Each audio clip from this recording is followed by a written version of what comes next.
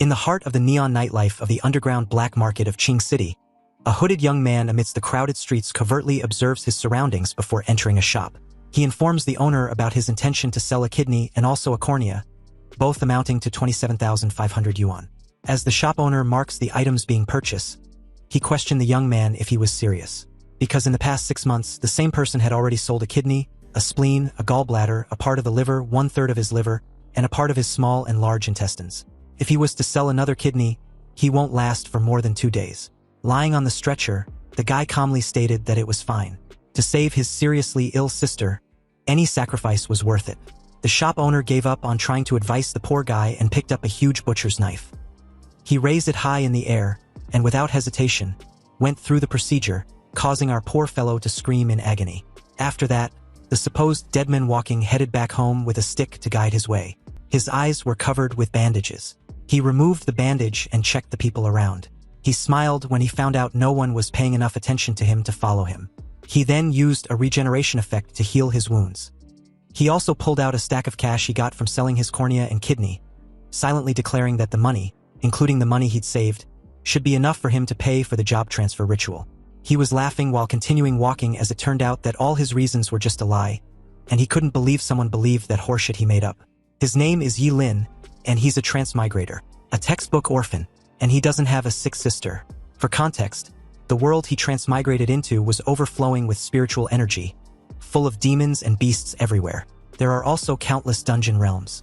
As an orphan, surviving in this new world was really tough, until he discovered his unique ability, his body regeneration.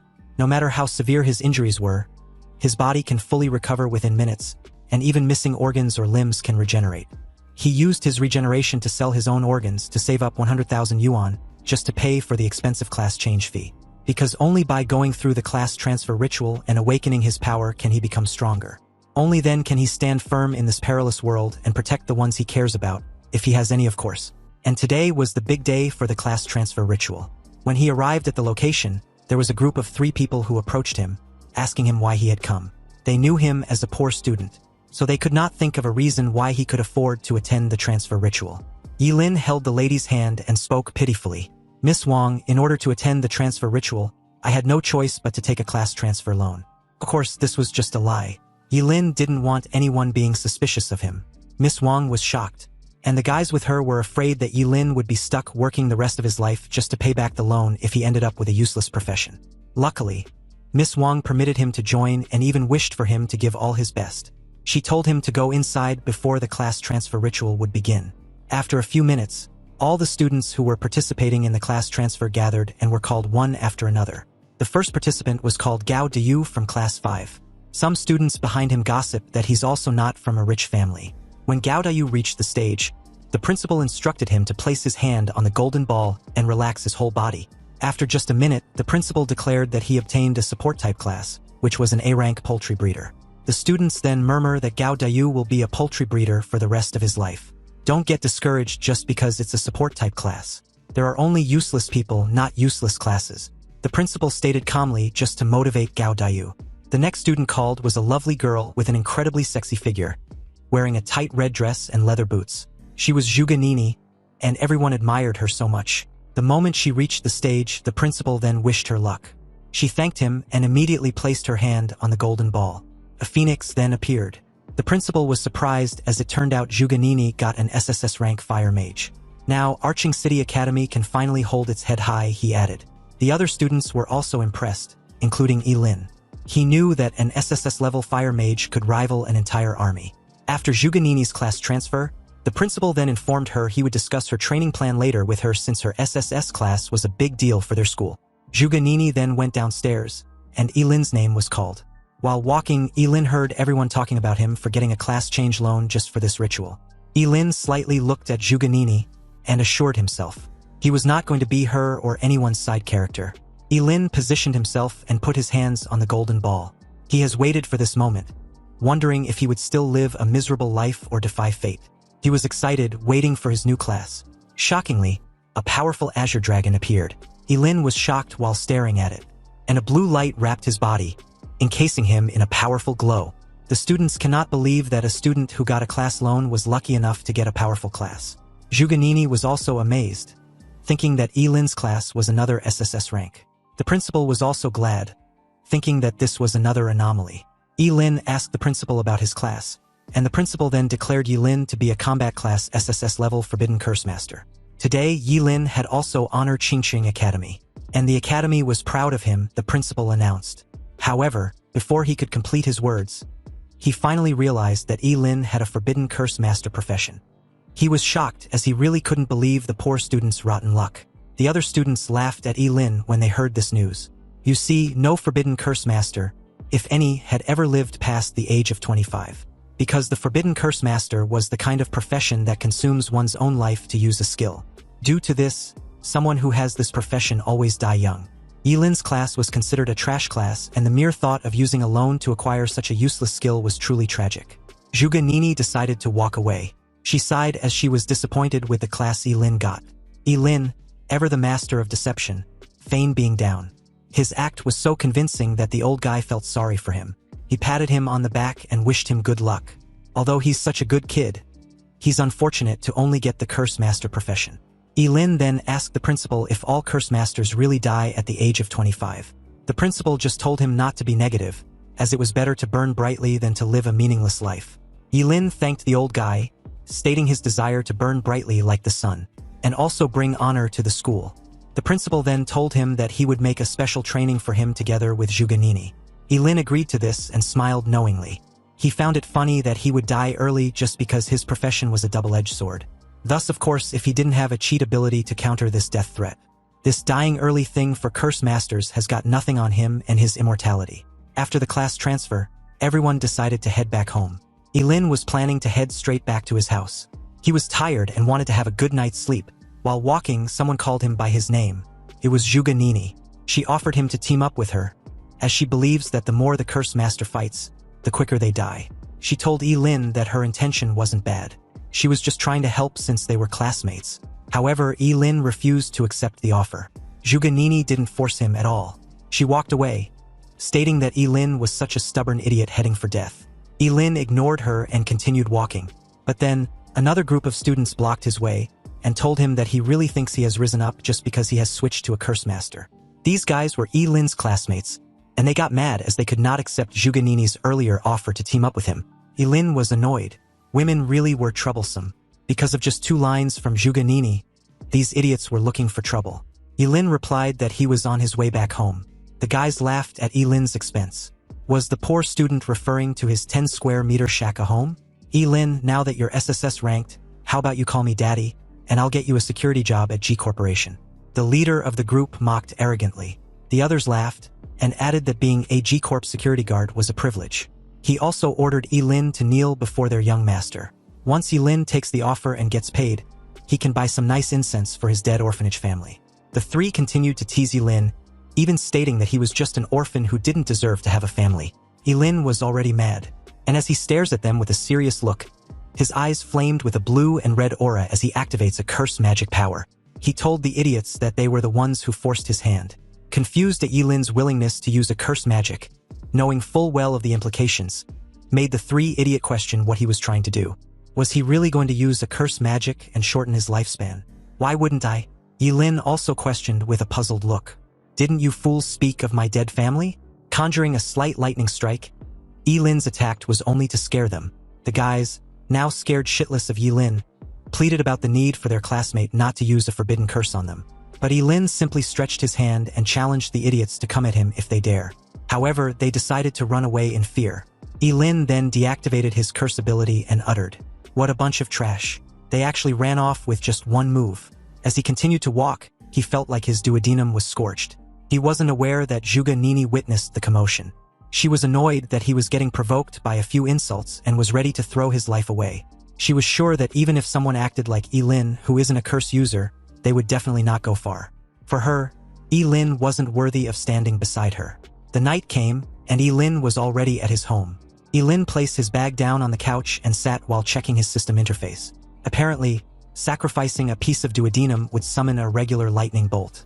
But sacrificing a bladder summons thunder from burial waters.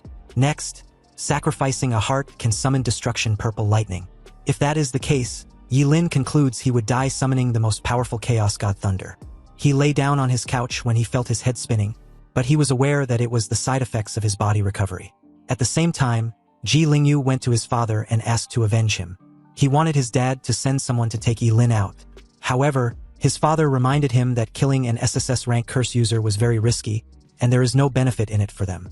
He's aware that someone who goes all out using forbidden spells, just because of a few insults, is clearly emotionally unstable. He snuffed out his cigarette on the ashtray and told his son not to forget that Yilin is from a poor background. He wants his son to learn how to use his greatest advantage to target the enemy's weakest spot. Early the next day, Yilin went to the Qingqing Academy. He kept yawning due to a lack of a well-deserved sleep. The students around started murmuring about what he'd done the day before when suddenly, someone tapped Yilin on the shoulder with a bottle. It was none other than Ji Lingyu. Inside the bottle was milk he brought as peace offering. He also brought breakfast for Yilin. Yilin was clueless as to why, but accepts the milk regardless. At first, he thought Ji Lingyu was trying to poison him just because he couldn't beat him. But the poor guy replied that he wouldn't dare. It was just his way of thanking him. "Thank me?" Yilin questioned with a skeptical look. "Yeah," Ji Lingyu replied with a forced smile.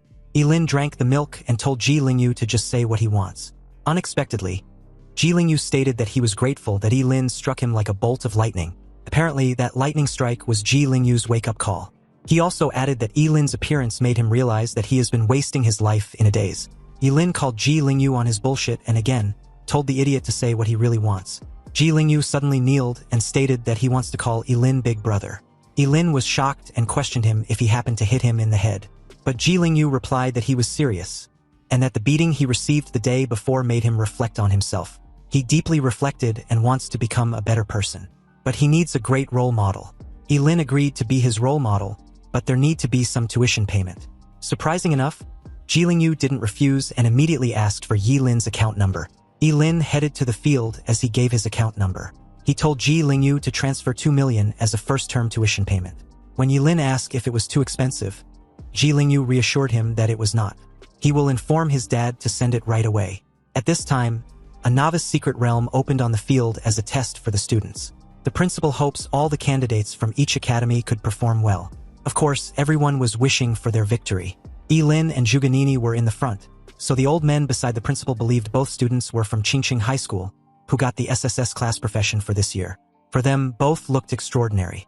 The principal was annoyed, stating that he had already told Yilin and Zhuganini to keep a low profile. But these kids really don't know how to behave. 2 of them ended up getting SSS-Class jobs at once, and it seems to be just infuriating. Absolutely infuriating. Isn't it? He then laughed and turned to face the rest, questioning why they weren't saying anything. Were they all born mute or something? The 3 old guys walked away, saying they still had some things to do. As you might have guessed, it turns out they were annoyed by the principal for being full of himself and rubbing their faces in. Anyway, the moment entering the novice secret realm was issued, the examinees began to swamp the entrance like a tidal wave. Before Yilin could enter, Zhuganini asked him once again to team up with her. Still, Yilin refused, which made her think he was very arrogant. Since he was so eager to die, she won't stop him. Yilin ignored her and immediately entered the secret realm. As he landed, he noticed he was alone. No one was around, so he thought it was a random teleportation. A level 1 leopard cat then appeared. It roared, but Yilin wasn't scared at all, but rather excited. He believed it was a perfect enemy to test his forbidden spell. He then attacked it and instantly killed it without any struggle. Yilin was awarded 10 experience points, but he was disappointed, deeming it too little for him.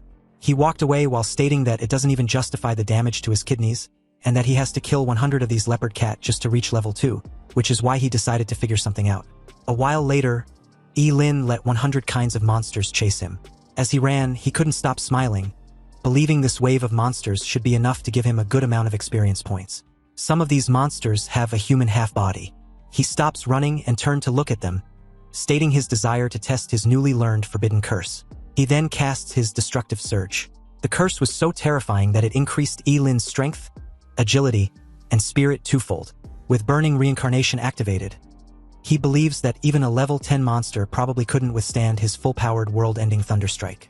He then attacked some of the monsters, slashing them without any hesitation.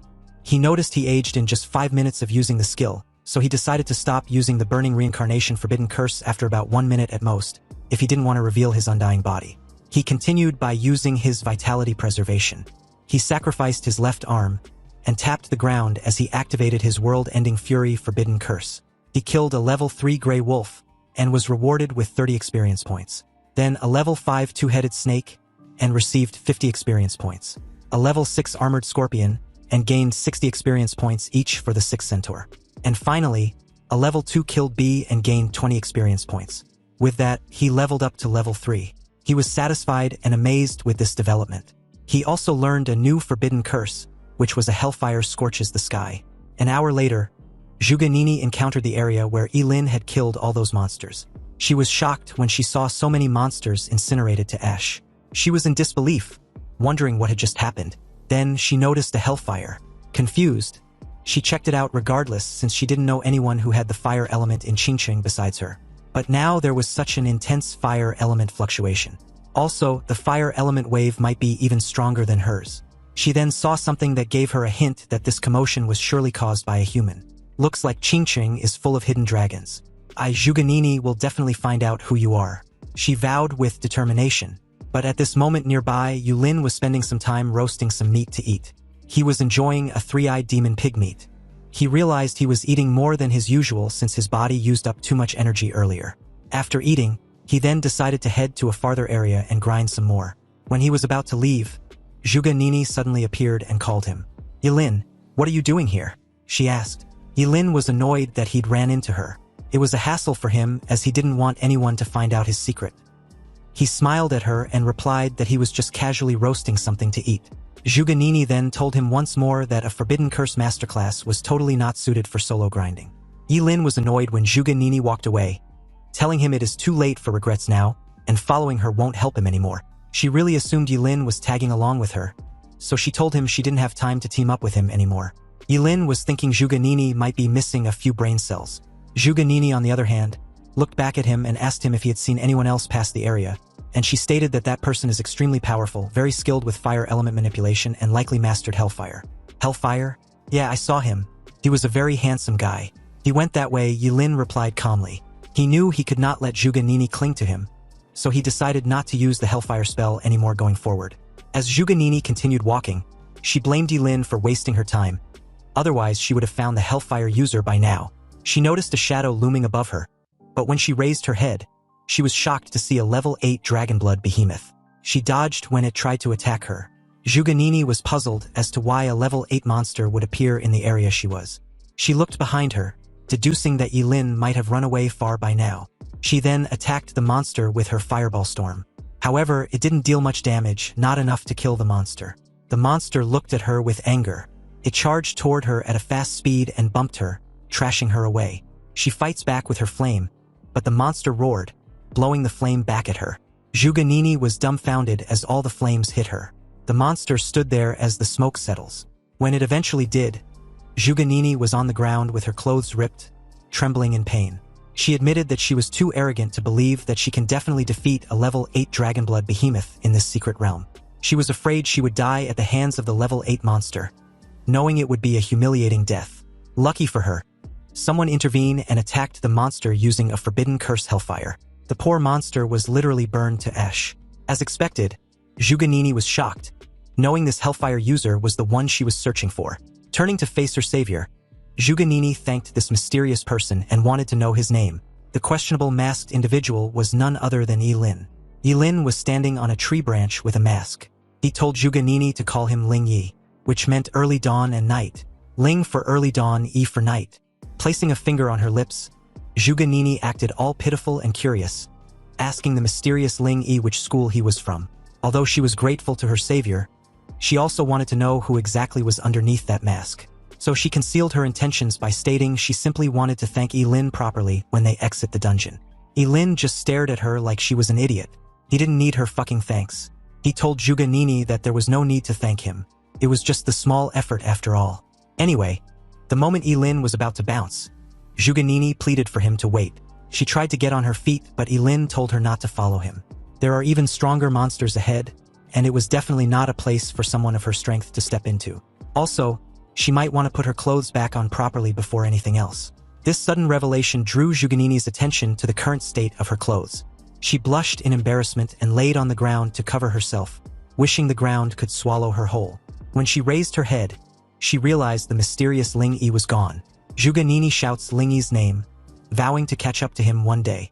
She will stand proudly by his side. Yi Lin, on the other hand, seamlessly leaped from one tree branch to the next, and after putting some distance between himself and Zhuge Nini, he believes what just happened would keep Zhuge Nini from clinging to him. He'd wasted time on her and needed to hurry up and level up. Opening his status window, Yi Lin saw that he'd gotten a new forbidden curse named Undying. He needed to sacrifice 2.5 years of his lifespan to negate one fatal injury. Seriously, what the hell? The forbidden spellcaster really is a short-lived class, always screwing with a person's lifespan. But this skill was practically an added bonus for Yi Lin. With this forbidden curse, Yi Lin can negate one fatal blow. That also meant even if someone stabs him in the heart from behind, he wouldn't be bothered. What's more, with this, even forbidden curses that required sacrificing the heart or his freaking head, he can actively use them once. This was just too freaking good. Now, he can grind levels recklessly without restraint. Nobody can stop his leveling pace. 3 days later, which also happens to be the last day of the test, the old guys gather at the entrance of the novice secret realm. The principal of Qingcheng Academy greeted his old mates with his usual condescending demeanor. The short-hair man among them, Principal Su, questioned what the principal was showing off for. So what if he has 2 SSS rank job changers? Exactly, the other added. Level can be more important than class rank sometimes. The red-haired also agreed, adding that the highest record for Qingcheng's secret realm test was level 11, which still remained unbroken. He shifted his gaze towards Principal Su, stating that if he remembered correctly, that student was from Principal Su's Yutsai Academy. Principal Su replied that the red-haired principal was right. He also wondered if the record will be broken this year. The principal of Qingcheng Academy added that they will see. He believes his student can definitely surprise everyone. Just then, someone unexpected suddenly appeared at the scene and greeted the principals. He asked if he could join them.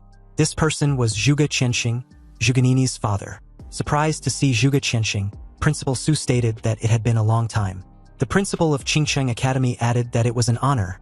After all, Zhuge Qianxing was their school's astrologer. With pleasantries out of the way, Zhuge Qianxing asked about his daughter, wondering if she caused any trouble for the principal. Seeing how Zhuge Qianxing dotes on her daughter, the principal replied calmly, "No, not at all. Zhuge Nini is the pride of our Qianxing Academy." But just then, they noticed someone coming out of the dungeon. The time for the dungeon wasn't up yet, but someone was already coming out.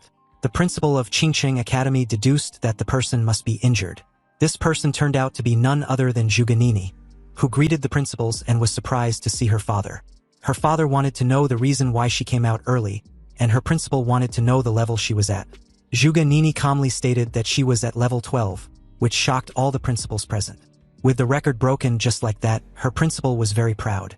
His student was worthy of being a fire mage. Zhuge Qianxing approached her daughter and stated that she was too willful. After all, if she had stayed inside the dungeon and grind some more before coming out, she would have definitely shot up to level 13. Zhuge Nini replied her father that the dungeon just became too boring. It took her ages to find monsters around level 10, and the experience reward was also pitifully small. But in all honesty, the real reason Zhuge Nini came out early was to find Ling Yi. Being the first to come out meant she could see everyone who comes out afterward. Meanwhile, back inside the secret realm, Yi Lin suddenly sneezed heavily like he already had a cold. He found this behavior strange since the area he currently wasn't cold. So why did he suddenly sneeze like that? Was someone cursing him? With level 10 area monsters all gone, could it be that he grind too hard? It looks like he needs to expand his search range. Yi Lin raised his hand and decided to try out another new forbidden curse he'd learned, instantaneous range. This forbidden curse casting sacrifices an organ based on the organ's importance. He can also gain agility with its maximum being 10 times extra agility of an hour duration. Yi Lin spared no time activating this forbidden curse of 10-time agility, sacrificing his kidney. The feeling was awesome. Even a level 50 assassin couldn't possibly have such speed. Moving like a bolt of lightning, Yi Lin made an insane dash forward, creating a sonic boom and destroying everything in his path. He was so fast that before a 3-headed storm mantis monster felt his presence, it was too late. Yi Lin sacrificed his bladder, summoning a bolt of lightning which incinerated the monster into ash. This forbidden spell was the Ashen Fierce Thunder. Back at the entrance of the novice secret realm, many students exit the dungeon in droves, some in excitement, and others in fear to finally escape with their lives. However, all this while, Zhuge Nini had been patiently waiting at the entrance, hoping to see Ling Yi. But after a long while, She found it strange that he hadn't appeared yet. There was only 5 minutes left, and all the candidates who had completed the test were asked to return to their designated school area. With the test ending soon, it looks like the highest record this year would belong to Zhuge Nini. This meant that Qingcheng Academy got really lucky this year besides the acquisition of 2 SSS rank students at a go. But speaking of Qingcheng Academy's SSS rank students, the other had yet to exit the secret realm, right? The countdown time had 3 minutes left, and the moment Zhuge Nini heard this, she wondered if she had perhaps missed her target exiting the dungeon. But after briefly thinking it over, she found it to be impossible. She had been staring at the dungeon's entrance the moment she got out. In that moment, the entrance of the secret realm began to shimmer with a golden glow, indicating that someone was coming out. Seeing this, Zhuge Nini was certain it must be Ling Yi, but was surprised when it turned out to be her classmate Yilin. Shocked, she asked why. Why was it Yilin? Yilin was puzzled with this stupid question. The time was up, so of course he had to exit the dungeon. Was there a problem? Zhuge Nini got over her initial shock and began to walk away. She told Yilin that he was a coward and should stay away from him. Hearing this, Yilin gritted his teeth in annoyance. Seriously, what's wrong with this bitch? Was she a psycho? His principal approached him at this moment and asked what level he was at. He didn't have much expectation and was just curious as to what level his second SSS rank student was at. Yilin calmly replied that he was at level 16. The crowd present was stunned. You see, leveling up from 1 to 16 requires a total of 120,000 experience points. And the highest level monster in the novice secret realm was level 10. Killing level 10 monsters gives 100 XP, meaning Yilin killed 1200 level 10 monsters. How was that even possible? The principal suddenly began praising Yilin like crazy, stating that he was the pride of Qingcheng Academy. Surprised with the young man's talent, Zhuge Qianxing also congratulated Yilin. This annoyed his daughter. She coldly remarked, "With Yilin's profession, what's so special about being level 16? Yilin was a forbidden curse master. If he recklessly uses forbidden curses, isn't it normal for him to level up quickly?" When the other principals heard Yilin's profession, they found Zhuge Nini's explanation reasonable. The rest of the crowd also believe Yilin must be crazy when they heard of his profession, frantically casting forbidden curses in the beginner's secret realm to level up. Other curse masters don't live past 25, and the way Yilin was leveling up meant he probably won't make it to 20. Seriously, trading one's life for empty fame, truly a foolish behavior. Some also believed Yilin was frantically leveling up just so they'll envy him. But he will pay with his life eventually, so they should let him have his glory for a few days. The long-haired principal approached Yilin and questioned earnestly, "Student Yilin, why bother? Tell me honestly, did Principal Gao put you up to this? It seems you've been deceived. Principal Gao is trading your life for the school's honor." Irritated, Principal Gao asked what nonsense his old mate was spouting. He was a person of integrity. How could he possibly joke with the lives of his students? Yilin finally spoke after putting on a pitiful act. He stated that nobody forced him. It was all voluntary. I grew up in a poor family and was always looked down upon. Now that I have the chance to go all out, I won't be a coward. Even if I wither at my most brilliant moment, I don't care. I want everyone to know that I can do it. The moment Yilin finished his emotional speech, Zhuge Qianxing clapped and stated calmly, "Well said. This young guy truly has grand ambitions. In any case, he's the highest level student in this beginner's secret realm test. That's undeniable. Isn't it? He's number 1. Zhuge Qianxing introduced himself to Yilin as the father of Zhuge Nini. If Yilin needs anything in the future, he can contact him. Zhuge Nini was pissed off when she heard this, questioning her father why he believes Yilin was number 1. When Ling Yi comes out, his level will definitely not be lower than Yilin's. "Oh, is that so?" his father retorted, although his tone was smoothing. "Who is this talented Ling Yi?" Hearing this question, the principals began asking themselves if any of them had a student by that name. However, none of them seemed to have heard of this student. But Zhuge Nini still spoke confidently that Ling Yi was a true heaven's pride, and when he comes out of the dungeon, everything will be proven. Meanwhile, inwardly, Yilin was again insulting Zhuge Nini as a stupid bitch. She just couldn't keep her freaking mouth shut. Having enough of this farce, Yilin said his goodbye to Principal Gao and Zhuge Qianxing before taking his leave. He wanted to go home and rest well. Shortly after that, the time was up and the novice secret realm test was over. But Zhuge Nini was puzzled with this outcome. Where was Ling Yi? Could it be that while I was talking to Yilin, Ling Yi quietly slipped away? Cursing, Zhuge Nini started blaming Yilin. She believed Ling Yi's escape was Yilin's fault. When her father placed a hand on her shoulder, she asked if he believes him. Ling Yi was truly a genius and even saved her life. Zhuge Qianxing figured out that her daughter's early exit from the dungeon was simply to find this mysterious Ling Yi. But this was a bit strange. He asked Zhuge Nini if it was possible that Yilin was the mysterious Ling Yi she had been looking for. Hearing this, Zhuge Nini vehemently denied this possibility. What was her father thinking? How could that coward be compared to Ling Yi? Yilin saw the dragon blood behemoth she faced in the dungeon and ran away in terror like a coward. And Ling Yi's mastery of the fire element was extremely high. How can Yilin of all people know about stuff like that? Meanwhile, back inside his apartment, Yilin let out another heavy sneeze which jolted him awake. He wondered who was talking behind his back. Seriously, it must be that stupid woman Zhuge Nini. Just then, a knock on his door drew his attention. Yilin asked who the person was, and the moment he opened the door, he questioned the fat business guy in front of him. The fat guy introduced himself as Wang. Mr. Wang, the manager of Qingsheng Brain King Oral Liquid Limited Company. He had been searching for Yilin for a while, and now he'd finally found him. The moment Yilin led Mr. Wang inside his apartment, he questioned what he was there for. Mr. Wang replied that he's got good news for Yilin. He heard Yilin successfully changed profession and even broke the highest level record in Qingsheng's beginner's secret realm. So his company was sincerely inviting him to endorse their product. Of course, the remuneration will definitely be substantial. Yilin asked how much exactly was substantial. Mr. Wang raised 3 fingers which implied 3 million.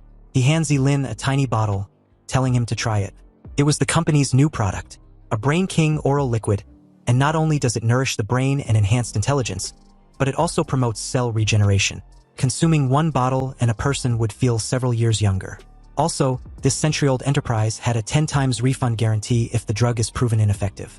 Yilin should try it. Yilin opened the cap of the bottle, knowing full well 3 million was worth several of his kidneys. It looks like fame really does pay. He drank the content in the bottle, which tasted a little sweet. Then he suddenly felt dizzy. Yilin passed out immediately after. Lying in his couch, Mr. Wang called someone on the phone and told the person that Yilin drank the content in the bottle. He prepared backup plans, but they weren't even needed. It seems Yilin was a simple fool. Mr. Wang was ordered to bring Yilin over. A while later, deep into the night at an unspecified location, inside an abandoned warehouse, Mr. Wang had successfully brought Yilin to his boss.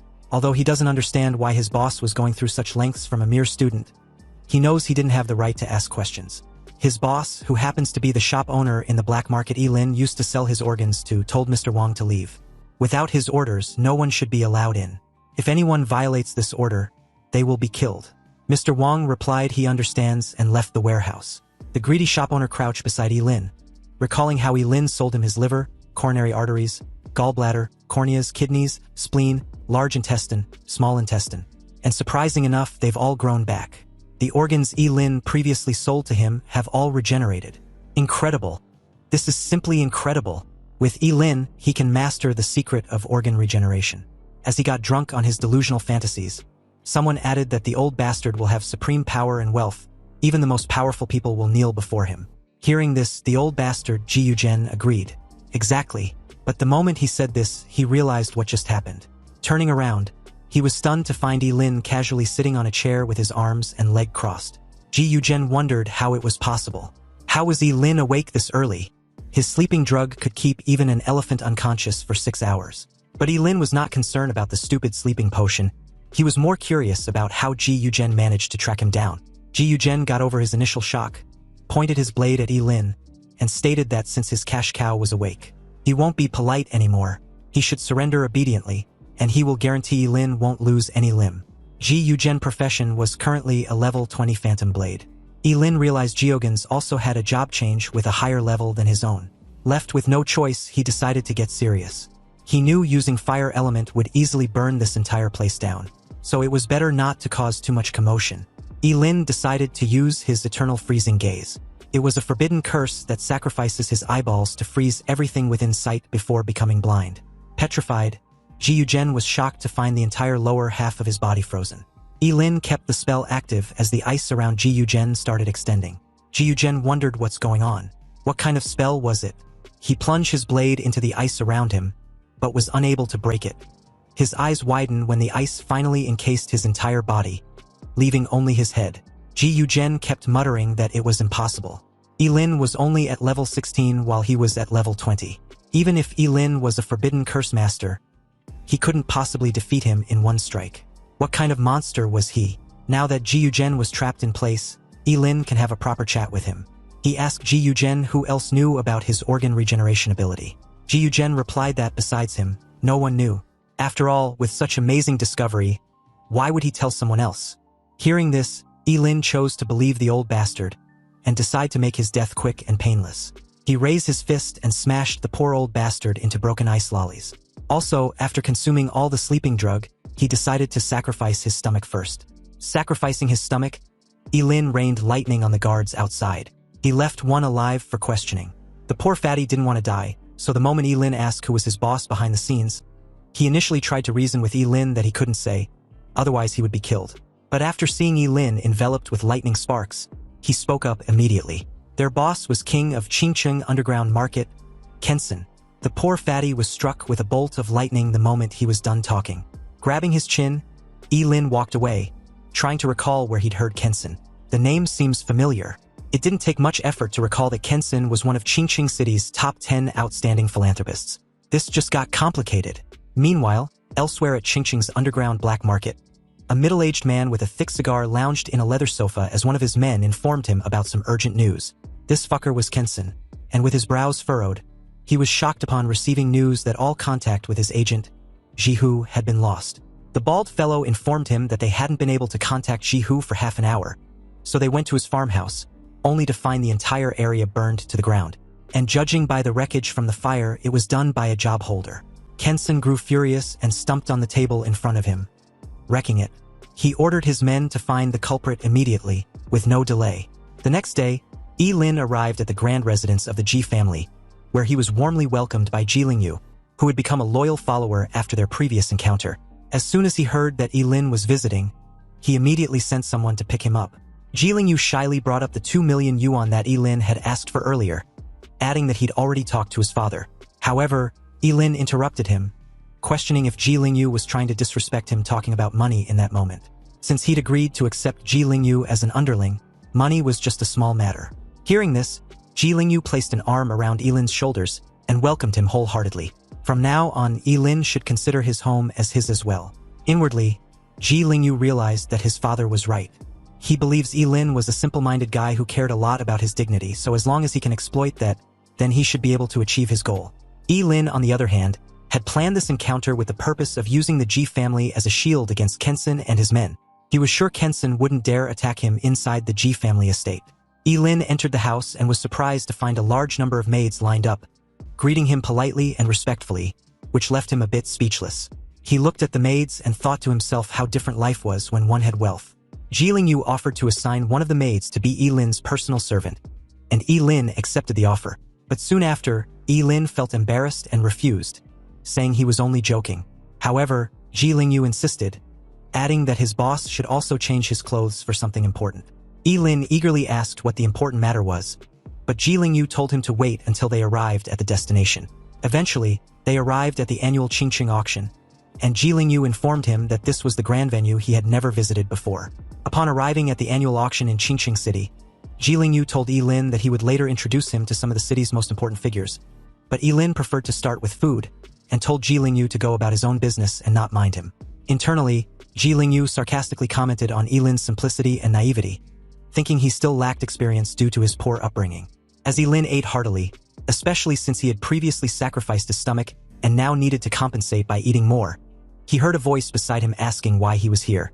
When he turned around, he saw Zhuganini and her friend Lu Yanwei standing there. Lu Yanwei asked Zhuganini who Lin was. Lin felt annoyed seeing Zhuganini again, wondering to himself why this stupid woman keeps showing up in front of him all the time. Zhuganini responded to her friend with displeasure, stating that Lin was just the coward who ran from the monster in the novice secret realm, expressing her frustration at seeing him again. Zhuganini deems Lin as bad luck. Lin smirked inwardly, wondering what Zhuganini's face would look like if she discovered he was actually Ling Yi, the very person she admires deeply. Ji Lingyu arrived with a group of friends to proudly introduce them to Lin, presenting him as his superior. The group was surprised by this, and in a mocking tone, stated that Ji Lingyu should be the one in charge. However, Ji Lingyu firmly responded that Lin was no ordinary person and that his level was now very high.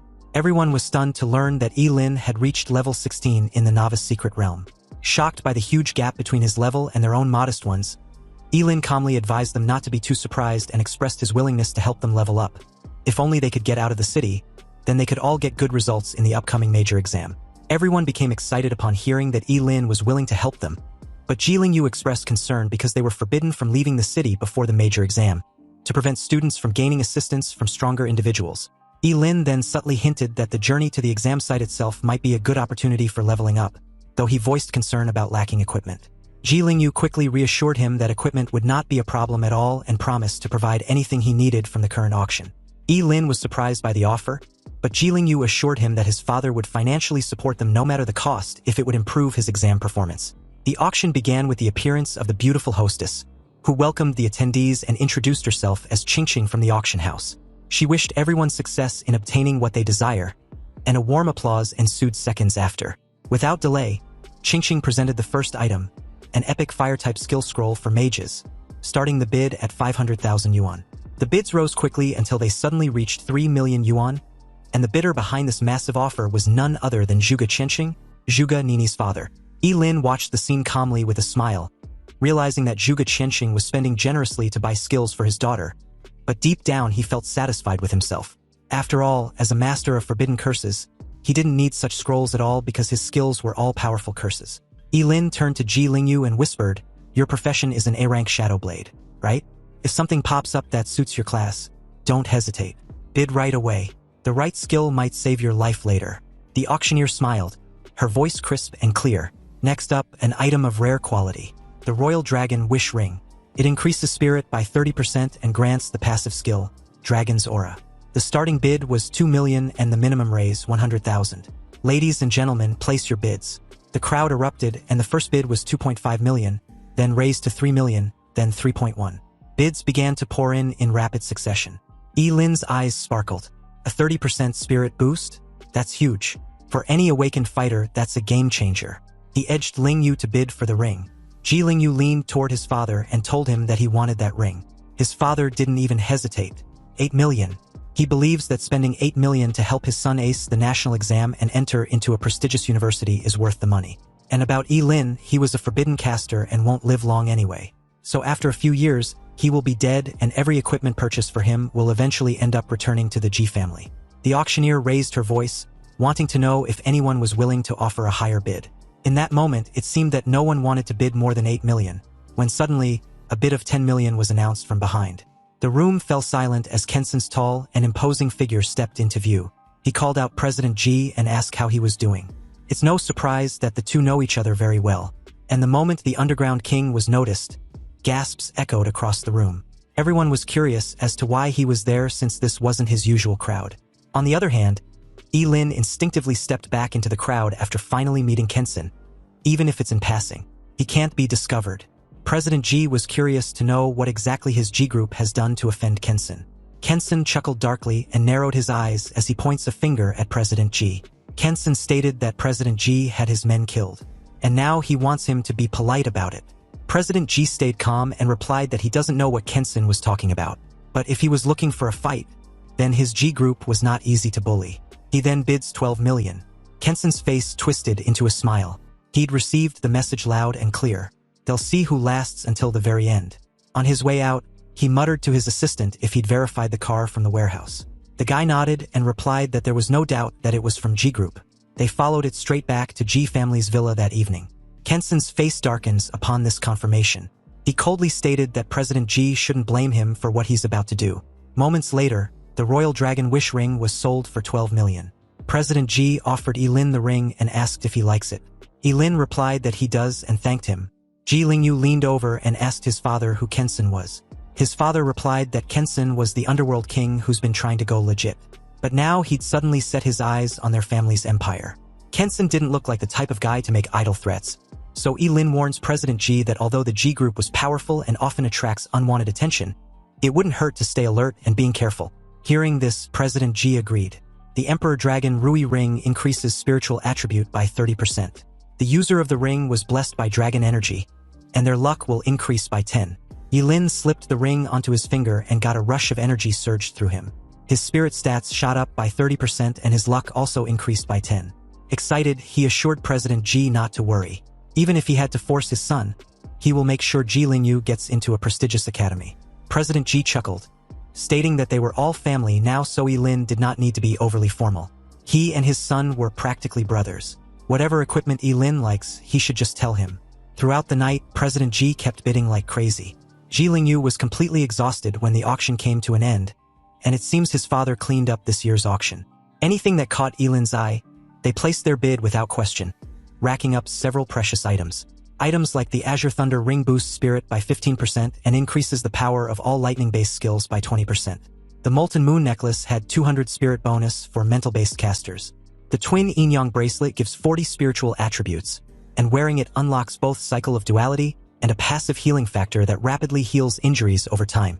Lin's eyes sparkled, knowing full well that even if someone sees him regenerating, he now has a solid excuse. Then he picked up the prize of the night, the Falling Star Warblade. It has a 300 increase in strength, and under starlight its power stacks over time with an additional 100. Lin nearly shivered in excitement. With this blade, he can finally unleash the forbidden technique he had unlocked at level 10. Then there's the Lifespan Blade Arts. With every swing, 1 year of Lin's life would be sacrificed. Also, each strike was twice as powerful as the last. This stacks up to a maximum of 99.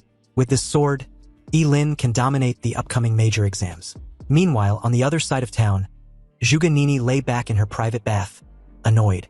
She still doesn't understand why the Ji family liked that coward Lin so much. They spent so much money on him. Zhuge Nini suspects that the Ji family must be scheming something in secret.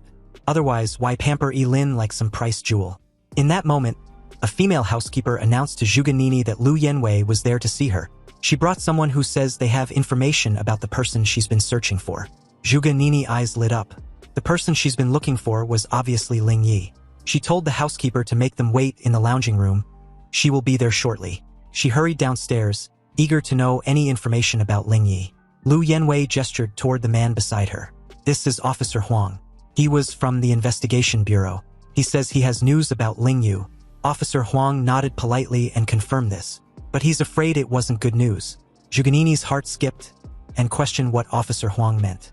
With a serious expression, Officer Huang showed Zhuge Nini something on his phone. A farmhouse outside Qingqing was burned down and there were several casualties. They also found traces of hellfire at the scene. And based on Zhuge Nini's previous description, they suspect the culprit might be the mysterious Ling Yi Zhuge Nini mentioned. The Bureau would like her to assist in the investigation.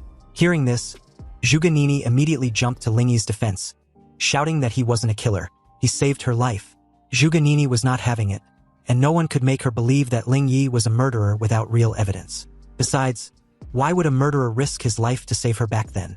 Lu Yanwei quickly moved to calm her friend, and Officer Huang continued calmly. He understands her reaction, but the statement she gave was that Ling Yi used hellfire to obliterate an 8th-tier beast with a single attack. But during their investigation, there was no trace of anyone named Ling Yi. However, there's one individual who caught their attention. Officer Huang's tone dropped lower, and based on what they've gathered, this person may very well be her mysterious Ling Yi. Officer Huang added that their investigation also showed a high possibility that Lin was Ling Yi. Zhuge Nini's eyes widened as the words sank in, but she immediately rejected this possibility. Lin, that coward? No way. That guy always run away at the sight of danger. How can that coward be Ling Yi? And besides, Lin wasn't capable of using hellfire. Activating his lie detection skill, Officer Huang's pupils shimmered with a faint blue light. He asked Zhuge Nini if she was absolutely certain. Without hesitation, Zhuge Nini answered that she was sure. She was the only one who's ever seen Ling Yi with her own eyes, and there was no way that coward could be Ling Yi. Officer Huang had never been wrong with his lie detection, so it seems Zhuge Nini was telling the truth. Lin might not be their suspect after all. He nodded politely and thanked Zhuge Nini for her cooperation. If anything else comes up, she should inform him immediately. Meanwhile, Lin had other priorities. It was time to test his new gear. Ji Lingyu led him to the official Awakened Association Center, the central training facility in Qingqing. A receptionist welcomed them and questioned if they would like to conduct a training for that evening. Ji Lingyu confirms this, adding that his boss wants to test his new equipment. Hearing this, she asked Lin what his level was. Lin replied confidently that he was level 16. The lady then explains that the facility has standard training room for under 20 awakeners, priced at 100,000 yuan per hour. It also includes basic force analysis and mana calibration. Lin told her he wanted a training room for level 40 or below, The receptionist was stunned for a moment, then nodded in understanding. Ji Lingyu waited outside as the receptionist led Yi-Lin into the training room. The training room was very spacious, as big as a basketball court, with a row of dummies in the middle. According to the lady, the training room was made of special materials and was built by an SS-level builder. It can withstand the full force attack of job changers below level 40. This also applies to the dummies. It's extremely difficult for job changers below level 40 to leave marks on the dummies. The moment the door was locked, Yi-Lin walked around and carefully checked the training room, and after confirming that there were no surveillance cameras, he visibly relaxed, then drew out his falling star warblade. Yi-Lin made a dash forward, deciding to try Yangshuo's sword technique, which consumes a year of his life with every strike. Yi-Lin leaped high in the air, grasped the falling star warblade tightly, and instantly entered a mysterious state. The moment he swung the sword, his eyes became firm and deep. The first strike of the sword was followed by a deafening bang in the training room, as if something was completely torn apart.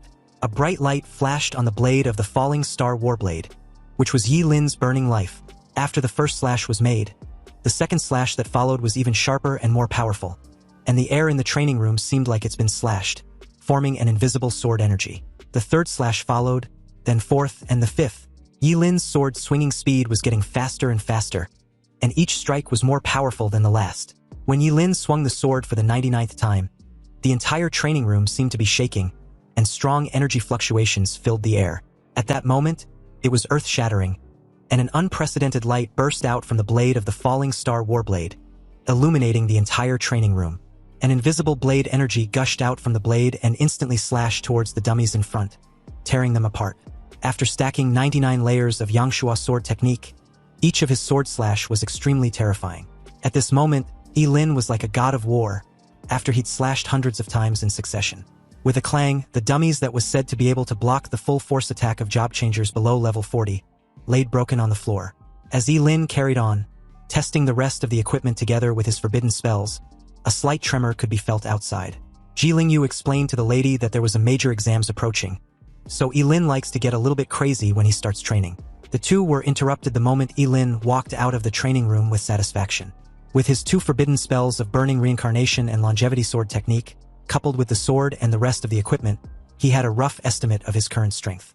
Ji Lingyu was curious as to why Yi-Lin came out so soon. Yi-Lin replied that he was exhausted and needed to head back and rest. Also, he wanted to know if he doesn't need to pay for breaking things in the training room. The lady initially thought Yi-Lin was joking. After all, the training room was suitable for job changers below level 40. And if Yi-Lin, a level 16 job changer, can damage the things inside, then it means the quality is not up to standard. How can she ask him to pay for it? Relieved, Yi-Lin quickly led Ji Lingyu out of there as the lady went into the training room to check. When she found out that almost everything in the training room was completely wrecked, she covered her mouth in shock. The dummies were slashed and charred, and not a single dummy was left standing. Meanwhile, back at the Ji family residence, the two guards stationed at the entrance were suddenly attacked by an unknown enemy. The neck of one of the guard was pierced with a thin needle coated in poison. As the guard clutched his neck in pain, the other, seeing this, was alarmed and asked what was wrong. Unbeknownst to him, a pair of hands suddenly emerged from the shadows behind him, and just like that, his neck was snapped horribly from behind. Screams and bloodshed followed shortly after as the scene pans to President Ji, who was currently at his study when he heard all the commotion outside. He wondered what was going on. But just then, the old housekeeper, a bit bloodied and bruised, opened the office door and told his master to run. He was about to explain when suddenly, a knife stabbed into his body along his lower back. He screamed in pain as his vitality quickly slipped away. The person responsible for this massacre finally came to view, and it was obviously none other than Kenson. "We meet again," he said, mocking President Ji. President Ji was furious as he took out his gun. But before he could even fire a shot, a long knife with a cold glow flashed by like lightning and under President Ji's incredulous gaze. His hands had already flown high into the air. Kenson smiled with disdain on his face. He called President Ji a fool for using a gun against a job changer. Seriously, was he having a brain glitch or something? You see, guns were okay in dealing with those who had just successfully changed jobs, but once their strength reached level 30 or above, guns were no different from toys in front of them. Kenson raised his sword and was ready to kill President Ji when suddenly, one of his men rushed over and informed him that the two boys were not at the villa.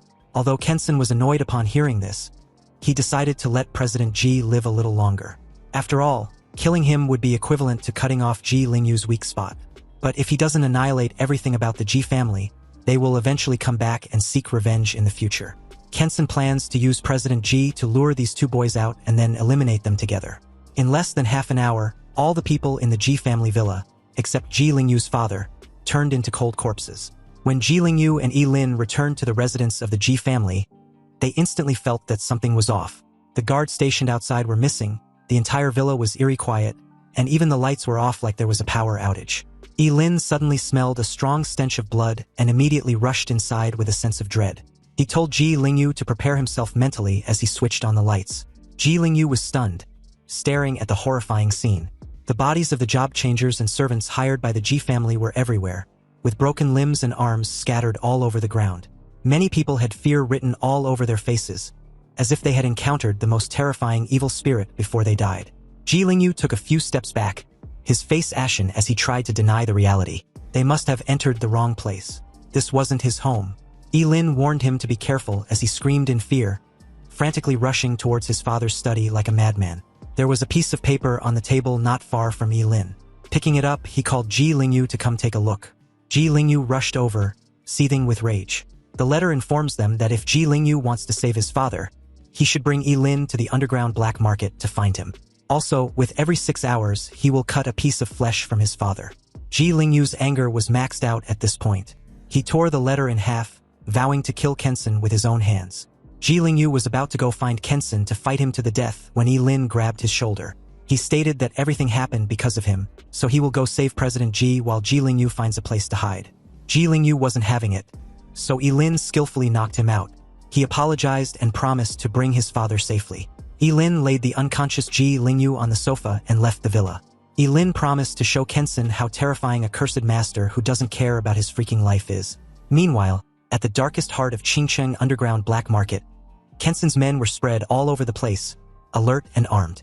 A black shadow crossed the night sky like a ghost and landed silently without alerting any guard. Yi Lin was wearing black clothes and black shoes, and his face was wrapped in black cloth. Yi Lin completely blended into the night. Although the guards were many, if he could sneak in quietly and catch Kensen off guard, he might actually have a chance to kill him without any fuss.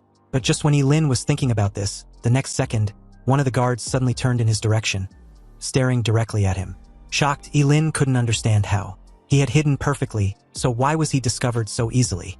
The leader pointed his gun arrogantly at Yi Lin and informed him of the hidden camera above his head, also questioning which era Yi Lin was from to be hiding in the shadows like that.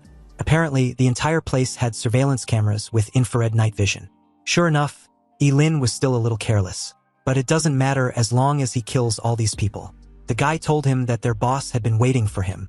As 3 of the guards approach him, Yi Lin, seeing no point in silently sneaking in, decided to just rush in directly.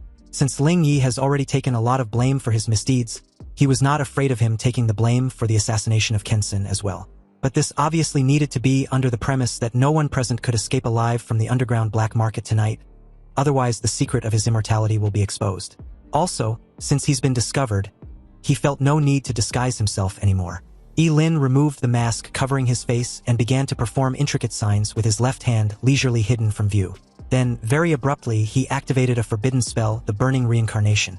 With the support of 5 pieces of equipment with mental power boost, coupled with his own astonishing 1088 points, Yi Lin's mental power was currently at 2,176 points after activating the burning cycle.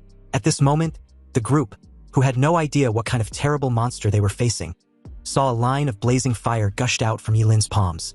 The purple-red flames was so terrifying that it seemed to be able to burn everything in sight. Seeing this, the 3, already aware of Yi Lin's troublesome nature, immediately opened fire. However, the shots fired were dodged by Yi Lin with ease even though the bullet were ineffective against him. Activating another forbidden spell, the Fire of Karma burning the sky, Yi Lin sacrificed his left kidney this time around since the right one just grew back. With the blessing of this terrifying mental power, this karmic fire that burned the sky seemed to light up the entire night sky. And the flames spread extremely quickly and engulfed all of the group in a blink of an eye. All the screams, wails, and cries for help were swallowed up by the flames, leaving only the crackling sound of the burning fire. The remaining 2 guards charged forward, deciding to attack from the flank. But before they could even comprehend what just happened in the next few seconds, Yi Lin, performing the fleeting dance technique, maxed his current speed and was upon them in an instant. He grabbed the two by their faces with the blazing flame gushing out from his palms. Then shortly after, their entire body was engulfed in a sea of flames. After wailing a few times, the two died a painful death, leaving their charred remains. Lin dashed out of the blazing flames without a backward glance, silently vowing to show Kensen that his master had arrived. The moment Lin got close to the main building, the door was blown off to bits as the air suddenly became violent, gathering together to form two sharp wind blades which cut through the night sky and head straight towards Lin. Fortunately, with Lin's quick and nimble movements, he was able to dodge with little effort. He was also quick to notice that the attack was from a wind type awakened, obviously a job changer above level 30. At the entrance, two job changers were patiently waiting for him. The swordsman mocked Lin and called him a bastard for daring to come there alone. Wasn't he afraid for his life? Hearing this, his fellow spearmen laughed and reminded the swordsman that their boss wanted Lin alive. The swordsman assured his brother not to worry because he doesn't intend on killing Lin. He will just have some fun with him as a warm-up. On the other hand, Lin drew his falling star warblade, and in a cold tone, warned the two about their rotten luck. They were about to face him with his sword. The moment Lin unsheathed his sword, the curse spell of the life sword was naturally activated. He told the two to come at him so he can see how many times he can slice them up. Activating his wind magic, the dragon pistol, the spearman launched toward Lin, promising to wipe that arrogant expression off his face. Lin blocked the attack and countered with his first sword. The moment he did, the swordsman suddenly appeared behind him with a powerful wind blade strike. Luckily, Lin's fleeting dance was faster, so he was able to dodge and even counterattack with his second sword slash. Although Lin was fast, his counterattacks were weak and could only manage to scrape their skin. The two mocked Lin for his mediocre skills. However, Lin, fully aware of the 99 stacking effect of the Yangsho sword technique, told the two to be patient. They will soon learn of his sword skills. His third sword was blocked by the spearman, then the fourth sword slash was blocked by the two simultaneously. But at this point, they began to notice something strange. Lin's attacks had become powerful and were difficult to block. On top of that, his swordsmanship was also becoming sharper and profound. The fifth sword soon followed with a deafening clunk, then the sixth sword and the seventh sword. On the eighth sword strike, the force was so powerful that it shattered the swordsman's weapon and trashed him a couple distance away. Shocked and alarmed, the spearman called out to his brother in panic. Faced with the blessing of just the 8th level of the Yangsho sword technique, neither of them had the power to resist. Lin, really feeling the intensity of the 8th strike, grabbed his chest in pain. But as he approached the spearman with an evident killing intent, the guy questioned him about what kind of sword technique he used, and how it was even possible that it became more and more powerful with each strike. Under the reflection of the wind blade, Lin's expression looked extremely cold as he replied that the guy didn't need to know. The sound of a sharp blade cutting flesh was heard as blood spurted out like a fountain. Lin killed the guy with a casual slash of his sword, and as the guy's lifeless body drops to the ground, his brother let out a gut-wrenching roar, calling Lin a devil. He wasn't human and will die a miserable death. Hearing this, Lin gave him a cold look but said nothing. He activated the burning reincarnation curse spell and made a quick work of the guy, incinerating him into a charred steak as his wails got swallowed up by the flames. Lin walked away with an aura of superiority, coldly reiterating his earlier statement that no one there could leave alive. He entered the huge building and wasted no time eliminating everyone on each floor. During this period, he encountered job changers above level 30, but facing a forbidden spellmaster who was impossible to kill, and whose curse spells flew all over the sky as soon as he attacked, even a job changer above level 30 was powerless. His life-for-life fighting style made it easier to eliminate job changers at level 30 or so. Of course, Lin also paid a price. His body was covered with countless horrific wounds that were enough to kill him, and was pierced by countless weapons. He also had countless scars from ice and fire. But in those moments, Lin was like a Shura who had crawled out of the underworld to claim their lives. He killed his way in, asking where Kensen was as he went along, but he soon ran into real trouble in the form of Jai Shochi, a level 42 job changer who stood in front of him like a roadblock. This man was tall and strong like a towering mountain.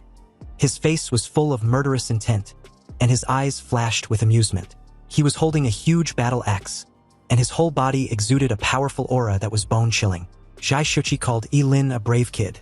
After all, as a famous thug in the underground black market, it has been a long, long time since anyone dared to come to the underground black market alone to cause trouble. But looking at Lin, whose body was covered with all kinds of knives, bullets, sticks, swords, and halberds, Jai Shochi couldn't help but wonder why the kid wasn't dead yet. What was his secret? Lin couldn't help but feel alert. He knew that this was a powerful opponent and he had to be careful in dealing with him. The axe alone looks like it weighs several hundred kilograms. Lin assured Zhai Shochi that his secret will be revealed if he put down the axe. Of course, Zhai Shochi disagreed. If Lin wasn't going to talk, then he will just have to kill him and study him slowly. Zhai Shochi rushed towards Lin with the battle axe in hand, then produced a strike that literally shook the entire building and sent debris flying in every direction. Lin gritted his teeth and dodged the attack by activating his burning reincarnation and fleeting dance. Facing Zhai Shochi, he did not dare to underestimate him in the slightest. Also, after casting 2 forbidden spells in succession, his entire condition was instantly brought to the best. Seeing this, Zhai Shochi scoffed and questioned Lin how long he can last by burning his vitality in exchange for combat power. Suddenly, he blitzed towards Lin with his battle axe, smashing down with so much force that Lin was instantly thrown off the moment he raised his sword to block. He even spurted out a mouth full of fresh blood, and before he could get up, Zhai Shochi was upon him with a knee strike, landing squarely on Lin's abdomen. However, Lin still charged forward as if nothing had happened, swinging his sword wildly to stack up his attacks. But the few exchanged didn't have enough power as a force even more terrifying than before burst out from Zhai Shochi's battle axe, and swung at Lin who was attacking him. Zhai Shochi's battle axe continued to hammer down, disarming the falling star warblade in Lin's hand. Lin's face was extremely solemn at this point. As expected, a level 42 job changer was indeed extraordinary. Even with the 99 layers of Yangsho sword technique combined with his burning reincarnation and fleeting dance, he was no match for Zhai Shochi.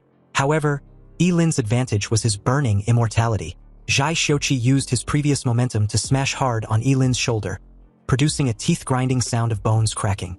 The sound of Lin's shoulder bone and clavicle breaking under the attack made him spat out a mouthful of blood, and his whole body was trashed across the room like a cannonball, hitting the wall not far away heavily. Zhai Shochi approached Lin's brutally battered figure, a bit disappointed. He was just warming up, but Lin was already down for the count. Lin agrees with this assessment. When fighting a close combat expert, his sword skills were severely lacking. Nonetheless, he still had his trump card, and Zhai Shochi should remember that he was the one who forced his hand. As Lin slowly got up, the shoulder injury quickly recovered, along with any other internal injuries inflicted upon him. Because what happened next was so jaw-dropping that it even seemed excessive. Lin did not hold back at all and attacked with all his might, sacrificing everything he could, and I mean everything. Liver, left lung, stomach, right kidney, gallbladder, duodenum, pancreas, spleen, large and small intestines, you name it, it's probably in there, just to summon the legendary world-destroying thunder. You see, forbidden spells were not omnipotent, so no matter how powerful a forbidden spell was, the person who casts it must be strong enough.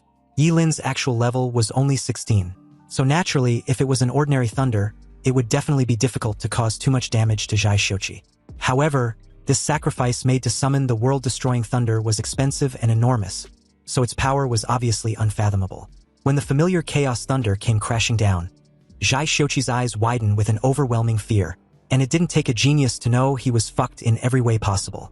Although he had his divine physique which could still resist a portion of the attack from the Chaos Thunder, it was definitely not even close to enough. The world-destroying thunder crushed into Zhai Shochi's body, wreaking havoc.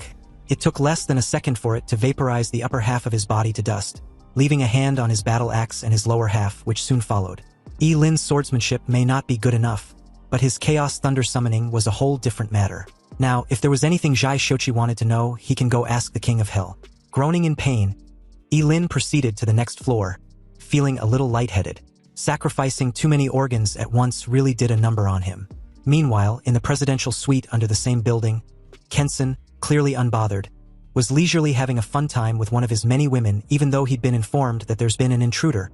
He believes Zhai Shochi, being a mini-boss, was more than enough to deal with whichever nutcase dares to come to his domain, after the intruder happens to defeat all the men in the building, of course. Anyway, the important matter at hand was whether his little plaything wants to have a taste of something delicious he's got for her. The woman, Miss Chen, caught on what Kensen was implying and was fully on board. But before the two could get all naughty, Lin barged into the suite like an enraged bull, and like a Kensen's personal cockblocker, he spared no time demanding where President Ji was. Pissed off, Kensen got up and approached the little brat, a bit baffled that he was able to make his way to him. Kensen asked where Zhai Shochi was, but it was clear that Lin was done with the idle talk. With his sword in hand, He leaped high in the air and swung it down, declaring that his precious little pet was dead and he was next. Kenson just laughed at the sheer audacity of this little brat and casually grabbed the sword with his bare hands. After all, he wasn't the underground king of Qingqing for show, and there was a long list of people wanting to kill him, but unfortunately, Yi-Lin wasn't worthy. Kenson then grabbed Yi-Lin by the neck and spared no time exerting his dominance. He told Yi-Lin to learn an important lesson to never fuck with him in his next life. Kenson activated a heavy power skill named the Breaking Gasp and crushed Yi-Lin's throat without breaking a sweat. He drops Yi-Lin's lifeless body to the floor without a backward glance, annoyed for wasting his time dealing with such worthless inconvenience. However, to his shock, the little fucker wasn't dead, but even had the energy to get back up. And on top of that, all the injuries on his body seems to have been healed somehow.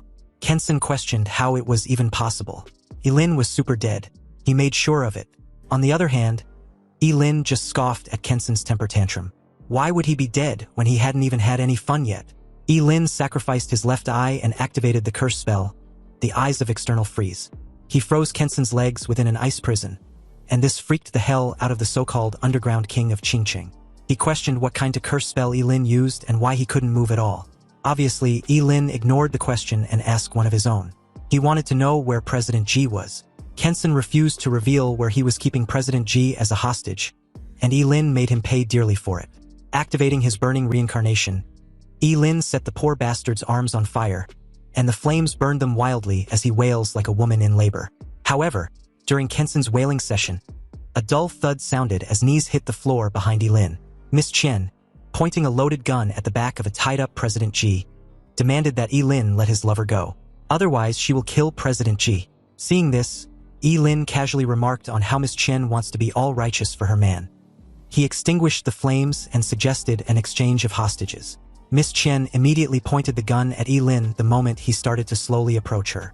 She warned Yi-Lin not to come close or she will shoot. Yi-Lin questioned Miss Chen if she didn't want to exchange hostages. Arrogant as always, Kenson stated that he didn't need a woman to save him. However, he still wanted to protect Miss Chen, so he told her to get out of there.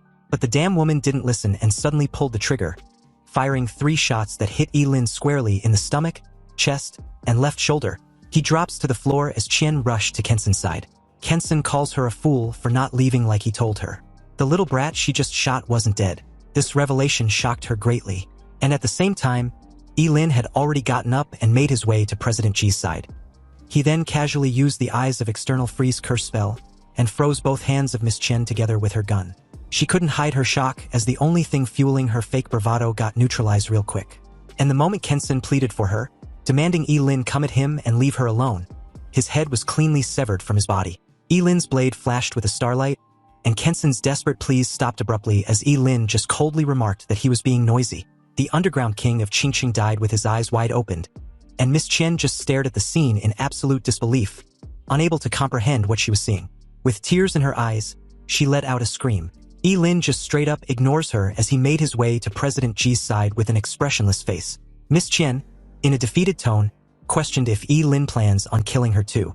Hearing this, Yi-Lin just sighed, carried an unconscious President Ji on his shoulder and walked off. He told Miss Chen to not have such silly thoughts because he doesn't kill women, and if her lover hadn't kidnapped President Ji, he really wouldn't have been his enemy. He then tells her to leave the building. Miss Chen was speechless upon hearing this, and it's unclear whether she listened to Yi-Lin and left the building, because shortly after cleaning house, Yi-Lin incinerated the entire building with his hellfire, leaving no evidence which could be traced back to him. The entire black market was shrouded in karmic fire, turning into a sea of fire. And with that, the once largest sinful city in Qingqing officially came to an end. The very next day at the Ji family's residence, President Ji finally woke up after his treatment. Lying in bed with his whole body wrapped in bandages like a mummy, President Ji was fortunate enough to have his severed hands also reattached and healed. Ji Lingyu burst out in tears seeing his father finally awake. He thought he would never see him again. President Ji comforts his son, reassuring him not to worry. As long as he was still alive, the Ji family will be fine. Then, his gaze shifted to Yi-Lin with evident doubts and curiosity. He was comatose during the whole incident and didn't know what really happened. President Ji wanted to know just how on earth Yi-Lin rescued him. Yi-Lin nervously scratched the back of his neck and replied that he wasn't very clear about the specifics of the situation either. The entire rescue mission was done by his good friend Ling Yi. He was the one who saved him from Kenson and burned down the entire black market. Upon hearing about this mysterious Ling Yi, President Ji, although grateful and lucky to still be alive, wondered where Ling Yi came from and why he had never heard of him. Lin was not sure about Ling Yi's identity either, and given how he had only known of his existence for a short time, he doubts Ling Yi will reveal his identity to him. President Ji took the hint and asked no further questions. If Lin doesn't want to talk about it, then this old man won't ask. But the most urgent matter was the college entrance exam. Lin and his son should not delay. The two reassured President Ji not to worry. There was still 27 hours before the college entrance exams begins. And besides, they had prepared for the exams and will not disappoint him. But just then, 3 men in dark suits and dark glasses showed up at the villa. Invited inside, the 3 walked in confidently and disclosed that they were from the investigation bureau. Officer Huang took out an arrest warrant and presented it to Lin, adding that he was suspected in the involvement of a major murder case in the city. They needed him to come with them to assist in the investigation. A visible bead of sweat trickled down Lin's cheek. He didn't expect the investigation bureau to come so quickly. Nonetheless, it was too risky to openly resist arrest. So Lin decided to go along with them first, then decide his next course of action as the situation develops. As they led Lin out of the room, Ji Lingyu questioned the officers why they were arresting his boss. The officers remained silent as Lin just casually stated that the two should remember to pick him up at the investigation bureau. President Ji reassured Lin not to be afraid. He will find the best lawyer who can definitely get him out. Meanwhile, as the scene shifted the Zhuge family's villa, Zhuge Qianqing knocked and informed her daughter at the door that there has been another news about Ling Yi, the guy she has been damn near obsessing over. Hearing this, Zhuge Nini got all excited like she'd received the best news of her life. Her father had to even remind her to change clothes first before heading downstairs, where Officer Huang from the investigation bureau was waiting. As Zhuge Nini heads to her closet to change, her father left her room with a heavy sigh. He closed the door and began to cough violently. Taking out a key from his pocket, Zhuge Qianqing, with a knowing look in his eyes, stated that he didn't expect Lin to be able to take out Kensen single-handedly. But at the moment, what's got Zhuge Qianqing all serious was that he didn't have much time anymore. Seriously, when will Lin be willing to take up on his offer and ask him for help? He wondered, and apparently it seems Lin's secret was not that airtight after all. Meanwhile, at the Qingcheng Investigation Bureau stood a tall, magnificent and imposing building, designed to be intimidating. Inside one of its special solitary cells built by the masters of material science and architecture, it was a pipe dream to think of breaking out by force. Lin sat in the only chair in the cell as the iron door slowly opened, revealing a man with his face concealed by the shadow casted. Lin calmly stated that until his lawyer comes, he won't say anything even though he'd guessed that President Ji's connections and lawyer probably won't be enough given the number of people that died. The guy, clearly annoyed, walked in and before Lin could utter another word, he was grabbed by his jacket and lifted up in the air. The guy demanded Lin tells him where that thing was. Obviously, Lin was totally clueless. He questioned through his ragged breathing, wanting to know what the guy was referring to because he sure as hell didn't know. But this answer only enraged the guy who thought Lin was playing dumb. He threatened to gouge Lin's eyes out if he continues with the act. With little effort, he slammed him directly into the wall. Lin felt like he'd been hit by a truck. It was then that the guy, in a cold tone, explained that Lin should hand over the key. Kensen died by Lin's hands, so naturally, the key must be with him. Back then, Lin did not take anything from the underground black market in order to avoid leaving any trace or evidence. So even if there was a key, he burned it to ashes. However, he couldn't show any abnormality, otherwise this guy would definitely take ruthless action against him, which would either expose the secret of his immortality or be blind for the rest of his life. Since the guy didn't want to hear the truth, then he will play along. He told the guy that the key was with him but not with him, and if the guy continues with his ruthless behavior, he will make sure he never finds it. Originally, Lin planned to stay in the investigation bureau until the college entrance exams, but now it seems that the place he thought was the safest was actually the Dragon's Den. He never imagined that the deputy director of the investigation bureau was actually connected to Kensen. Realizing this, he still had the balls to demand that the guy takes him out of the investigation bureau before anything else. He gritted his teeth when the guy grabs him by the hair and gave him a solid punch on his left cheek. Lin spat out fresh blood as he silently comes to terms that the officer had no martial or moral ethics. The guy coldly asked if Lin was sure he wants to leave the investigation bureau at this time, because he will become a wanted criminal and definitely won't even be able to take the college entrance exams. Lin pursed his lips. It seems as if this was really a dead end with no chance of breaking out of it at all. In his opinion, the strength of the tall and thin man in front of him was even more terrifying than Kensen. Whether he fought or fled, he obviously wouldn't stand a chance. On the floor, he raised his hand for a timeout. He wants to make a call. The guy took out his phone and stated that if Lin had been this cooperative from the start, then he wouldn't have to suffer. Lin took the phone and started dialing. Inwardly, he vowed to pay back this grudge tenfold. 10 minutes later, someone walked inside the cell, and this person turned out to be none other than Zhuge Nini's father, Zhuge Changxing. The moment he entered the cell, he told the officer to pound sand with his flattering. Anyway, he brought the key he so desperately wanted.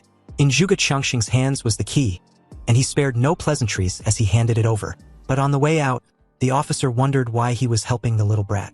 Zhuge Changxing just replied that it was none of his business. He'd already given him the key and their deal was done. So with that, the guy apologized and made his exit.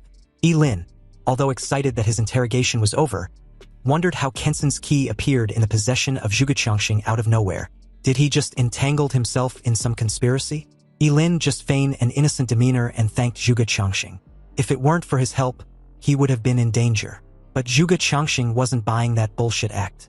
He straight up explained that he saved Lin for his own selfish reasons and not for the goodness of his heart. Besides, if the secret of his immortality was made public, all the powerful people in the entire daxia, and probably overseas, will come to kill him. This revelation was like a sledgehammer hitting Lin in his freaking face. Zhuge Changxing actually knew about his immortality. What should he do? Should he kill him? After all, he'd never told anyone because he knew very well that an innocent man was guilty of possessing a treasure. At such a close distance, if he was to take advantage of Zhuge Changxing's unpreparedness and summon the chaos thunder with its strongest power, he should be able to severely injure or even kill him. But then what? What should he do after killing Zhuge Changxing? Feigning confusion, Lin tried to play dumb, but Zhuge Changxing wasn't buying it. Just now, there was a flash of killing intent in Lin's eyes. Was it directed at him? It seems that he guessed right. Lin was indeed immortal. Just when Lin was considering whether to take action, Zhuge Changxing continued confidently. As expected, if you eliminate all the impossible, whatever remains, no matter how unbelievable it is the truth. Lin had an immortal body, yet he was so weak. It seems that the legends were true. Lin asked what Zhuge Changxing wanted from him. And upon hearing this, Zhuge Changxing replied with a question of his own, wanting to know if Lin was willing to be his disciple. Hearing this, Lin was truly puzzled. He didn't even know what he needed to do as a disciple, and how would it even benefit Zhuge Changxing anyway. Zhuge Changxing gave a slight cough and explained that he didn't have much time left, and wants to take in a disciple he can entrust some tasks before he takes a permanent nap. Curious, Lin wanted to know what could be so important. Zhuge Changxing then took out a key exactly the same as the one he just handed over and gave it to Lin. Lin was stunned. Could it be that there were two keys? As if seeing Lin's confusion, Zhuge Changxing explained with a smile that he gave a fake one to the officer. It was made with great effort by an old blacksmith friend of his. Anyway, the key was the real ancient key of the apocalypse. Lin couldn't help but look at the key in his hand. The whole key was made of bronze and had spots of rust on it, but it contained an ancient and mysterious aura. You see, this world originally had no monsters or job changers, until the day the Gate of Apocalypse descended, and 7 ancient artifacts of origin fell out from behind the Gate of Apocalypse and scattered around the world. Each of them had completely different abilities. The first 7 people who obtained the ancient artifact of origin became an extremely powerful forbidden existence in their own rights. After the Gate of Apocalypse opened, changes began to occur in the entire world. Humans were able to change their jobs, and all kinds of strange and powerful monsters and copies appeared one after another. During this period, countless horrific wars broke out between humans and monsters, and between humans themselves. Even the ancient artifacts of origin were shattered. Now, the existence of the ancient artifacts of origin was just a legend, and this ancient key of apocalypse is the key to opening the door of apocalypse. Zhuge Changxing asked again if Lin was willing to be his disciple and help him. Lin thought for a moment. Now that Zhuge Changxing knows his secret, it was not like he had a choice. Lin accepted to be Zhuge Changxing's disciple, but he was not sure he could accomplish the task his master just asked. Zhuge Changxing laughed and placed a hand on Lin's shoulder. When did he become so humble? With his current strength, if he enters the Supreme Academy to further his studies, his future will be immeasurable. But before anything else, there was one more thing Zhuge Changxing wanted to entrust to Lin. What is it? Lin asked with evident curiosity in his eyes. Zhuge Changxing gave a slightly awkward smile and wants Lin to take good care of Zhuge Nini after he dies. Lin should protect her from getting bullied. Upon hearing such a request, Lin was a little taken aback. He even wondered if there was anyone who could actually bully that female Tyrannosaurus-like daughter of this cunning middle-aged man. He scratched the back of his head nervously and tried to reassure his new mentor that he will definitely live long, possibly passing 100-year-old mark. Zhuge Qianxing just laughed at this words of encouragement as he left the solitary cell, with Yilin following in tow. Yilin might not be aware, but he's quite older than he looks, which has many advantages if he was being honest. Anyway, Yilin was still young and his strength can be cultivated slowly, so there was no rush. What matters at present was the college entrance exams. He needed to get good results, and apparently so does her daughter. A while later, as the scene shifted to the Zhuge family's villa, Zhuge Nini was stunned to see the person she hated the most in her home. And to make the matter even worse, she just found out that her father had taken Yilin as his disciple. To her, this was impossible and only made her furious. How could her father accept a coward like Yilin as his apprentice? It seems that her classmate was not only a coward, but also full of lies. She insisted Yilin leaves her family's home, but obviously, her words doesn't carry that much weight.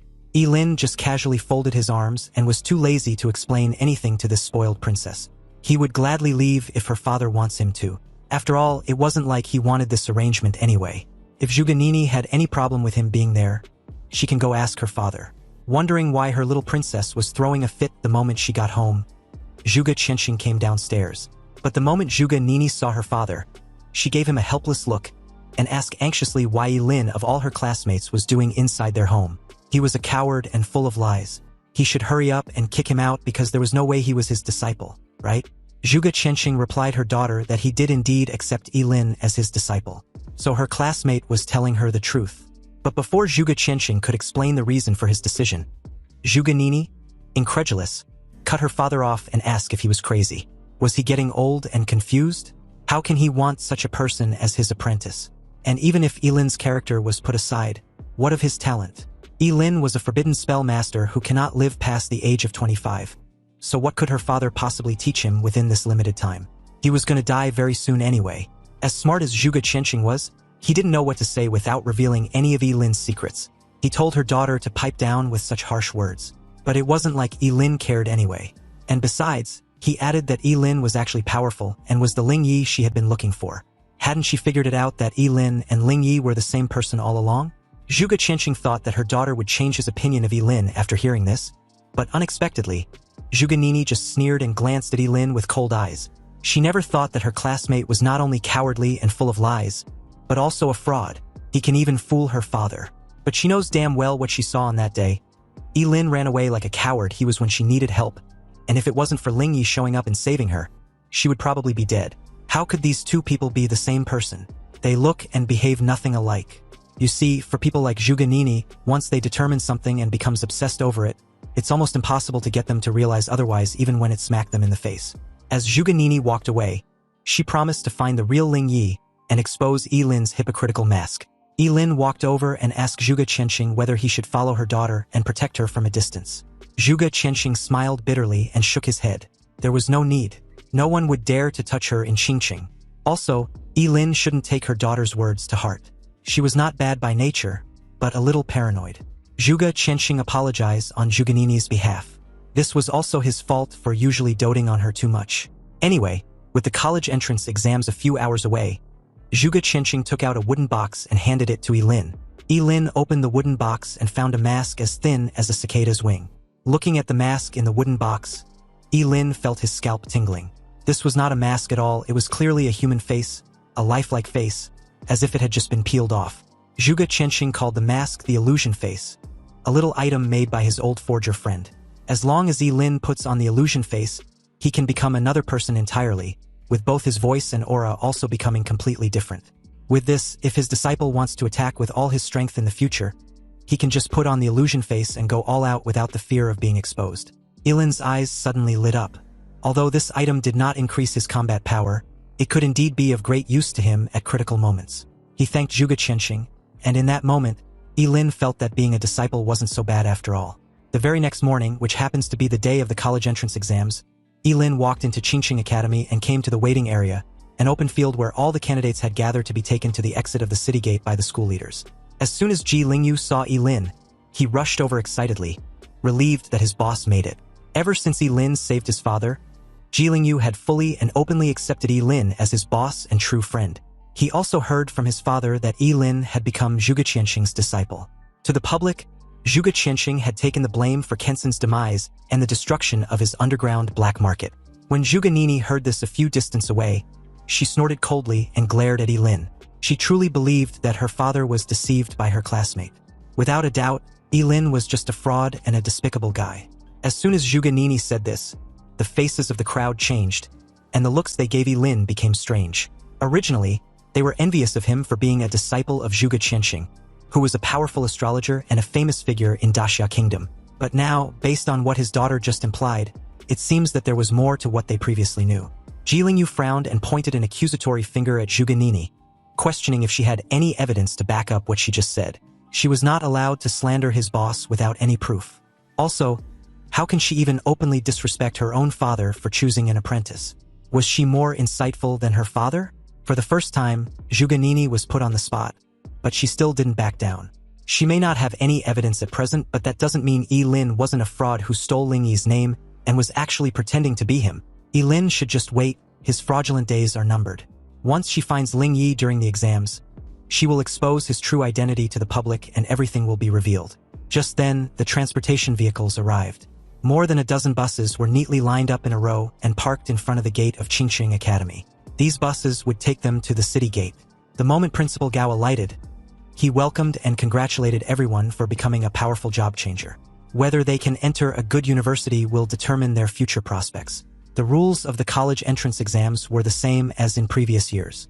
And although this exams was important, it was not worth their lives, which should always be their top priority. With that said, Principal Gao hopes each student gets good results. And the crowd immediately cheered and promised to do their best. They got inside the bus and arrived at the city gate half an hour later. A huge city wall with a massive gate dozens of meters high and wide enough for several buses to pass through simultaneously. It was majestic and solemn, with intricate lines and patterns carved on it. Every stroke looked deep and mysterious. Under the sunlight, the outline of the city wall was clearly visible in the sky, which made most of the students do a double take when they saw it for the first time. This was the Great Wall that separates Qingcheng from the wilderness, keeping all those powerful and terrifying monsters outside the city gate. Buses from several other high schools also arrived one after another. 10 minutes later, all the graduating students from the various high schools in Qingqing alighted from their respective buses and gathered at the city gate. The moment Yi Lin got out from the bus, he reminded Ji Lingyu to follow him and stick to their original plan. A guard stood in front of the crowd and reminded the students that the entrance to the exams was outside the city gate. Once the city gates are open, all the candidates needed to cross about 10 kilometers of uninhabited wilderness to reach the entrance to the college entrance main exams. If any of them encounter fierce monsters, how they can survive depends on their strength. However, if they can't resist any of these dangers during this period, they should remember to give up immediately. With a creaking sound, the huge city gate slowly opened to both sides like two walls, and as soon as the city gate was opened, many candidates rushed out impatiently, including Yi Lin and Ji Lingyu. In order to defeat Yi Lin and win a bet she made with her father, Zhuge Nini was among the first batch of candidates to rush ahead, as some of the candidates stayed at the back and waited quietly, not in a hurry at all. The first batch of candidates rushing out may not necessarily reach the entrance faster, but they will definitely encounter ferocious monsters sooner. Several principals of Qingqing stood on top of the city wall, looking at this group of candidates who were radiating vitality like the rising sun. One of them issued a challenge, which was to guess how many students from Qingqing will be admitted to Daxia College this year. There were 5 last year, so another guessed that there will be at least 7 this year. Apart from anything else, the 2 SSS-level students of Principal Gao will definitely be admitted to Daxia College unless something unexpected happens. Principal Gao stroked his short beard and laughed with pride, thanking Principal Wang for his insightful observation.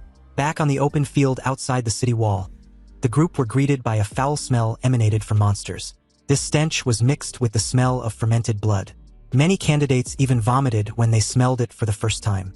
Suddenly, a roar of a monster resounded nearby, and with that sound, a giant lizard more than 3 meters tall, covered with hard red scales, suddenly appeared. It had bloodthirsty eyes and its long tongue constantly moved in and out of its mouth. This was a level 11 bloodthirsty demon lizard. Most of the candidates were immediately frightened and panicked, running around in all directions, trying to avoid the monster. The bloodthirsty demon lizard was incredibly fast, so it could cover a distance of several meters with one leap. It caught up with several fleeing candidates in the blink of an eye. Its claws were as sharp as steel knives, and as it tore through the fearful crowd, blood splattered everywhere with just a single swing of its claws. Sharp screams echoed throughout the field. The principals on top of the city wall seemed extremely calm, staring at the candidates running away or being scared silly. They were a bit disappointed that their students were scared of just a level 11 bloodthirsty demon lizard, and started comparing them to subsequent years. With so many people, if everyone were to use a skill, the bloodthirsty demon lizard could be bombarded to death with an overwhelming attack. Anyway, it was in this moment that Lin rushed towards the bloodthirsty demon lizard with the falling star warblade in his hand. He activated the Yangsho sword technique, and 4 bright sword slash flashed in succession. The bloodthirsty demon lizard that had scared everyone and made them flee everywhere had its limbs cut off, turning it into a wriggling flesh worm. The principals were stunned upon seeing such a terrifying sword, which was at least a rare level equipment, and was even more amazed to see Lin, the forbidden spellmaster, at just level 16 with a rare piece of equipment. He easily dealt with a level 11 bloodthirsty demon lizard. However, they were also curious as to why Lin didn't kill the monster. Just when everyone was confused, Lin calmly called Ji Lingyu over. Ji Lingyu rushed over excitedly with a sword in hand. Obviously, the bloodthirsty demon lizard had no ability to resist at all, and was killed by Ji Lingyu without any trouble. The two were rewarded with 40 experience points each for their combined effort to kill the 11th level bloodthirsty demon lizard. Everyone was stunned at the outrageous scene before them. They now understood why Lin only cut off the limbs of the monster but did not kill it. Lin had become Ji Lingyu's tool for leveling up. In that moment, most of the candidates had an impulse to rush up and hug Lin's thighs tightly, and beg him if he needs another lackey. Under the envious gazes of the crowd, Lin and Ji Lingyu did not rush into the college entrance examination training hall, but swept all the way to the right. Meanwhile, Zhuge Nini watched the two nearby with a calculative look. Since the experience points will be shared if a candidates choose to form a team, she was sure she could surpass Lin this time around. In her opinion, the reason why she was crushed by Lin in the novice secret realm was purely because she was not serious enough. But she would not give Lin a second chance. Whenever Lin encountered any monster on the road, he was able to deal with it after a few sword slashes, leaving it incapacitated for Ji Lingyu, who has been following behind and cooperating very tacitly. When any of the monsters was seriously injured, he would go up and deliver the final blow with his sword. So far, the two had teamed up and kill a 12th level chimera with 50 experience points, an 11th level seahorse warrior with 40 experience points, and a level 13 skeleton archer with 60 experience points. Under Lin's leadership, Ji Lingyu's level improved very quickly. He reached level 8 in a short while. Ji Lingyu was ecstatic. From now on, Lin didn't need to say anything. He will gladly be his loyal lackey. At this rate, he would be able to reach at least level 12, or even level 13 before the sun sets. The entrance to the college entrance exams will be opened till sunset, so they can farm and level up as long as they arrive before the closing time. Lin glanced around and there were obviously fewer monsters left. He told Ji Lingyu not to get too excited. There aren't many monsters near the city wall, so they had to go deeper into the forest. Upon hearing this, Ji Lingyu pointed out the obvious question. If they go deeper, they will encounter monsters of level 20 or even level 30, right? Lin agreed with this assessment, and he was confident that he could handle a level 20 monster without any issue. But they will definitely have to run away if they encounter a level 30 monster. Lin held the sword and led Ji Lingyu deeper into the wild. Ji Lingyu wasn't the only one who wants to upgrade his level. Lin also wants that as well. After all, his goal was the Supreme Academy. Meanwhile, as the scene shifted back to the top of the city wall, Principal Gao had a frown on his face. He wasn't particularly pleased with the young curse master's decision to enter deep into the wild with Ji Lingyu. In his opinion, Lin was acting way too reckless. With his level, it was a foregone conclusion that he would be admitted to Dasha College. So what on earth did he want to achieve? His fellow principal tried to reassure him not to worry. There were already invigilators surrounding the area, so no major accidents could happen. Hearing this made Principal Gao feel just a little bit at ease, even though his right eyelid kept twitching wildly. He didn't know why, but he'd suddenly had a bad feeling. He just hopes his friend is right.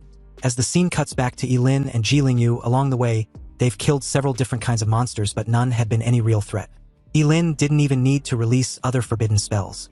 With just the Yangsho sword technique, he had been able to deal with every monster they've encountered, which were all below level 20. At most, it would just be a matter of a few sword slashes. Ji Lingyu followed behind him and had leveled up to 9. But on the other hand, Lin was still at level 16. They soon encountered 2 level 20 monsters. Lin warns Ji Lingyu to be careful. One wrong move from him and any of these two monsters could kill him instantly. Ji Lingyu promised to stay clear so Yilin shouldn't worry. He valued his life too much, so he will leave everything to him.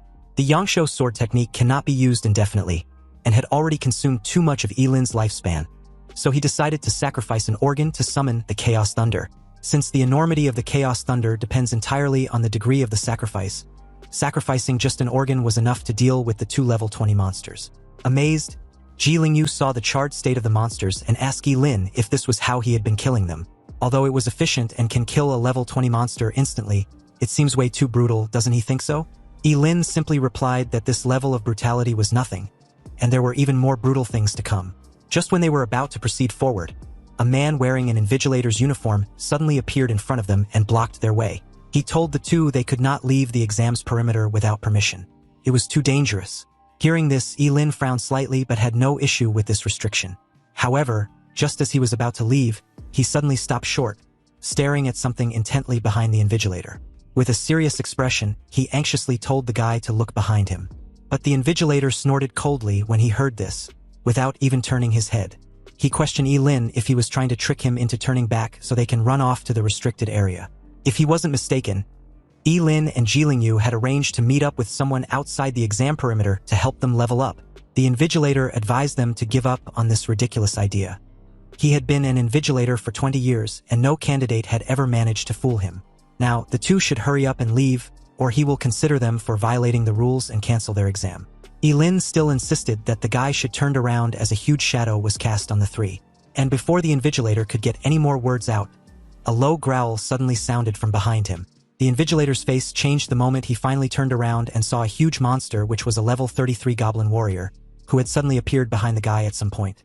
The goblin warrior was 4 meters tall, covered in hard armor, and holding a huge mace. It swung its massive mace on the poor guy, who narrowly managed to react in time to avoid the attack. However, he was trashed more than 10 meters away like a cannonball. Yilin and Ji Lingyu, on the other hand, evaded the attack without any difficulty. Ji Lingyu was so frightened that his face turned pale, and the moment Yilin suggested he run while he leads the monster away, Ji Lingyu replied that it won't work. A level 33 monster, unless it reveals its immortality and attacks with all its strength, Yilin cannot defeat it. They should rather run away and leave the injured invigilator to handle the monster. Yilin was already very upset. He had told the invigilator several times to turn back, but this guy just wouldn't listen. And now, Ji Lingyu, out of concern, didn't want to listen to his instructions either. He's even faster than him, so what will he do if the goblin warrior decides to come after them instead? Yilin kicked Ji Lingyu on the butt, which sent him flying. And in that moment, the invigilator reappeared. Just as he was thinking of how difficult it was going to be to deal with the goblin warrior without being exposed, the huge mace loomed a few inches away from turning him into a meat paste. Yilin only sacrificed his appendix and a piece of large intestine in exchange for 3 times the agility, and effortlessly evaded the huge mace with his fleeting dance. The invigilator struggled to stand properly, and with a pale face, he instructed Yilin to leave the goblin warrior to him. He had already sent out a distress signal, and he doesn't plan on letting any student get hurt under his watch. Before the guy could insist on his earlier demand for the two to leave that place, the huge and heavy mace was upon him in an instant. Yilin had to save this blockhead for the second time, and at this point he'd passed out. The invigilator had already been seriously injured by the goblin warrior's sneak attack, so the fact that he was still alive was a sign of his strong will. Fortunately, the distress signal had been received, and in that moment, 2 other invigilators suddenly appeared and rushed over to subdue the monster. Yilin observed everything under a calculative gaze. They instructed him to stay away to avoid any accidental injury, and he obediently obliged. He also told the two that their colleague had been injured, so he would carry him away from there. The 2 invigilators immediately started to deal with the goblin warrior. Under the siege of the two, the goblin warrior had no ability to resist and was completely suppressed. At a safe distance and under the cover of the smoke and dust created, Yilin took out the illusion face from the wooden box and placed it on his face. The thin mask fit his face shape perfectly, and after putting it on, he perfectly turned into the middle-aged invigilator who was out cold beside him. He even had an identical injury the guy had on his face. Then, he stripped the guy of his uniform and quickly put them on. At this time, the goblin warrior was struggling to break free from his restraints. Although the 2 invigilators were barely suppressing that monster, it was also obvious that they've managed to seriously injure it. The lady told her colleague to kill the evil creature already. Its death should suffice for daring to disrupt the college entrance exams. Just when he was about to act, Yi-Lin, now disguised as an invigilator, offered his assistance. The monster owes him its life anyway. Facing the level 33 goblin warrior, Yi-Lin did not hold back at all. He activated the forbidden spell, the eternal stem element. Golden energy suddenly formed and gathered in his palm, then condensed into a golden spear exuding an ancient and mysterious aura. Yi-Lin raised his hand, grasped the spear, and threw it directly at the goblin warrior's head with a whistling sound. The golden spear obliterated the head of the seriously injured goblin warrior, killing it instantly. He received a reward of 220 experience points for killing a level 33 goblin warrior, and an item named the Symbiosis Talisman also dropped. Yi-Lin was a little surprised, because the chances of an item dropping after killing a monster was extremely low. The two invigilators weren't particularly pleased with Yi-Lin's involvement in killing the goblin warrior. They didn't fight the monster and subjugate it just for their fellow colleague to suddenly swoop in and steal their kill. It was simply outrageous. The guy questioned who the hell Yi-Lin was, and which department he was from. How can he just steal his colleague's kill like that? Yi-Lin simply replied that his act of kindness didn't warrant his name or info. The two should just call him a kind man and shouldn't beat themselves up. So with that, he walks off. The guy was still pissed off about the entire encounter when the lady told him to forget about it for now. They needed to maintain order until the exams was over. Then they can settle the score with him. Obviously, Yi-Lin wasn't the least bit bothered when he overheard the two. After all, they wouldn't be able to find him once he takes off the mask. Yi-Lin's current location on the map's layout showed he was still deep within the uninhabited wilderness, with just about 1/3 of the journey to cover. He returned the clothes and exam certification badge to the unconscious invigilator, then changed into his usual outfit as he keeps reeling about how great the illusion face mask was. The item drop was also incredible when used properly. The Symbiosis Talisman can only be used on 2 job changers with a level difference of less than 10. They're supposed to interlock their fingers to activate it. Once activated, the experience points gained by hunting monsters will be completely shared by the two for the next 6 hours. Although the Symbiosis Talisman was a single-use item that binds to only one person, Yi-Lin's eyes lit up. This was the same as getting double experience. He had originally planned to abandon Ji-Ling-Yu after he reached level 10, but with the Symbiosis Talisman, he could still get full experience points even if Ji-Ling-Yu kills a monster. In that moment, he heard someone frantically yelling to be saved. This person was none other than Ji-Ling-Yu, who was being chased by a level 13 Anubis soldier. The Anubis soldier was clad in a dark shadow with a huge scythe as its weapon. The moment it closed in on Ji-Ling-Yu, the Anubis soldier swung the massive scythe at its target. But before the long curved blade could cleave Ji-Ling-Yu in two, he was suddenly whisked away as the swift sound of the scythe cuts through the air. The toe even got embedded in the ground with a loud puff of dusty smoke. Ji-Ling-Yu's whole body trembled for a moment, and his pupils shrank sharply. When he saw Yi-Lin, he was instantly overjoyed, and also glad he was okay. He asked where the goblin warrior was. Yi-Lin told him not to worry, the goblin warrior has been killed by the other two invigilators. Yi-Lin reached out with the Symbiosis Talisman in hand, and told Ji-Ling-Yu not to move his hand under any circumstance. He interlocked his fingers with Ji-Ling-Yu's, clasping them tightly. Ji-Ling-Yu completely misunderstood the situation as a blush creeps on his cheeks. No wonder Yi-Lin didn't like any of the maids when he was at his villa. So this is what his boss likes? Ji-Ling-Yu was struggling to comprehend this when Yi-Lin snapped him out of his thoughts. When he was done using the Symbiosis Talisman, Yi-Lin was stunned for a moment when realization dawned on him. Looking at Ji-Ling-Yu in surprise and suspicion, he cursed loudly and told him to scram. Seriously, what the hell was he spacing out for at a time like this? Even the Anubis soldier on the opposite side seemed stunned, trying hard to comprehend what was happening. Yi-Lin unsheathed his sword and slashed at the Anubis soldier, killing it in one swift motion. Only the scythe was left on the spot. Under the effect of the symbiotic talisman, Yi-Lin and Ji-Ling-Yu both gained 130 experience points. Ji-Ling-Yu was overjoyed, amazed at how incredible the symbiotic talisman was. Where did Yi-Lin get this item because it was a treasure that money couldn't buy? Anyway, now that the symbiotic talisman was in effect, Ji-Ling-Yu should leave and hunt monsters by himself. Because Yi-Lin sure as hell ain't gonna hunt monsters with someone who has such disgusting thoughts. Yi-Lin couldn't even look in Ji-Ling-Yu's direction. Ji-Ling-Yu explained that it was just a misunderstanding. He's actually a straight dude. However, Yi-Lin wasn't having it. He told him to stop following him and scram. They needed to level up on their own to maximize the effect of the shared experience. Ji-Ling-Yu reluctantly agreed with this assessment, but he did inform Yi-Lin that there weren't many monsters he could deal with alone. Yi-Lin was already aware of this but still left without any hesitation. Ji-Ling-Yu just need to stay alive. With invigilators blocking the periphery, the students did not encounter any monsters above level 25. Lin used his fleeting dance to move through the uninhabited wilderness at an extremely fast pace. And with his falling star warblade and the Yangsho sword technique, he started a massacre. He did not need to use other forbidden spells. Just the Yangsho sword technique combined with the 300 points of strength added by the falling star warblade was enough to make him dominate the entire exams. He was also mindful not to do anything too conspicuous. When he encountered a monster of a lower level than him, he would kill it with one strike. When he encountered a monster of a higher level than him, he would pretend to fight with it and then kill it with 2 to 4 strikes depending on the level.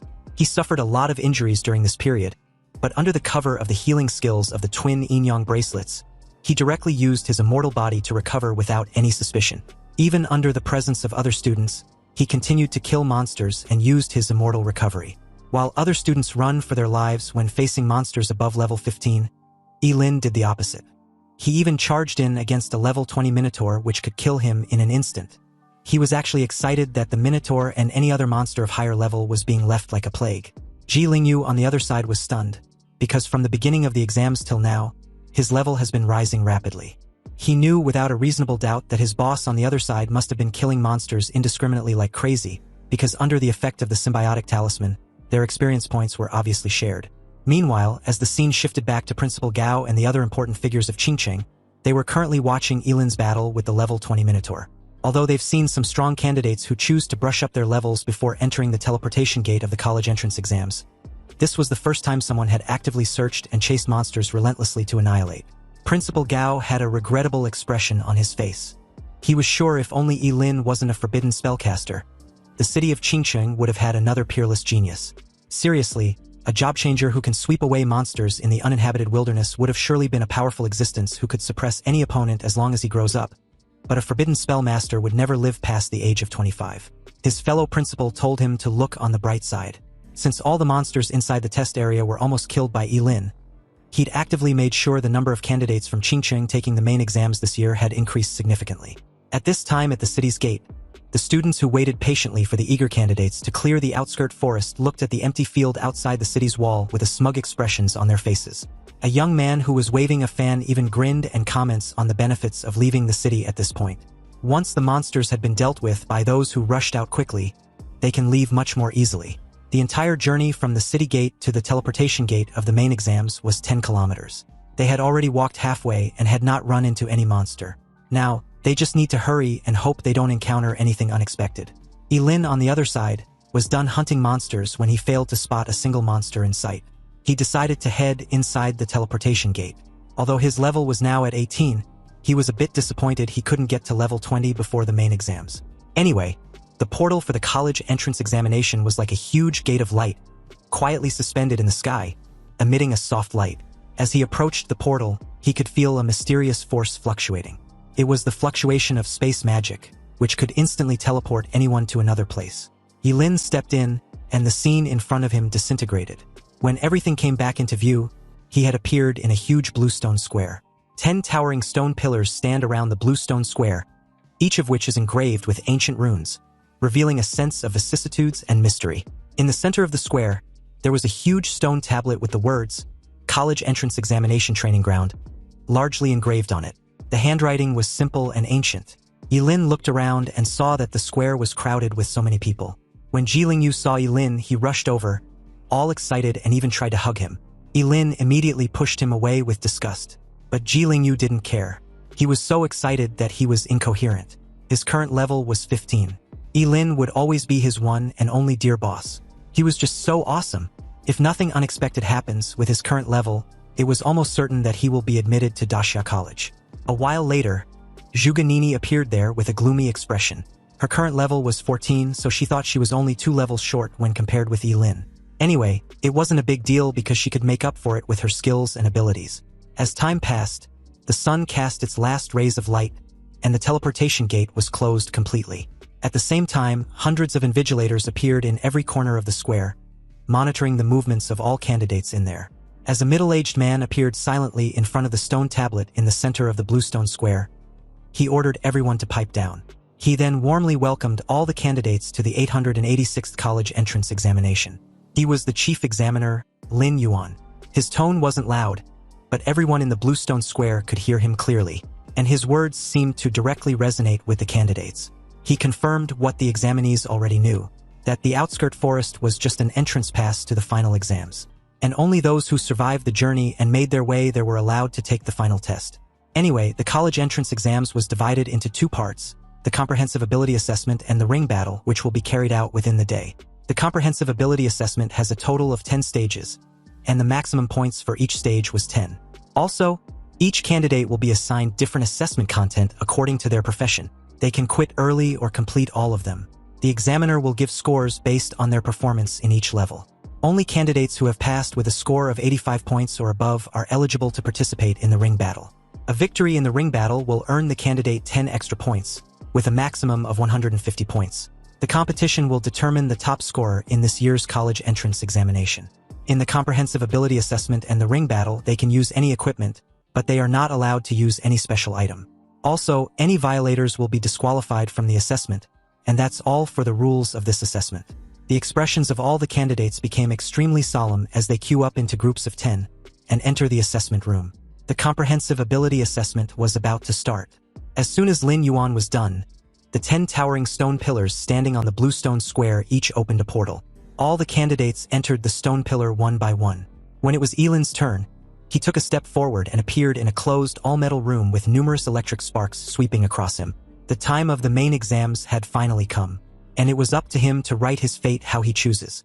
The chief examiner, Lin Yuan, stood quietly on the Bluestone Square, looking at the 10 stone pillars. Behind him stood several middle-aged men with powerful auras. They were all deputy examiners of this year's college entrance exams. Among them was a woman in a blue long dress. Although she was old, the woman was well-maintained, with a slender figure and a short hair which gently fluttered in the wind. Her name was Su Changxin, and she was a supervisor from Dasha College. She walked over to Lin Yuan's side and apologized for being late. Lin Yuan smiled slightly, looked at the woman with respect, and replied that there was no need. She was just in time actually. Su Changxin asked if there has been any outstanding candidates so far. Lin Yuan replied that there's been a few, especially a student named Yilin who was already level 18. Lin Yuan pulled Yilin's info and showed it to Su Changxin. She was quite impressed with Yilin's level, and stated that he was already qualified to be enrolled into Dasha College. However, when she saw Yilin's profession, she couldn't help but frown. It was quite a shame. At level 18, even if the profession level was only A class, she could still be flexible with the conditions and allow the candidate to enter Dasha College. But that's not the case when it comes to forbidden spell masters. Although it's an SSS level profession, everyone knows that a forbidden spell master will not live past the age of 25. Lin Yuan agrees with Su Changxin. It's indeed a shame. If Yilin wasn't a forbidden spell master, a real dragon would have appeared in Qingcheng. Just as the two were discussing Yilin's score, a mechanized voice announced that the candidate Yilin was done with the first stage of the comprehensive ability assessment. His level assessment was a full score. The second stage of the comprehensive ability assessment was the three-dimensional attribute assessment, and candidate Yilin was instructed to place his hand on the test ball. When he did, his strength was displayed as 480, agility of 270, and mental spirit of 1199. An examiner couldn't help but complain.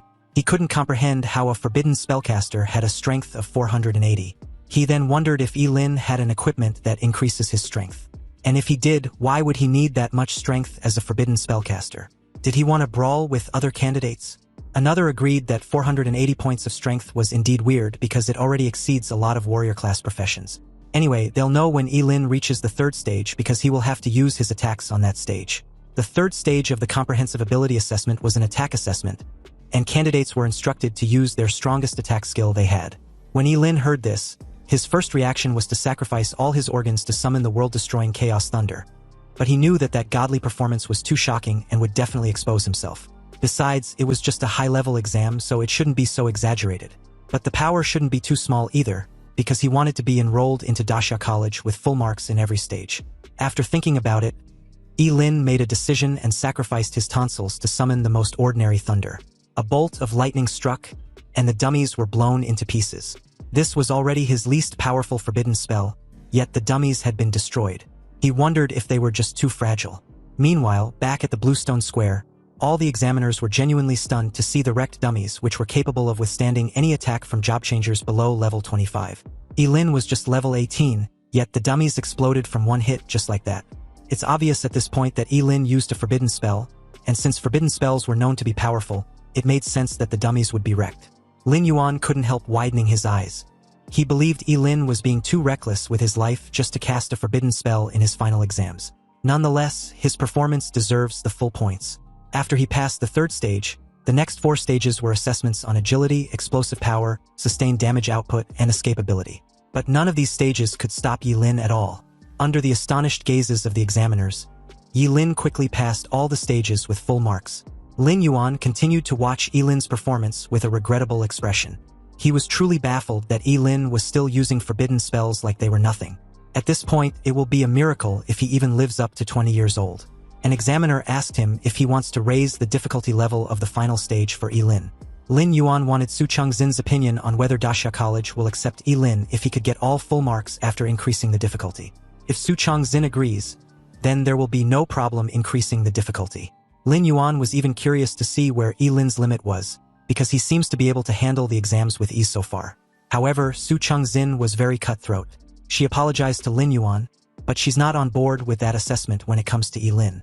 From her perspective, Luo Jun, Wang Zhengguang, Zhu Ganini, and Ji Lingyu were more qualified to enter Daxia College. Her reason was simple: a forbidden spellcaster's strength is gained in exchange for his life, so Daxia College will just be wasting resources on him. Lin Yuan sighed in agreement.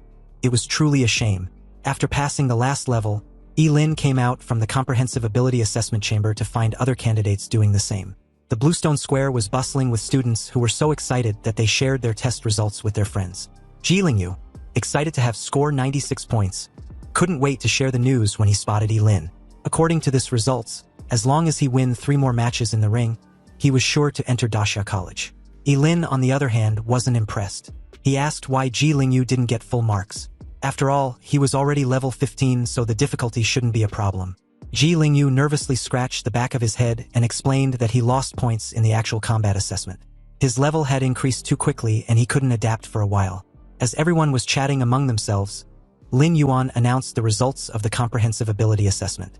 The first place was Lin with 100 points.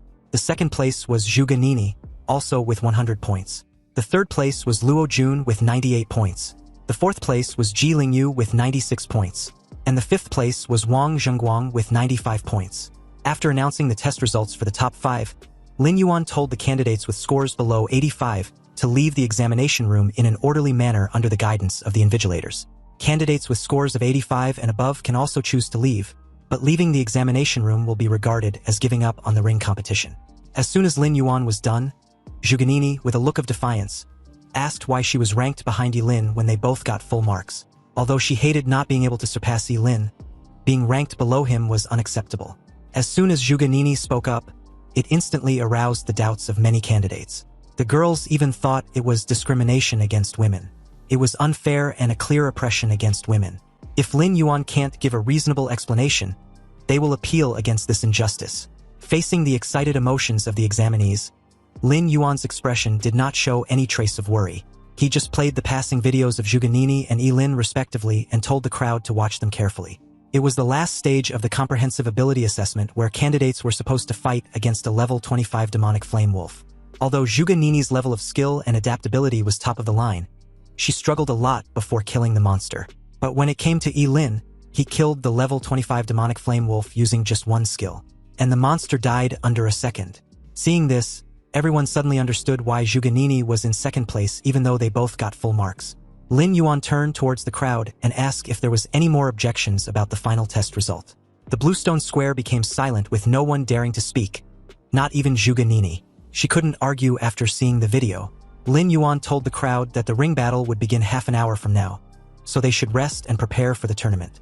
The results of the comprehensive ability assessment were soon announced to the outside world. And the moment Principal Gao and his fellow principals saw the results, they were surprised that Lin and Zhu Ganini got full marks. The other principals began to congratulate Principal Gao. His Qingcheng Academy was striking it big this year. What's even more shocking was Ji Lingyu, who scored 96 points and got 4th place. He was certainly a dark horse. At this point, Principal Gao couldn't contain his excitement and laughed in sheer delight. With 3 students being in the top 5, Qingcheng Academy would surely become a popular school for admission next year. Anyway, just as Principal Gao was basking in all the praise, Principal Su from Yutsai Academy reminded him not to get too excited this early in the exams. After all, the ring tournament, which was the real highlight of the exams, would start in half an hour. Principal Gao wasn't the least bit concerned when he heard this. His students had been the best since the exam started, so securing first place in the ring tournament wasn't a stretch. Or did Principal Su seriously believe that Luo Jun could deal with a level 18 forbidden spellcaster? Principal Su simply replied that since nothing was certain, anything was possible. Back at the Bluestone Square, Lin unexpectedly ran into Zhuge Nini. The encounter was extremely brief, but before Zhuge Nini walked away, she informed Lin that she won't lose to him in the ring tournament. Lin said nothing, but inwardly, he wondered what was wrong with her now. Half an hour passed, and all the qualified candidates gathered at the Bluestone Square. Lin Yuan explained the rules of the tournament, which was pretty simple. It will be held based on a lottery format, and winning a match earns a candidate 10 points. Then he or she would be promoted to the next round. Before the lottery starts, there are a total of 104 candidates. So the sum between two candidates' serial numbers, which tallies to 104, will be fighting against each other. By some coincidence, Lin drew the number 18 and was matched up against a female candidate named Bei Bei Bei, who was number 86. Ji Lingyu was relieved to know he wouldn't face Lin anytime soon.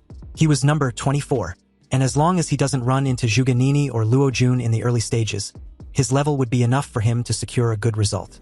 Soon, it was Lin's turn to face his opponent. Ji Lingyu wished him the best of luck as he walks off. As the two face off in the arena, their profession and levels were displayed for each to see. Bei Bei Bei was a level 10 water mage, and Lin was a level 18 forbidden curse master. Before Lin Yuan announced the beginning of the battle, Lin advised Bei Bei Bei to surrender. But of course, she didn't listen. She told Lin that she won't surrender. Even though he was stronger than her, she won't be looked down upon. Bei Bei Bei's expression was very stubborn, and her palm-sized face was full of determination. Lin just smiled and commended her for her bravery. After all, it's not easy for anyone to get a score of more than 85 in the comprehensive ability assessment. However, this was a fight she cannot win. Lin sacrificed his wisdom tooth and summoned the chaos thunder. His body got lifted in the air the moment he raised his hand in the sky. Suddenly, several surge of thunderclouds gathered together, and countless dazzling silver-white lightning arcs shuttled through the clouds like spirit snakes. With a loud boom, a violent thunder dragon as thick as a large python swooped in from the clouds and hovered over Lin like a protective guardian. At this moment, Lin was like a god who controlled thunder. This horrifying scene not only caused the rest of the candidates watching to break out in a cold sweat, but left them dumbfounded. After all, casting forbidden spells in the final exams arena was outrageous and unheard of. Seeing that Lin had no intention of stopping, the invigilator overseeing the match intervened. In horror, he warned Lin that killing anyone inside the tournament was strictly prohibited. If he still goes through with it, he would be disqualified from the final exams. Lin didn't wish to kill Bei Bei Bei, but only wished to make her surrender. And about the issue with him casting forbidden spells, it's because he really didn't know any other spells except forbidden ones. Under this terrifying pressure, Bei Bei Bei was so scared that her legs went weak, and she slammed to the floor with a thump. The next second, she burst into tears, crying like a child.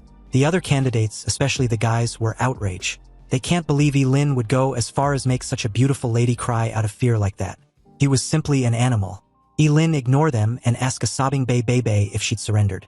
In the end, she surrendered and was helped off the stage by an invigilator. The competition ended with Lin as the victor. He made his way to the ground and was awarded 10 points for winning the first round. Lin gave a helpless look. He also didn't expect Bei Bei Bei to have such a poor psychological endurance that she would be scared to tears. It seems he just have to be mindful in the upcoming rounds. Soon, the battle in the ring competition was in full swing.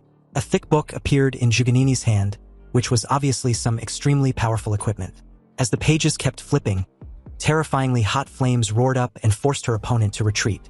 Each of her skills was released with extreme precision, leaving no room for her opponent to operate. Soon Zhuge Nini defeated her opponent and won the first round. Luo Jun from Yutsai Academy held a black spear with a lifelike shadow dragon wrapped around the spear. Every time the spear was swung, the sound of a dragon's roar echoed throughout the arena. With dark, ominous eyes, he kept teasing his opponent before winning the matchup. Ji Lingyu was wielding a long sword, and with his current level, facing a level 8 opponent, he felt no pressure at all. So after a few sword strikes, he made the opponent surrender on the spot. With an SSS level Rainbow Blade profession, Wang Zhengguang from Experimental Academy was as fast as a ghost and could easily defeat his opponent in a flash. After a 10-minute break, the second round of the competition officially began. In this round, Yilin's opponent was a sword cultivator with several long swords on his back. The guy, Chen Chengqin, had sharp eyebrows and bright eyes, a slender figure, and a weird temperament. But the moment he saw Yilin as his opponent, his expression changed slightly. He then narrowed his eyes and spoke softly as if muttering to himself. Chen Chengqin believed it might be a little tricky facing Yilin, but he was confident he could win. The moment he drew out a long sword from his back, Yilin's expression suddenly became serious.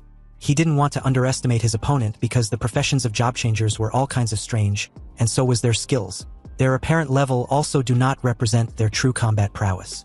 Anyway, the way Chen Chengqin looked so confident, he must have extraordinary means. The moment the Invigilator began the match, Chen Chengqin announced that he'd surrendered. He turned around, coolly put the sword back into his scabbard, and then walked off the stage. Yilin was stunned for a moment before asking Chen Chengqin about what he said just moments ago. Didn't he say he was confident that he could win? Yes, he did say that.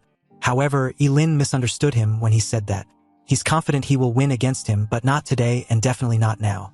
The Invigilator had a strange look on his face when he announced Yilin's victory for the second time. This was the first time he'd encountered the easiest job as an Invigilator.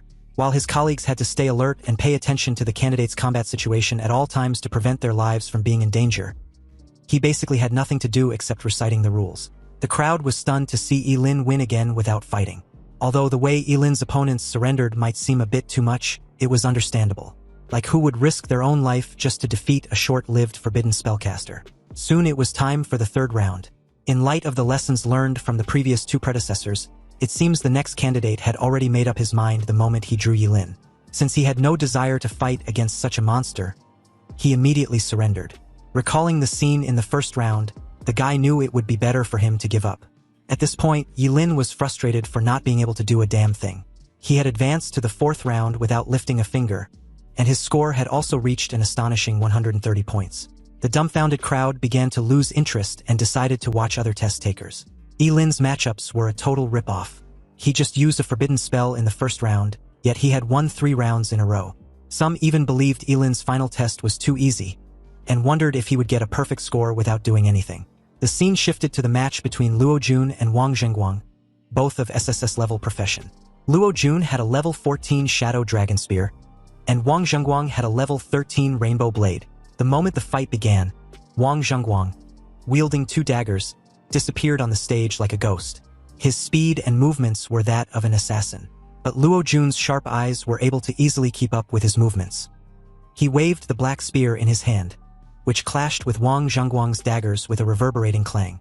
Then what soon followed was Wang Zhengguang's fast movements, the occasional dazzling sparks of their weapons, and the clanging sound of metal clashing repeatedly. Wang Zhengguang warned Luo Jun to prepare himself. He was going to be added to the list in the loser bracket, but Luo Jun scoffed at the absurdity. To him, Wang Zhengguang didn't have the strength to defeat him. The crowd gathered were terrified seeing the way the 2 SSS-level professionals were fighting each other. Luo Jun had no issue keeping up with Wang Zhengguang's movements, but the crowd couldn't see anything. It was obvious that none of them would have been able to last a second if they were facing either of them. Although they were both job changers, they can clearly see that those two were on a completely different level. Among the examiners captivated by this duel were the chief examiner and the supervisor of Daxia College. Lin Yuan asked Su Chengxin who she believes would win the duel. Without hesitation, Su Chengxin chose Luo Jun. She explained that although it might seem like Luo Jun was being suppressed, his defenses hadn't been breached even though Wang Zhengguang went all out from the start. Once Wang Zhengguang's stamina decreases, Luo Jun would obviously launch a counterattack. Sure enough, shortly after Su Chengxin expressed her judgment, the situation in the arena began to change. Maintaining high-speed movement for a long time was a considerable drain on Wang Zhengguang's stamina, and he couldn't help but slow down a little. And just as his speed slowed down, Luo Jun suddenly pounced on him like a long dormant tiger. Clenching his black spear tightly, Luo Jun leaped high in the air and swung directly down towards Wang Zhengguang. Wang Zhengguang had less than no time to dodge and could only raise his daggers to block. He was knocked down on his back. A loud cracking sound was heard as Luo Jun's black spear slashed Wang Zhengguang's chest after shattering the daggers. The match ended with a shrill scream from Wang Zhengguang. Meanwhile, Yilin's opponent in the 5th round also surrendered, leaving him quite bored with the whole tournament. At this point, it seems that only Zhuge or Luo Jun would be willing to face him. But it was in this moment that Lin saw something that immediately piqued his interest. It was a matchup between Zhuge and Ji Lingyu. On the stage, Zhuge was in the air, and as she stared at Ji Lingyu with a cold look, she wanted to know just what Lin had given him to make him obey him so blindly. Zhuge truly couldn't understand it. Ji Lingyu simply warned Zhuge that she would regret it when she finally realized who Lin really was. Zhuge couldn't hide the obvious disdain of Ji Lingyu's admiration for Lin. In her opinion, Ji Lingyu was just a fool who had been deceived by Lin. She directly released her phoenix exploding flames the moment the Invigilator announced the start of the match. The book in her hand lit up as countless fireballs were hurled towards Ji Lingyu. Beads of sweat appeared on Ji Lingyu's face when he realized Zhuge elemental spells were instant casts. Ji Lingyu's figure flashed like a phantom as he leaped high in the air to dodge the fireballs. The fireballs exploded beneath him with a deafening bang. Since his opponent was a long-range attacker, he needed to avoid getting hit at all costs and find a way to get close. In the air, the book kept flipping as Zhuge calmly raised her hand at Ji Lingyu. Suddenly, all the exploded flames merged into a massive sea of flames underneath Ji Lingyu and was directed towards him. Facing this indiscriminate attack, Ji Lingyu's eyes narrowed. He knew that this attack was unavoidable and he had to meet it head-on. He took a deep breath, grasped his sword tightly and raised it in the air. Using the slash sword skill, his sword energy flashed with a cold light as he cleaved through the incoming sea of flames. The violent flames was extinguished seconds after, forming a cloud of steam. Ji Lingyu was surrounded by the thick steam, panting heavily. It seems he was at his limit, yet he didn't want to surrender. He was determined to continue with the duel. Seeing this, Zhuge called him an idiot. If Ji Lingyu wasn't going to surrender, then she wasn't going to hold back either. The book in Zhuge hand suddenly lit up in flames. And the moment she cast her next elemental spell, the red surging flame, an insurmountable wall of flames was summoned. The air in the arena suddenly became scorching hot. Ji Lingyu felt a horrible heat wave rushing towards him, almost suffocating him. Every time he took a breath, his nose felt like it was being burned. Ji Lingyu looked up and saw that Zhuge was surrounded by flames. She then asked Ji Lingyu if he wants to surrender, but the fool still didn't want to. He even gave a subtle threat to which Zhuge just brushed off as Ji Lingyu being overconfident. Ji Lingyu was clearly no match for Zhuge, and everyone knows it at this point except him apparently. Su Chengxin calmly comments that Ji Lingyu was going to lose, but Lin Yuan was more concerned about his well-being. He instructed the medics to intervene when he saw that Ji Lingyu had no intention of backing down. Ji Lingyu's figure seemed extremely small as the massive flames engulfed him. The moment the flame touched his skin, he felt a sharp pain spread throughout his body, as if countless flaming blades were cutting his flesh. His clothes were ignited in an instant and turned into ashes, revealing his skin that was scorched by the flames. Yet he did not retreat. A charred figure rushed out from the massive flames, and in front of Zhuge astonished gaze, he stabbed at her with a sword. Zhuge never expected that Ji Lingyu would continue to attack her despite his condition. However, she reacted quickly and dodged the attack. But Ji Lingyu's sword still nicked her left arm. Seeing Zhuge injury, Ji Lingyu sneered. At this time, he had been burned into a charred figure by the flames, but his left eye was still bright. He warned Zhuge not to provoke him, because his boss was someone he respected the most besides his dad. If she dares to talk shit about his boss again, she shouldn't blame him for being ruthless. Ji Lingyu's injuries were severe, and he fainted the moment he was done with his threat. Lin rushed onto the stage without hesitation and used the healing ability of the Yin-Yang twin bracelet to treat Ji Lingyu. Lin Yuan instructed the medics to hurry before it's too late. Looking at Lin's gloomy face, Zhuge, a bit shaken by the scene, told him that she didn't know Ji Lingyu would go this far. Lin replied coldly that it wasn't her fault. The medics came with a stretcher and carried Ji Lingyu away. Before leaving, Lin praised him for doing well in the tournament. Lin Yuan announced to everyone that Ji Lingyu was not in any life-threatening danger, but there are massive burns on his body that requires immediate treatment at the hospital. Anyway, the tournament was now in the semifinals. Zhuge was matched up against Lin Linglin, while Lin was matched up against Luo Jun. Lin Yuan was quick to add that this year's top scorer will be one of these four candidates. Back outside, a fellow principal questioned Principal Su whether he believes Luo Jun would win against Lin. Principal Su replied that Luo Jun was a genius from Yutsai Academy, so he had full confidence in him to win. Another added that Yutsai Academy might get another top scorer this year. Principal Gao disagreed. He believes there's no way Luo Jun can win against Lin, a level 18 forbidden spellcaster. But Principal Su simply pointed out that since it was just a tournament, Lin won't really use forbidden spells continuously without disregarding his own life. Hearing this, Principal Gao pointed out that 2 of the 4 finalists were from Qingchang Academy, so Principal Su shouldn't get ahead of himself. And besides, a single spell would be enough to deal with Luo Jun. Principal Su wasn't the least bit concerned when he heard this. They will soon see who gets the last laugh. The 2 finally stopped arguing when someone announced that the match was starting.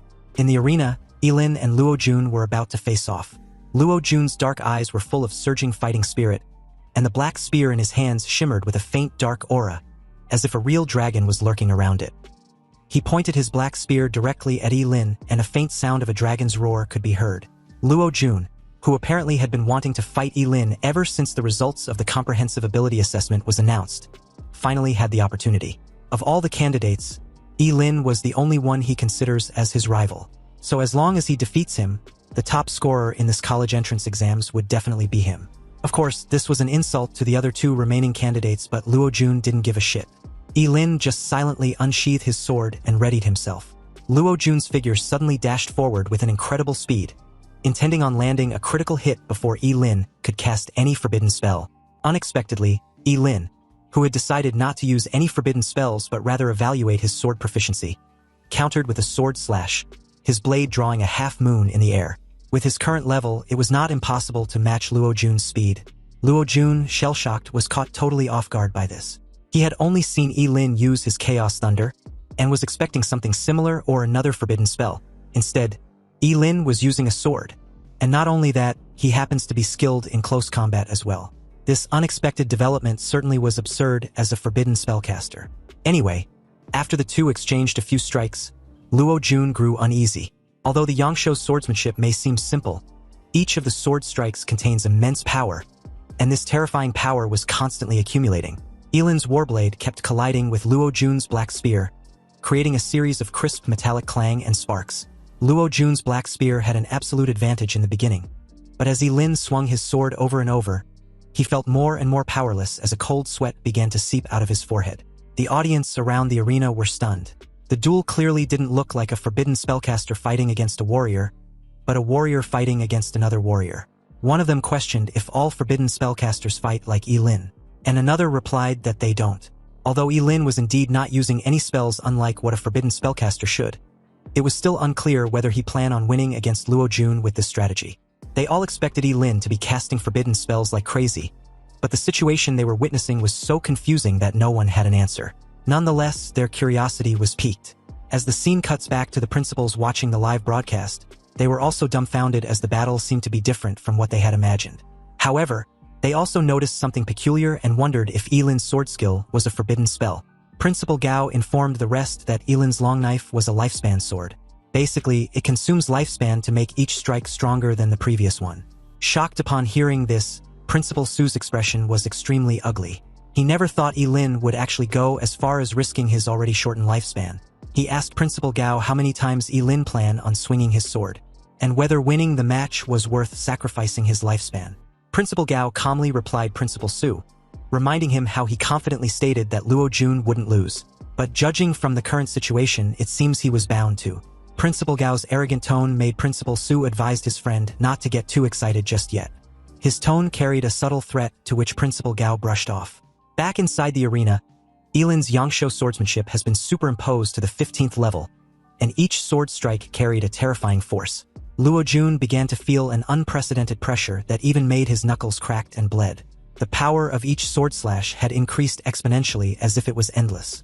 A trace of panic flashed in Luo Jun's eyes because he was going to lose if the situation didn't change. So with the use of the skill, the Shadow Heavy Break, Luo Jun gripped the end of his black spear tightly, and lashed it towards Lin like a giant pillar.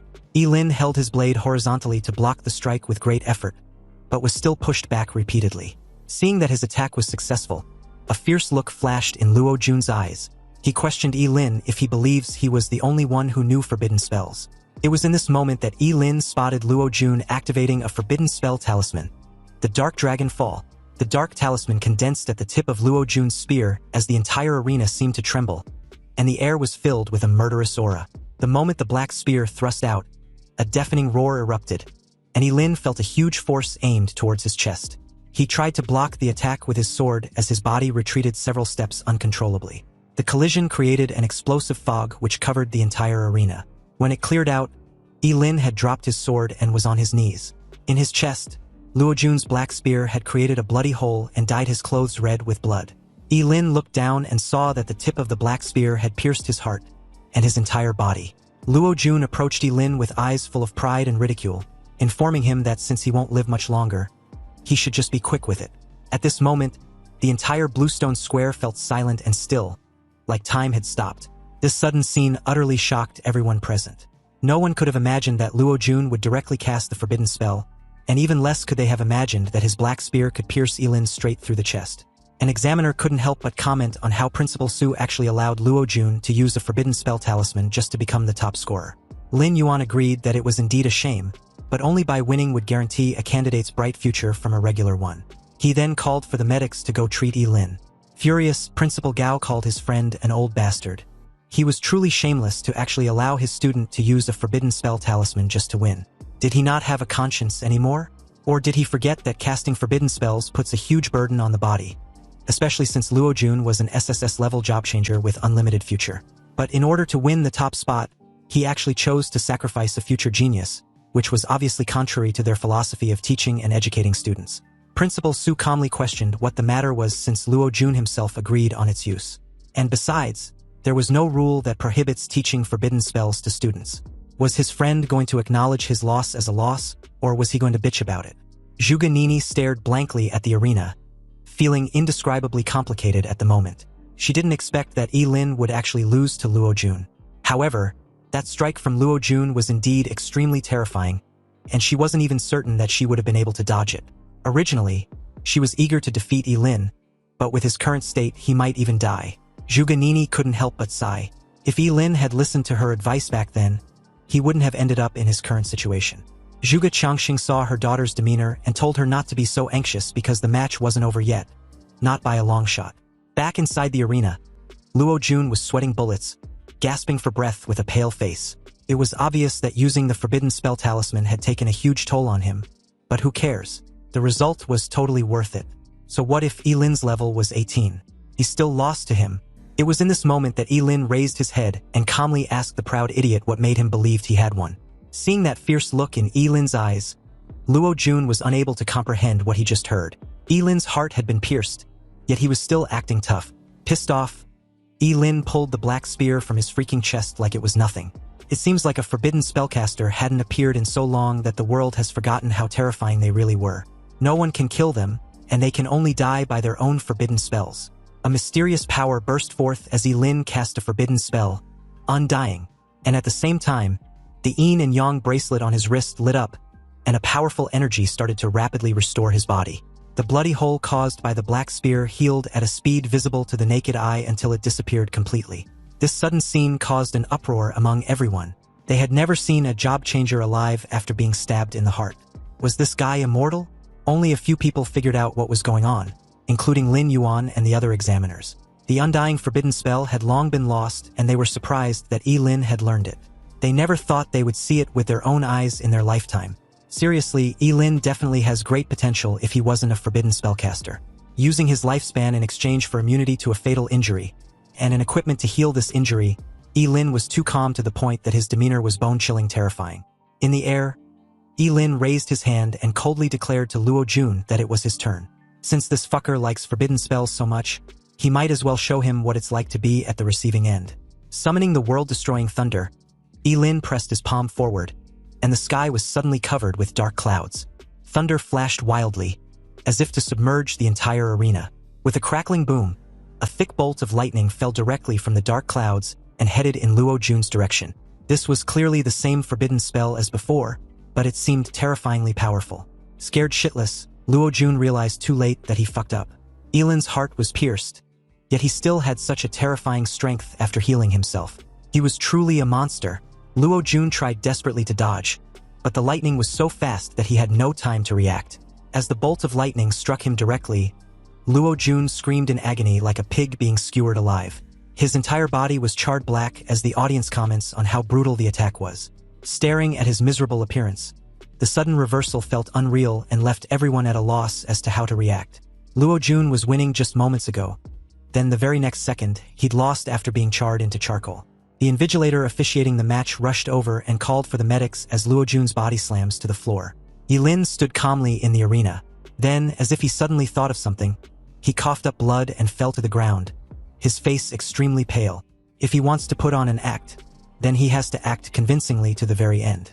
This scheming fucker had just released a powerful forbidden spell. If he acts like nothing happened, wouldn't that arouse suspicion? Back to the principals watching the live broadcast, except for Principal Su, the rest immediately got alarmed seeing Yilin's forbidden spell backfired. They believed his internal organs might have been damaged due to how powerful the spell was. Principal Su, who could not accept Luo Jun's defeat despite using a forbidden spell talisman, raised his hand and wanted to make a report. According to him, Yilin of Qingcheng Academy, who was a level 18 job changer, deliberately used a powerful forbidden spell against a level 14 job changer, intending on killing him. Principal Su wanted Yilin to be disqualified with all his scores cancelled because Yilin's forbidden spell directly falls under attempted murder. Principal Gao called his friend out for having no dignity. And besides, Luo Jun was the first to initiate the use of forbidden spells in the duel. If it was a different scenario, Luo Jun's miserable dying state would have definitely persuaded the crowd and the examiners. But when they thought about how ruthlessly he had just pierced Yilin's heart, no one was buying Principal Su's BS report. If anything, Luo Jun's case was the real attempted murder. Yilin would be crippled or probably dead if he wasn't a forbidden spellcaster. Principal Su gritted his teeth, then turned and left, unwilling to continue watching. Principal Gao stared at him as if he were a clown when he declared his intention to report the incident to the Ministry of Education. Anyway, back in the arena, Luo Jun's charred state was being carried away by the medical staff. The battle ended with Yilin's victory, and his score reached 140 points. Yilin was already bored with the whole exams and wanted it to be done already. According to him, it was more tiring than killing the underground king of Qingcheng. And to make matters even worse, he had to duel that annoying bitch in the final. Yup, you heard that right. Zhuge Nini won her match with ease and was up against Yilin in the final. Prideful as always, Zhuge Nini approached Yilin and offered him a moment of respite before their duel. Zhuge Nini didn't mind waiting until Yilin recovered. She didn't want to take advantage of his situation. Yilin reassured her that there was no need. The prideful bitch didn't know that Yilin's current predicament wasn't about his physical condition, but a way to defeat her without hurting her. It was bad enough that he couldn't use his sword to attack her, but also didn't know any forbidden spell which could do the job. And on top of that, he was keenly aware that the bitch wouldn't give up either, even when it's blatantly obvious she should. It didn't take long for 30 minutes to pass by like a bullet, and inside the main arena was the long-awaited final round of the college entrance exams. Obviously, the winner would become the top scorer of that year's final exams. The moment the invigilator officially announced the beginning of the duel, Zhuge Nini's book opened as she was lifted up in the air. The fight between Yilin and Luo Jun had made her realize that forbidden spells were extremely dangerous. And while Zhuge Nini was thinking of how she couldn't afford to be hit by any forbidden spell, Yilin was visibly distressed, still thinking of a forbidden spell to use. He was sure that Zhuge Qianqing wouldn't let him off if he badly hurts her daughter. A look of determination flashed in Zhuge Nini's eyes the moment she initiated the first attack. The exploding phoenix flame. In the air, dozens of flames were instantly conjured up and turned into balls of fire with terrifyingly high temperatures, whistling towards Yilin. Facing the incoming fireballs, Yilin immediately sacrificed a kidney to use his fleeting dance with five-fold increase in its agility. Since he couldn't fight without hurting her, he planned on dragging the fight out until Zhuge Nini's mana was exhausted. Yilin's figure flashed quickly in the whistling fireballs like a ghost, his movements extremely fast as he kept changing his position every time. His body accurately evaded everything Zhuge Nini launched at him. This scene amazed the crowd who were watching. It was unbelievable that a forbidden spellcaster could have such high agility. But they soon realized that Yilin was just dodging and not attacking. It was blatantly obvious that he could have won the match by simply using the Chaos Thunder spell he'd casted earlier. Some wondered if perhaps the Forbidden Thunder spell consumes too much energy, and Yilin couldn't use it for the third time in just a day. That has to be the case, right? Otherwise, how could he only dodge and not attack? Someone even guessed that Yilin must have felt pity for Zhuge Nini, but another called that BS. He heard rumors that Yilin had already been accepted as a disciple by Zhuge Qianqing, and must be deliberately trying to give the top spot to Zhuge Nini. Back in the arena, Zhuge Nini was annoyed as hell with what Yilin was doing.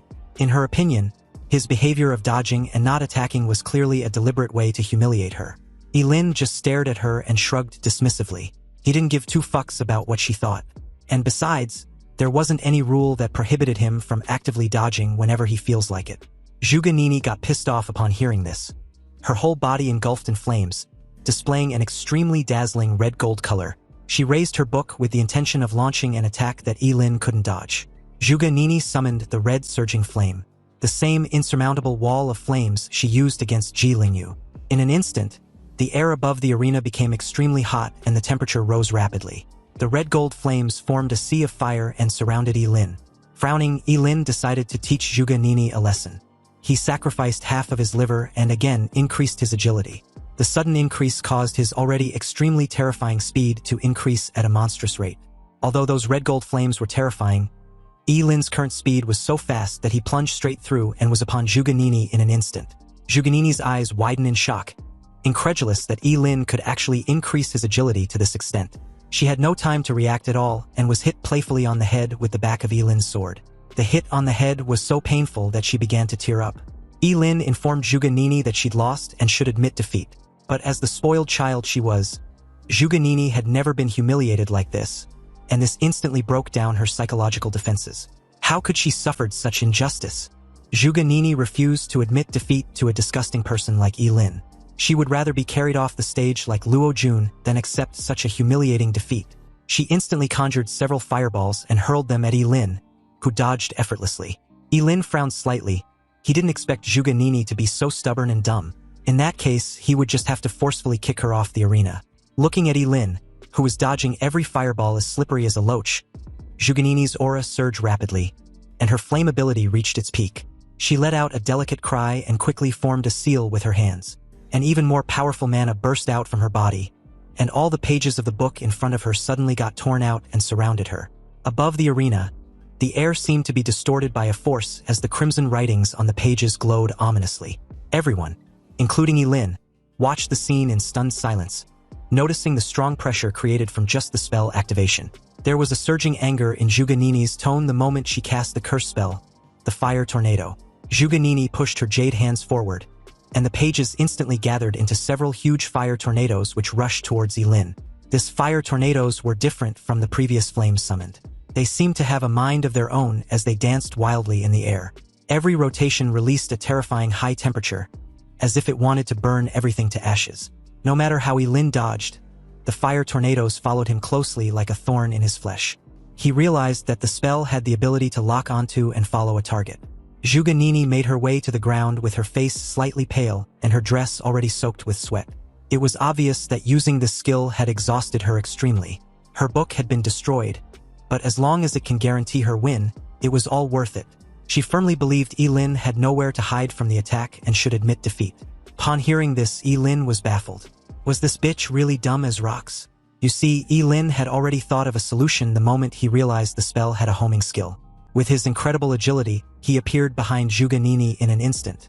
Zhuge Nini should have realized this simple truth when she casted her spell. Thus, releasing a spell with a homing skill without teammates to protect her when facing off against a fast opponent was tantamount to suicide as a mage. Had she not heard of this in class? Speechless, Zhuge Nini's eyes widened upon realization. And at this moment, the fire tornadoes were like raging storms, rushing towards them at a high speed. Yilin calmly instructed her to end the skill and admit defeat. But this bitch, with tears in her eyes, replied that she would do no such thing. She won't lose to Yilin, even if it means dying together. Instead of canceling the release of the curse spell, Zhuge Nini increased the output to the max, making the fire tornadoes even more violent. She truly intended on dying together with Yilin rather than being humiliated again. The moment the crowd realized what Zhuge Nini had just done, her father shouted desperately, pleading for her not to do something so stupid. At the same time, the invigilators and the medics rushed towards the arena with urgency. Yilin stretched out his hand and pulled Zhuge Nini to his side, then raised his hand as a terrifying force burst out from his palm. The arena under his feet trembled instantly with a deafening roar, and a stone wall suddenly rose from the ground between the two and the incoming torrent of flames. The stone wall, being one of the forbidden spells Yilin just unlocked after upgrading, had an ancient and ominous aura with complex mystery, as if it was not made of solid material. The effect of this skill was as straightforward as its name, the Wailing Wall. It can be summoned from the deepest depths of hell by sacrificing a lifespan. The Wailing Wall can nullify any attack if the attacker isn't 20 levels above the spellcaster. Anyway, like a gate of the abyss, The wailing wall opened up and swallowed the overwhelming torrent of raging tornadoes of flames without making any sound. Some of the audience recognized the wailing wall and was shocked that an examinee was actually able to cast such a forbidden spell. The wailing wall dissipated shortly after as Lin thanked the heavens for being lucky to have unlocked this defensive curse spell. Otherwise, he really wouldn't have known what else to do. In an affectionate manner, Lin brushed Zhuganini's messed up hair in place and gave her a reassuring smile which snapped her out of her daze. Although Zhuganini finally realized how terrifying their gap in strength was, she also couldn't stop blushing. Zhuganini felt her heart beating way too fast than her normal heart rate, especially when she also realized that Lin might not be as bad as she initially thought. The crowd watched the heartwarming scene on the stage and couldn't help but smile. They felt that something was going on between the two and were interested to know more about their relationship. They were convinced that Lin was just afraid of hurting Zhuganini, hence why he never attacked but kept dodging. Then, like splashing cold water on their faces, Lin unceremoniously kicked the prideful bitch off the arena, reiterating that there can only be one top scorer. Zhuganini, who was completely unprepared, fell headfirst onto the ground with a dull thud. There was even a large shoe print on her perky behind to which the live broadcast gave a close-up shot. The speechless crowd just watched in stunned silence. How can a sweet hormonal atmosphere a second ago turned into an abrupt ass-kicking the next? Although Zhuge Qianqing was relieved that her daughter was okay, he couldn't help feeling embarrassed by the whole situation. Zhuganini sat up and declared her intentions to get back at Lin for this humiliation. The invigilator announced Lin as the winner of the final round of the ring tournament, totaling his points to be 150 and declaring him as Qingqing's champion. As the crowd praised and congratulated him, Lin hoped these achievements would be enough to enter the Supreme Academy. A lady among the crowd asked Lin which academy he planned on attending. Lin's answer was obviously the Supreme Academy, and the crowd shared his excitement and enthusiasm. But as the supervisor of the Supreme Academy made her way inside the arena with Principal Gao and Lin Yuan, she apologized and informed Lin that he'd been rejected. Principal Gao and Lin Yuan, already aware of Su Chengxin's decision, remained silent with a gloomy expression. Although Lin had a fair idea of the reason, he couldn't help asking why. The reason was his profession as a forbidden spellcaster. Since the appearance of job changers, there has been 11 forbidden spellcasters, and their average lifespan was 22 years. The longest-lived forbidden spellcaster died at the age of 24. These 11 predecessors only proved that forbidden spellcasters have no value to be trained. Investing resources in them would be like throwing money into the sea. Su Chengxin was extremely blunt, but it was the truth. Lin understood this, of course, and so did the crowd. Universities train a job changer for 4 years, and Lin was already at the age of 18, which meant he would be exactly 22 when he graduates, tallying with the average life expectancy of a forbidden spellcaster. For a moment, there was a hint of pity in the eyes of the crowd as they stared at Lin. A figure suddenly appeared beside him with a familiar windbreaker, gold-rimmed glasses, and an elegant temperament. Zhuge Qianqing informed Su Chengxin and the examiners that he might have already found a solution about Lin's situation. Hearing this, Su Chengxin asked him to elaborate. Since Lin was his disciple, Zhuge Qianqing explained that he had developed a method that greatly reduced the impact of casting forbidden spells on his disciple. But if any of them didn't believe him, they can do a physical examination on Lin's body. With the exception of Su Chengxin, everyone, especially Lin Yuan and Principal Gao, were shocked. If Zhuge Qianqing can really reduce the impact of casting forbidden spells on the forbidden spellcaster, then Lin will really become a rising star. Su Chengxin was doubtful. Sure, Zhuge Qianqing was a skilled astrologist, but he's now claiming to have knowledge about job changers. Was Zhuge Qianqing as skilled as the professors at the Supreme Academy? If Lin still didn't live past the age of 25, would Zhuge Qianqing compensate for the lost resources? Faced with Su Chengxin's aggressive questioning, Zhuge Qianqing frowned slightly, then pleaded with her to put her personal emotions aside and just do the checkup. She shouldn't ruin a genius's future because of him. Su Chengxin explained that her decision was not based on her personal feelings, but the will of the Supreme Academy. They just can't accept a forbidden spellcaster. At this moment, gossip gleamed in the eyes of the countless people. No matter how dumb they were, they could clearly see that there was a story between Zhuge Qianqing and Su Chengxin. Lin interjected, not wanting his teacher to embarrass himself any further. He told him to just drop the matter. It was fine if he didn't attend the Supreme Academy. After all, it was just a school. But in that precise moment, Lin made his resolve known to Zhuge Qianqing. A teasing voice suddenly called him arrogant for the casual dismissal. Zhuge Qianqing saw the attack and warned Lin, but it was too close for him to dodge, so he used his arm to block the attack. A powerful aura then burst out instantly from this hooded figure, intending on suppressing Yi-Lin. Yi-Lin could clearly feel the pressure, and deemed it not weaker than Kenson's. Yi-Lin clutched the injury on his arm tightly and questioned who the guy was. The scrawny-looking fucker scoffed and introduced himself as Yoon Guanlu, the person who just defeated Yi-Lin and a freshman at the Supreme Academy. Yoon Guanlu explained that the Supreme Academy was more than just a school, and Yi-Lin's careless dismissal only proved how arrogant he was. Su Changxin warned the scrawny-looking fucker not to dare harm anyone again. Otherwise, she would make him write an apology letter when they return. Yoon Guanlu replied that he was just saying hello and didn't mean to hurt anyone, but who knew the top scorer of Qingqing was so weak. Lin Yuan and Principal Gao rushed toward Yi-Lin and asked of his injury. Yi-Lin reassured them that he was fine, but knowing how scheming this guy was, it wasn't a stretch to think he wouldn't make something out of this disappointment. Yi-Lin's expression turned cold as he approached Yoon Guanlu, vowing to remember what happened just now. Seeing Yi-Lin still acting tough and even daring to give him a cold stare, the corner of Yoon Guanlu's mouth raised slightly. If the top scorer of Qingqing wasn't convinced, he was welcome to challenge him at any time. Anyway, if Yi-Lin were to go all out regardless of the consequences, then there's a high probability of him defeating Yoon Guanlu and even killing him. But for now, there was too many audience, so he will let things slide. However, Yoon Guanlu shouldn't make no mistake about his threat. He will definitely get his revenge another time, one way or the other. Yoon Guanlu, incredulous for a moment there, started laughing in sheer disdain. Was Yi-Lin seriously threatening him just now because he sure as hell didn't notice? And talk about a loser, did he really think he would amount to anything that was worth his attention? Or did he think just because he attacked and talked to him he cared? Yi-Lin should quit with his empty threats because he wouldn't be able to beat him in his lifetime. Yoon Guanlu then proceeded to belittle Zhuge Qianqing, which crossed the bottom line of what Yi-Lin could tolerate. This idiot could insult him for all he cared, but disrespecting his teacher because of him, that's something he wouldn't let it slide. And since Yoon Guanlu was confident he couldn't beat his arrogant ass, Yi-Lin proposed a bet. He dared Yoon Guanlu to accept his challenge in a life-and-death match in a year's time. This stunned the crowd into silence. They had never expected Yi-Lin to be so bold as to sign a deathmatch agreement with Yoon Guanlu, whose level was already close to 45. And it wasn't impossible to estimate him breaking through to level 50 and even reaching level 60 in a year's time. Zhuge Qianqing, on the other hand, wasn't worried that Yi-Lin might lose, but was rather alarmed that he might accidentally expose the secret of his immortality. He warned him not to be impulsive, but Yi-Lin reassured him that he wasn't. He was very much aware that Yoon Guanlu, although arrogant and infuriating, had the strength to back it up, but it wouldn't matter in the long run. Yoon Guanlu agreed to the challenge, but was also dismissive about it. With the deal set, Yi-Lin coolly walked off the stage. To him, this death duel is to determine who's better, and he intended on using it to crush the pride of the Supreme Academy. He even felt an adrenaline rush just thinking of how interesting it would be. As the principal of Qingqing Academy, Gao Jinyu personally congratulated Yi-Lin for becoming the top scorer, and in front of the cheering crowd, he thanked his student for finally elevating his school to new heights.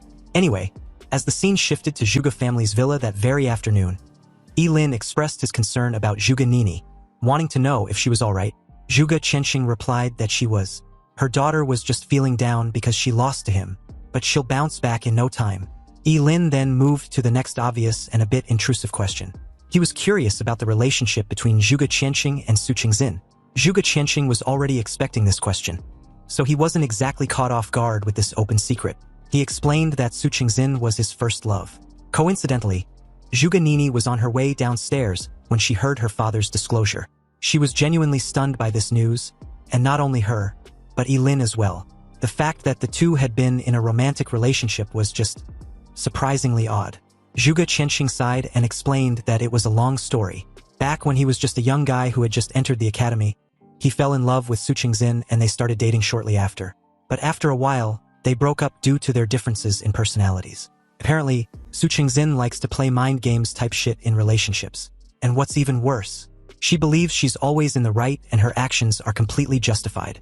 Anyway, 5 years after their breakup, Su Qingxin suddenly came back, saying she couldn't forget about Zhuge Qianqing and wanted to reconcile. The two, especially Zhuge Nini, wanted to know if they did. Zhuge Qianqing calmly replied that it wasn't even possible for them to do so, because by then he'd already had Zhuge Nini. This immediately shut them up, and Yi-Lin, like the rational guy he was, finally came to terms with his situation, though it was a shame on his part. Zhuge Qianqing, a bit regretful, really didn't expect his love life to affect his disciple's future. It seems Yi-Lin's next best choice was Daxia Academy. And as for Zhuge Nini, her strength and talent were enough to enter the Supreme Academy, so she shouldn't worry about it too much and just try to do her best there. Lin agreed with this assessment since enrolling in Dasha Academy wasn't a bad alternative, but his next ideal option. With that settled, Zhuge Qianxing told the two to go rest. The various admission officers would probably be waiting for them at school early the next day. Lin and Zhuge Nini did as Zhuge Qianxing suggested and got some needed rest, because the very next morning, the entire Qingqing Academy was abuzz with excitement, and Principal Gao couldn't help showing off the two geniuses of his academy to the press. But the surprising thing was the presence of the City Lord and the Supreme Academy's supervisor. After exchanging pleasantries, Su Qingxin officially invited Zhuge Nini to become a member of the Supreme Academy. Zhuge Nini thanked her, then turned in Lin's direction with a smug look.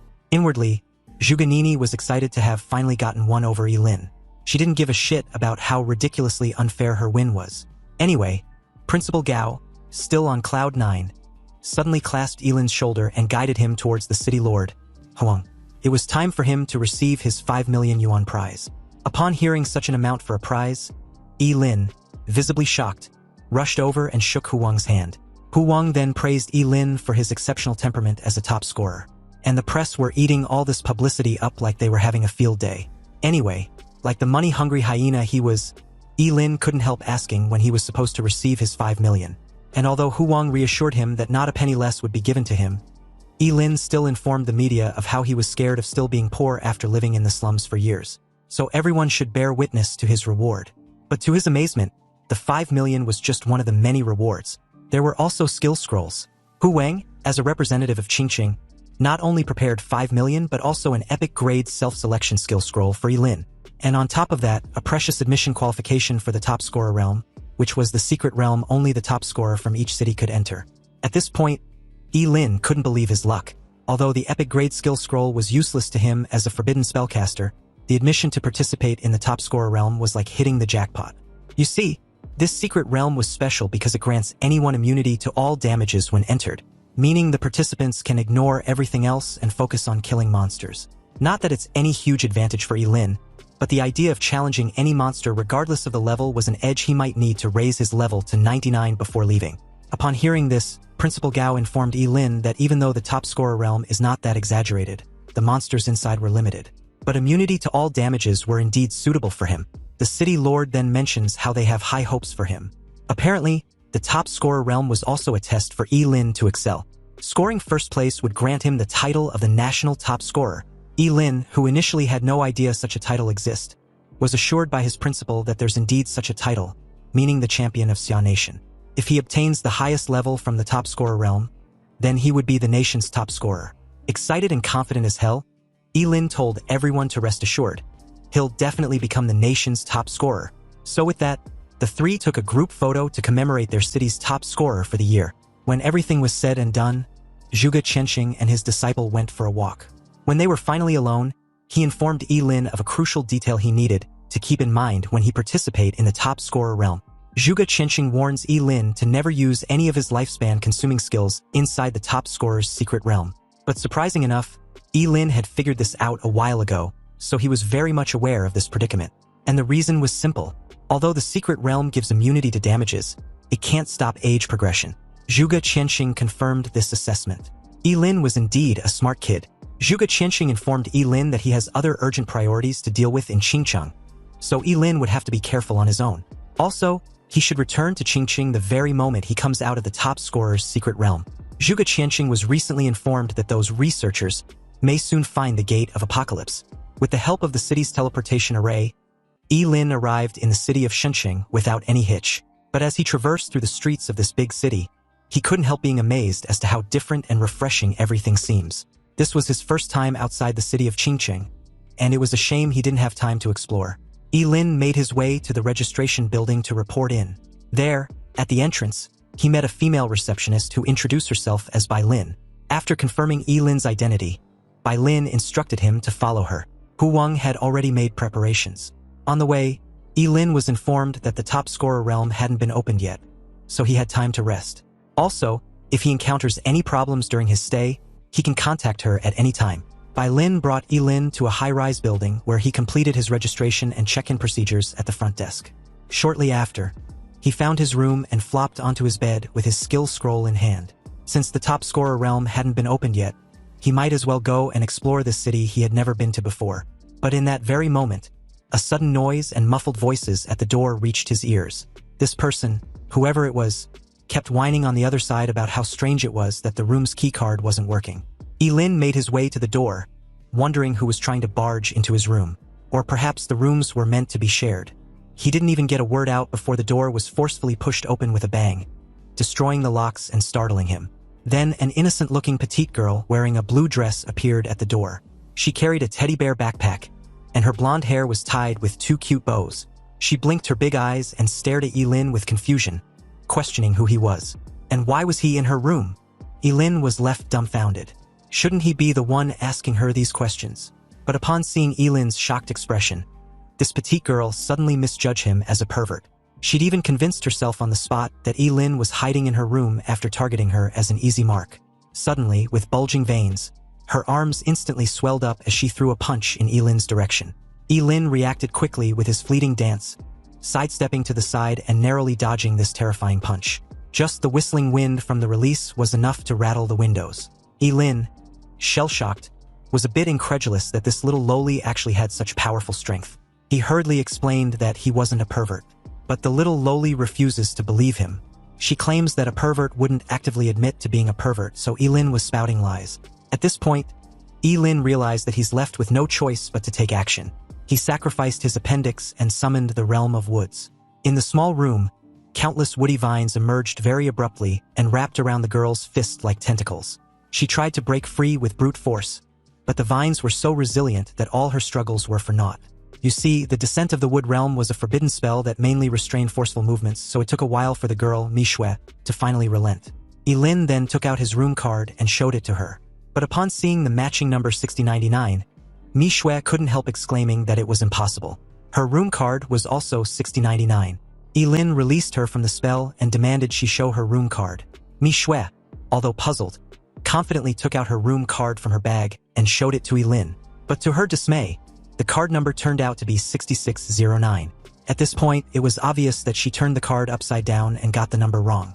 So with the misunderstanding out of the way, Mishue started apologizing profusely for acting the way she did. But Lin was more concerned about reminding her not to forget about informing the staff to fix the door on her way out.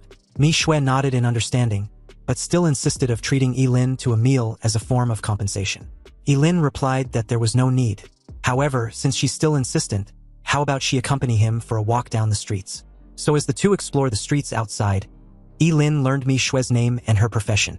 She was an SSS-Class berserker, which explains her sudden explosive strength. Mishue was the top scorer of Haiqing.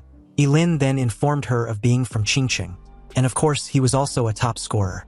Since Lin was able to subdue her with a terrifying skill, Mishue believed Lin must have been admitted into the Supreme Academy. Hearing of the Supreme Academy, Lin calmly explained that that's where he initially planned on attending, but unfortunately, the academy rejected him. Mishue's excitement turned into confusion. She couldn't comprehend why. With the strength Lin had just shown, getting in should be easy. But Lin shrugged dismissively and stated that his fate was decided elsewhere. And to clear her confusion, he added that he was a forbidden spellcaster. So with his short lifespan side effect of a sort, it's understandable. Hearing this, the guilt in Mishue's eyes became evident. A forbidden spell master had a short life to begin with, yet not only did she unknowingly made him use a forbidden spell, but she tore down his door, mistook him for a pervert, and tried to beat him up. She really needs to make things right. And the first thing they needed to do was to stop talking about such depressing stuff. Mishue grabbed Lin's hand and dragged him along. She'd heard of a place nearby with amazing food. It was Xinqing's most famous restaurant, a well-established place with amazing view and high-end service. Lin took a good look around and was impressed. The place indeed looks amazing, but just before the two could find a spot to take a seat, someone suddenly called out to Mishue and coldly remarked about how a brute like her was able to find a guy to eat with. Mishue's face suddenly darkened the moment she turned and saw Ning, her half-sister. Ning was in a black revealing strap dress, her high heels creating a clattering sound as she walked towards them. Beside her was his boyfriend Wu Shaoqi. Ning mocks her half-sister for finally being in a mating season, yet still having nothing to offer. So she wondered what exactly Lin likes about her anyway. Mishue, visibly upset, warned her half-sister that she wasn't interested in fighting her. However, her concern was dismissed as Yi Ning informs Yi Lin that she could introduce him to some of her beautiful friends, but only if Yi Lin agrees to come with her right now. Yi Lin told the intrusive bitch to back off his personal space because she had a very bad breath. Mi Shui had to hold back her laugh upon hearing this, whereas her half-sister kept murmuring what she just heard on repeat. Seething with rage, Yi Ning couldn't fathom the sheer audacity of someone she deemed as a nobody humiliating her like that. Moving past Yi Ning, Yi Lin suggests they go eat somewhere else. A place that wasn't suddenly smelly like the one they were in now. Mi Shui agreed in sheer delight, but before the two could proceed further, someone blocked their path. Wu Xiaoqi, pissed off, declared that the two didn't get his permission to leave. The level 22 Angel Paladin demanded they apologize to his woman, not forgetting to add that he hated poor losers from small cities the most. Yi Lin might be treated as a treasure there, but in the city of Shenzhen, he was nothing but filth. Anyway, as Yi Ning urged her man to teach them a lesson, Mi Shui, visibly worried, admits that they were no match for Wu Xiaoqi. Yi Lin brushed this off, highlighting how much of a coincidence this entire farce was, because he also happens to hate rich punks such as Wu Xiaoqi who reek just as bad. Wu Xiaoqi's aura suddenly condensed, and a powerful pressure emanated from him, instantly filling the entire restaurant. Behind him, a brilliant angelic figure slowly condensed into shape, bathed in holy aura. Subsequently, Yi Lin raised his hands slightly, condensed lightning arcs gathering around him. He expressed his intention to fight Wu Xiaoqi. The atmosphere became tense as a crowd immediately gathered to watch the scene. The two were moments away from throwing hands when an investigator reminded them that job changers weren't allowed to fight in the city, and violators would be fined 30,000 yuan and detained for 30 days. With the top scorer realm just hours away from its grand opening, Mi Shui reasoned with Yi Lin that fighting with Wu Xiaoqi wasn't worth it. Yi Lin agreed, and so did Wu Xiaoqi, who warns Yi Lin as he walks off. Yi Lin better not cross path with him inside the top scorer realm. Although he may not be able to kill him in there, he sure as hell can make him suffer a fate worse than death. Quite pleased, Yi Ning gave a smug look as Wu Xiaoqi took her hand and led her out of the restaurant. The moment the two were far from earshot, Mi Shui lets out a heavy sigh and apologized for the trouble. Yi Lin eventually asked who Yi Ning was and why she was so against her. He learned that she's Mi Shui's half-sister, born to her stepmother, and always been trying to compare herself to her in everything, and she means everything. Career level, skills, equipment, looks, body, you name it. She was even afraid of being outclassed by Mi Shui in the final test, so she demanded to be transferred to a smaller city. There, she met Wu Xiaoqi for some reason, and has been acting arrogantly ever since. A bit down, Mi Shui reiterated her apology. She just wanted to repay Yi Lin by treating him to a meal, but she'd inadvertently gotten him into trouble instead. Yi Lin reassured her that it was fine. He even feels a bit hungry all of a sudden, so they should just find a spot to eat. Mi Shui was a bit surprised that they were still going to eat there after what just happened. But Yi Lin reminded the little loli that she was the one who recommended the place, so why let those two idiots ruin their appetite? Early the next day, all the top scorers in the entire province gathered at a massive square near the outskirt of Shenzhen City. There, an enormous red gate about 40 feet loomed over everything, and the entire event was being monitored with dozens of drones. On the platform, a middle-aged man introduced himself as Zhang Kenqi, the supervisor for this year's top scorer realm, which would be opening soon. Zhang Kenqi welcomed and urged everyone to ready themselves. Somewhere amidst the crowd was Yi Lin and Mi Shui, who were busy doing a last-minute checkup. Yi Lin checked his backpack to find it full with so many food. When she asked Mi Shui about it, she replied that since they were staying inside the secret realm for a few days, she thought it was best to pack everything they could eat in case of any emergencies. Back to Zhang Kenqi, he calmly stated that before the secret realm officially opens, there were a few things he needed to inform them. The first thing was the rule of this secret realm. Although all test takers would be immune to damages, this effect was available only inside the secret realm. If any test takers take continuous or lethal damages, they should remember not to leave the secret realm. They had prepared priests above level 50 to heal anyone unfortunate at the entrance, so they should get healed before exiting the secret realm. Otherwise, the consequences will be severe. The second thing was in case any of them lose a limb or leg, they should bring it along if they can. Then find a priest to reattach it before exiting. This was far better and less difficult than finding the means to regrow a new limb or leg. The third thing was to remember not to get eaten by a demonic monster, because having their torso get digested was not a pleasant feeling to have. Just the imagination was unpleasant, and the very idea of it was very terrifyingly painful to think about. However, from this intel, Yi Lin deduced that their body would just be immune to all damage taken inside the secret realm, not blocking it. Zheng Kenqi then proceeded to wish all the top scorers to come back safely with good grades. He instructed for the teleportation portal to be opened. Also, everyone had 10 minutes to form a team or find their teammates. But if anyone had the confidence to enter alone, there are no rules against it. Mi Xue proposed forming a team with Yilin. Yilin agreed to the team up, but she needed to carry his bag. The little loli had no problem with this arrangement. After all, such light weight was nothing to her as a berserker. A guy nearby saw this scene and accused Yilin of being ungentlemanly. How could Yilin make such a cute little girl carry a heavy load for him? He then offered to team up with Mi Xue. With him, she definitely won't be doing menial work. Mi Xue suddenly showed him her swelled fist, and questioned the idiot what he's worth was to even propose a team-up. He should scram before she beat him into a pulp. Nearby, Wu Shaoqi proudly showed off his profession and level as Yi Ningning announced that they were accepting job changers above level 20. So anyone who wants to live should join them. They soon spot Yilin and Mi Xue and approached with their minions in tow. In earshot, Wu Shaoqi informed Yilin that he had him investigated. And he's got to say, it's quite rare for a job changer to reach level 18 from a small county town like Qingqing. But a redneck will always be a redneck because he won't be able to climb any higher. Wu Shaoqi offered Yilin one last chance to kneel down and kowtow to him 3 times. Only then will he forgive him for what happened the day before. Otherwise, when they enter the secret realm, who knows what will happen. Yilin just laughed and basically told the idiot to fuck off. Pissed off, Wu Shaoqi was about to throw hands when Zheng Kenqi appeared from nowhere and intervened.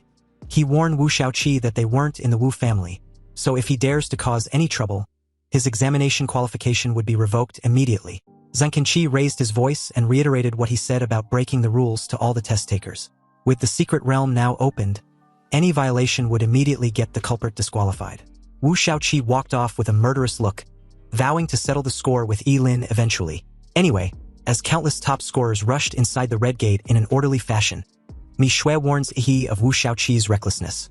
And from the looks of it, they would have to be extra careful once they enter the secret realm. Yilin assured her not to worry. He's already aware and knows what he's doing.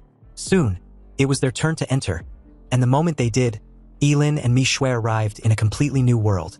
The top scorer realm was located in a forest, surrounded by towering ancient trees, singing birds and fragrant flowers. But beneath this alluring scenery lies countless deadly threats hidden in plain sight. And speaking of these threats, a level 20 gargoyle suddenly rushed out of a fog nearby and pounced towards the two with a hungry gleam in its eyes. Yilin warned Mi Xue to be careful and was just about to release a forbidden spell when she dashed forward with her muscles bulged all over, creating a strong contrast with her cute face. The gargoyle let out a deafening roar, but this didn't do shit as Mi Xue tried to punch its face in. Luckily for the ugly bastard, it managed to block the punch with its hand. Stone chips flew all over as the gargoyle's hand got completely destroyed. Evidently, it was only a matter of time before Mi Xue killed the gargoyle. But this strategy in killing monsters was way too slow for Yilin, so he decided to intervene to speed things up. Suddenly, the sky was covered with dark clouds, and a thick bolt of lightning struck down, directly blasting the gargoyle into stone fragments. Seeing this, Mi Xue gasped in surprise, her eyes full of shock. After all, instantly killing a level 20 monster was only possible by a level 25 job changer or above. The two received 70 experience points for defeating a level 20 gargoyle.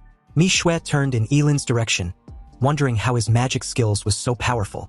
But the answer to this question was pretty obvious, wasn't it? He was a forbidden spellcaster. Yilin then feigned being slightly in pain and added how it was pretty convenient that he had damage immunity in the top scorer realm. Otherwise, his kidneys wouldn't survive that spell. Mi Xue was completely sold with the act after being reminded how brutal forbidden spells casted through sacrifice were. Anyhow, time was short, so Yilin suggested they head deeper into the secret realm. But this only made Mi Xue a bit worried. Instantly killing a level 20 gargoyle was pretty cool and all, but what about stronger monsters? Because that's exactly what they would be up against the deeper they head into the forest. They would also need to be alert at all times. Yilin, once again, reassured her not to worry. She only needed to stick close. Thinking of how powerful and confident Yilin was, Mi Xue felt that it was quite a shame the Supreme Academy rejected him. But Yilin remained unbothered with this rejection, or the fact that he was destined to die young. He stated that as long as he accomplished what he wants in his lifetime, then dying young wasn't a bad way to go. Sure enough, the two had not gone far when a gigantic monster covered in indestructible carapace slowly rose, its dark shadow looming over them. The giant poison centipede growled, its eyes locked on them with a predatory green glow. Then it lunged towards the two with gray saliva dripping from its two huge jaws. This saliva was highly corrosive and emits a white smoke. Yilin grabbed Mi Shui, used his fleeting dance to quickly evade the corroded surroundings the moment the giant poison centipede came crushing down. But unfortunately, part of his lower abdomen and his left leg and arm was still corroded to the bone when he shielded Mi Shui. At a safe distance, Yilin, calm and composed, instructed the little lowly to leave the battle to him since she'll only be a hindrance. He then calmly raised his hand and summoned the world-destroying thunder. The familiar blue thunder dragon appeared and struck down, and the giant venomous centipede, which seemed to be extremely terrifying in Mi Shui's eyes, didn't even have time to put up any resistance before it was burnt into a charred corpse. Mi Shui was in a daze when Yilin pulled her along, facing wave after wave of monsters. The first was a level 22 poisonous scorpion, then a level 25 skeleton blade shield swordsman. The two monsters were killed in the same manner after being struck by a bolt of lightning. Mi Shui was left speechless watching Yilin instant kill one monster after the next with his lightning attribute without breaking a sweat. Then, out of nowhere, a level 28 Abyss Ratman suddenly grabbed his leg and tried to launch a sneak attack from underground. Yilin swiftly freed himself, raised his hand and cast the forbidden spell, the Eternal Thunder Element. Golden energy suddenly formed and gathered in his palm, then condensed into a dazzling golden spear. Yilin grasped the spear and threw it directly at the Abyss Ratman, killing it instantly. Yilin was ecstatic to have finally leveled up to 20. But after killing the level 28 Abyss Ratman, Mi Shui suddenly realized something and looked surprised, as if she had solved a historical problem. Since Yilin was a forbidden spell master, he was immune to any damage inside this secret realm, which was why he could use forbidden spells at full strength. Yilin was a bit baffled. Hadn't she known this until now? It seems this girl has well-developed muscles, so her brain doesn't seem to be very useful. Anyway, after reaching level 20, it was time for him to unlock his second talent. Scrolling through his attribute window, he learned that his second talent was the ultimate sublimation. With this talent, he can sublimate all the skills he'd used into forbidden spells. This was a massive upgrade since he previously couldn't use skill scrolls, whether they were common, rare, epic, or legendary. Yilin instructed Mi Shui to hand him the dropped fireball spell skill scroll. Although it was just a regular spell, Yilin, eager to test out this new feature, learned it without any moment of hesitation. Immediately after doing so, the class talent Ultimate Sublimation was automatically activated, upgrading the regular fireball spell to Flame God's Breath. This new forbidden spell burns Yilin's life force to summon the flame of the god's divine fire, capable of incinerating everything in its path. Accompanied by a dazzling golden light, a powerful energy wave spread out instantly. The surrounding air seemed to be ignited by this energy. The temperature rose rapidly, and a huge fireball was formed. The fireball continued to expand, emitting blazing golden light and high temperature the moment Yilin injected his own fire into it. He then hurled the massive ball of fire into the air, and with a deafening boom, the sky was lit up with a thunderous explosion so destructive that it felt like an actual sun had exploded. Yilin curled his fist excitedly. After all, having more forbidden spells will undoubtedly allow him to have more adaptability and tactics when facing opponents stronger than himself. And now, with this new talent, no matter what type of forbidden spell he wants, he can just find the corresponding type of low-level skill scroll which cost a few thousand yuan. In a good mood, Yilin and Mi Shui left that place to continue leveling up. Meanwhile, on a massive tree branch somewhere nearby, Yi Ningning and Wu Shaoqi saw the explosion and were baffled. When Yi Ningning questioned what skill could cause such an explosion, Wu Shaoqi guessed that it might be an invigilator, because there wasn't anyone else among them who had a skill of that magnitude. Elsewhere, Zhengqi was also watching the explosion through his monitoring screen, wondering what could have happened to trigger a skill with such destructive strength. It was soon nightfall, and Yilin proposed they find a place to settle and eat. Hearing this, Mi Shui had no issue with this suggestion since she was basically the one responsible for everything else besides hunting monsters. Nonetheless, she enjoyed her role since she'd been leveling up like crazy. Anyway, in the meantime, Yilin, still fully alert of any possible danger, decided to scout around when he spotted something that made his eyes widen with a hint of excitement and shock. In a whisper, he called Mi Shui over to take a look. Not far away was a clear spring with its water constantly flowing in like a small waterfall. And on a huge black rock beside the spring was a golden toad. Its skin sparkled brightly in the nightlight, as if it was coated with a golden thin layer. This extremely large monster was the treasure toad. It was about 4 or 5 meters tall with a pair of bright vertical pupils, and its specialty was hoarding treasures in its stomach.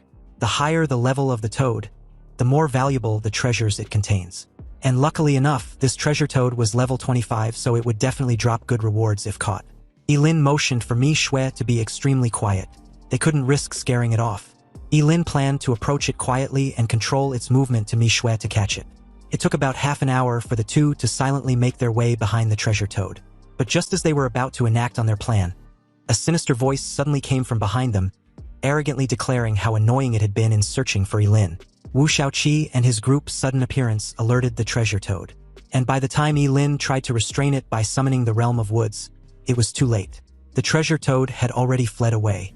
Yilin's face darkened as he cursed through his gritted teeth. The idiot had ruined their plans. And to make matters even worse, he was still running his mouth. Wu Shaoqi informed Yilin that it was time for him to settle his debts. He was going to make sure Yilin experienced a life worse than death. A crowd nearby heard the exchange and pitted Wu Shaoqi's nest victim. In their eyes, Yilin was unfortunate to run into Wu Shaoqi and his minions even though the secret realm was vast. They also blamed him for bringing this misfortune upon himself. However, at this moment, Yilin's facial expression was extremely cold with no trace of fear. He was on his last nerve, so he sure as hell wasn't going to let this slide. If a life worse than death was what these fools were expecting, then they should rest assured because that was exactly what he planned on letting them experience. Yilin calmly raised his hand and summoned a fireball. But upon seeing this, one of Wu Shaoqi's minions smiled even more disdainfully. After all, fireballs were the lowest and most common skill, and anyone who changes their job can learn it. But Yilin actually wants to use a fireball to deal with them, which was simply a pipe dream. However, his smile froze on his face the moment Yilin raised his finger slightly. The seemingly ordinary fireball suddenly expanded several times, turning into a dark golden sun several meters in size.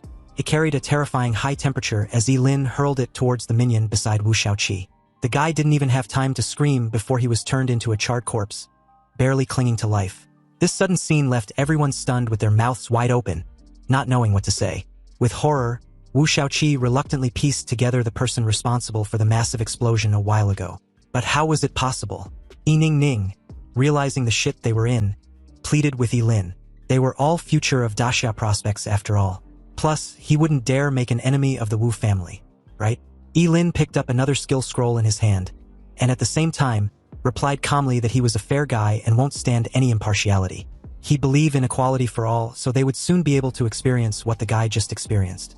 And like the fireball, the other skill scroll, the ice vortex spell, was also a very common skill. Specifically, it condenses a sharp spiral ice cone and spins it towards the enemy. But in Yilin's hands, the ice spin curse instantly underwent earth-shaking changes.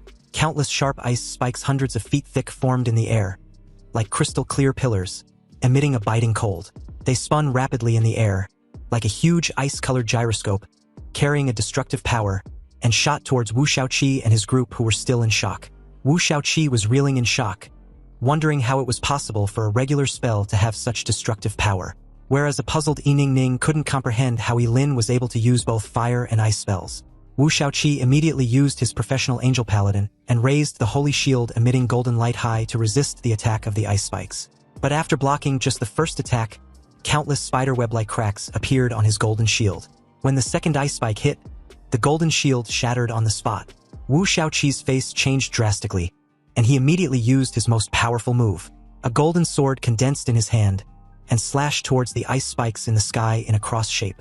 Wu Shaoqi instructed his group to attack together, believing Yilin couldn't deal with them at the same time. The crowd initially thought Yilin was an elemental mage, but soon realized from their exchange that he was rather a forbidden spellcaster. However, the obvious conclusion was them figuring out the reason for his outburst without any regard to his health and lifespan. And although Wu Shaoqi was strong, he was completely powerless in the face of a forbidden spellmaster in the top scorer realm.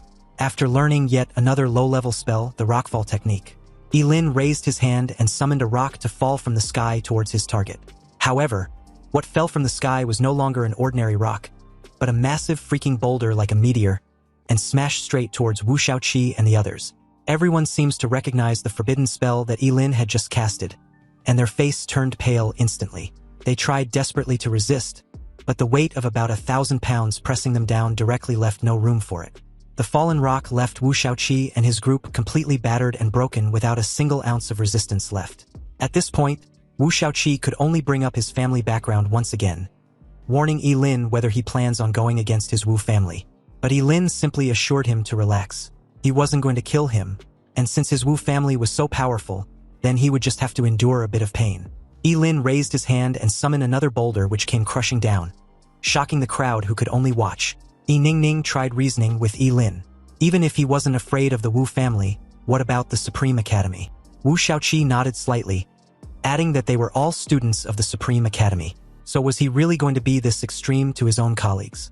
But unexpectedly, hearing the Supreme Academy only managed to inflame Yi Lin's frustration even further. The Supreme Academy had rejected him, so there was no way in hell they were going to be colleagues in the future. The moment he was done talking, he waved his hand and dropped the massive boulder. A loud bang reverberated through the forest, as if the sky had fallen, splitting the earth apart. The entire scene was so terrifying that the crowd kept wondering if Yi Lin was even human. As the dust and debris subsides, the crowd was shocked to see Wu Shaoqi and his entire group in a miserable state. They had been smashed deep into the ground. But under the influence of the rules of the top scorer realm, they were still alive. At this moment, the whole place was silent, and those who had been watching even begun to regret why they came. They held their breath and dared not even fart, for fear that Yi Lin would target them. Yi Lin called them over, instructing them to send Wu Shaoqi and his group to get healed. They cautiously used their abilities to excavate the bruised bodies beneath the rumble. Yi Lin felt that the secret realm was finally quiet after he dealt with the flies. Now they can go hunt the treasure toad. Meanwhile, near the exit of the secret realm, the supervisor of this year's top scorer realm, together with 3 priests and more than a dozen professional medical staff, were patiently waiting on high alert. Zhang Kenqi believed the top scorers this year were strong, and although it hadn't been long, not a single person had approached them for medical treatment. One of the priests agreed with this assessment. After all, in previous years they would have been very busy by now. But in that moment, a group of students urgently rushed in with some severely injured. Zhang Kenqi examined the wounds, and after ordering the priest to heal their injuries, he asked what happened. Did they encounter a high-level monster? One of the students replied sheepishly that it was actually an encounter against one of their own. He explained that Wu Shaoqi and his entire group fought against a forbidden spellcaster. Zhang Kenqi couldn't believe what he just heard. How can a single student be responsible for such brutality? Back to Yi Lin and Mi Shui, they have been busy following the direction in which the golden treasure toad fled, but to no avail. If Wu Shaoqi and the others hadn't caused trouble, the multi-treasure golden toad would never have been able to escape from their hands. In resignation, Yi Lin had to give up the idea of continuing to pursue the treasure toad. And besides, it was already nightfall. He didn't even touch his meal, and explained that he was already full. He just wanted to rest as much as he can because he plans to level up more the next day.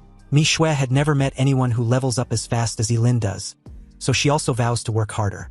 However, when she lifted her head, she was shocked to see 3 pairs of red eyes staring at her from afar. Then a huge dog figure leaped out from the darkness. It was burly and covered with red flames. Its red eyes flashed with a ferocious glow in the dark, and had a foul-smelling and corrosive saliva dripping from its mouth as it exposes its fangs. This beast was none other than a legendary 3-headed hellhound Cerberus, a true high-level monster. The level 36 Cerberus spurt out a corrosive green liquid from its mouth. Luckily, Mi Shui was quick to act. She grabbed Yi Lin's arm and dragged his sleeping figure out of the way. Yi Lin was a bit stunned to have encountered such a high-level monster for the first time, and didn't expect it to be this terrifying. Yi Lin took the lead and directly used his Flame God's Breath skill. A huge dark golden flame was hurled towards the 3-headed dog of hell. But the middle head of the hellhound opened its mouth wide and bit the dark golden sun released by Yi Lin. And with a gulp, it actually swallowed it. Both Yi Lin and Mi Shui couldn't help but gasp. The freaking beast swallowed the forbidden spell in one gulp. There was even a hint of mockery in the eyes of the 3-headed hellhound as the first head opened its mouth and spewed a thick green foul-smelling liquid towards them. The two managed to dodge to the side as the extremely corrosive fluid destroyed everything it touched. Yi Lin suddenly felt an attack from behind and quickly leaped sideways with his fleeting dance activated. He barely avoided the fatal blow, and while in the air, he raised his hand as bits of golden light gathered in his palm, condensing into a bright and dazzling golden spear. The golden spear was like a meteor streaking across the night sky, stabbing fiercely at the 3-headed dog of hell with unstoppable power.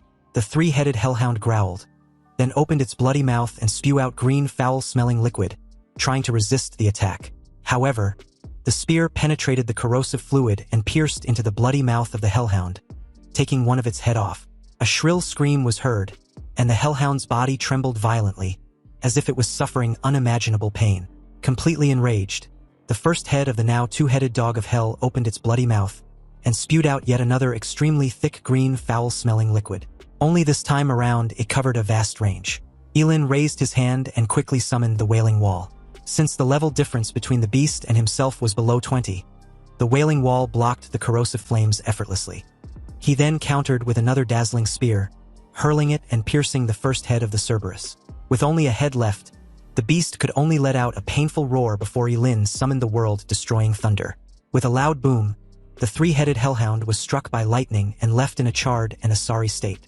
However, it wasn't dead, and the moment Mi Shui questioned Elin about it, he realized that something was wrong. Alarmed, he instructed Mi Shui to make a run for it.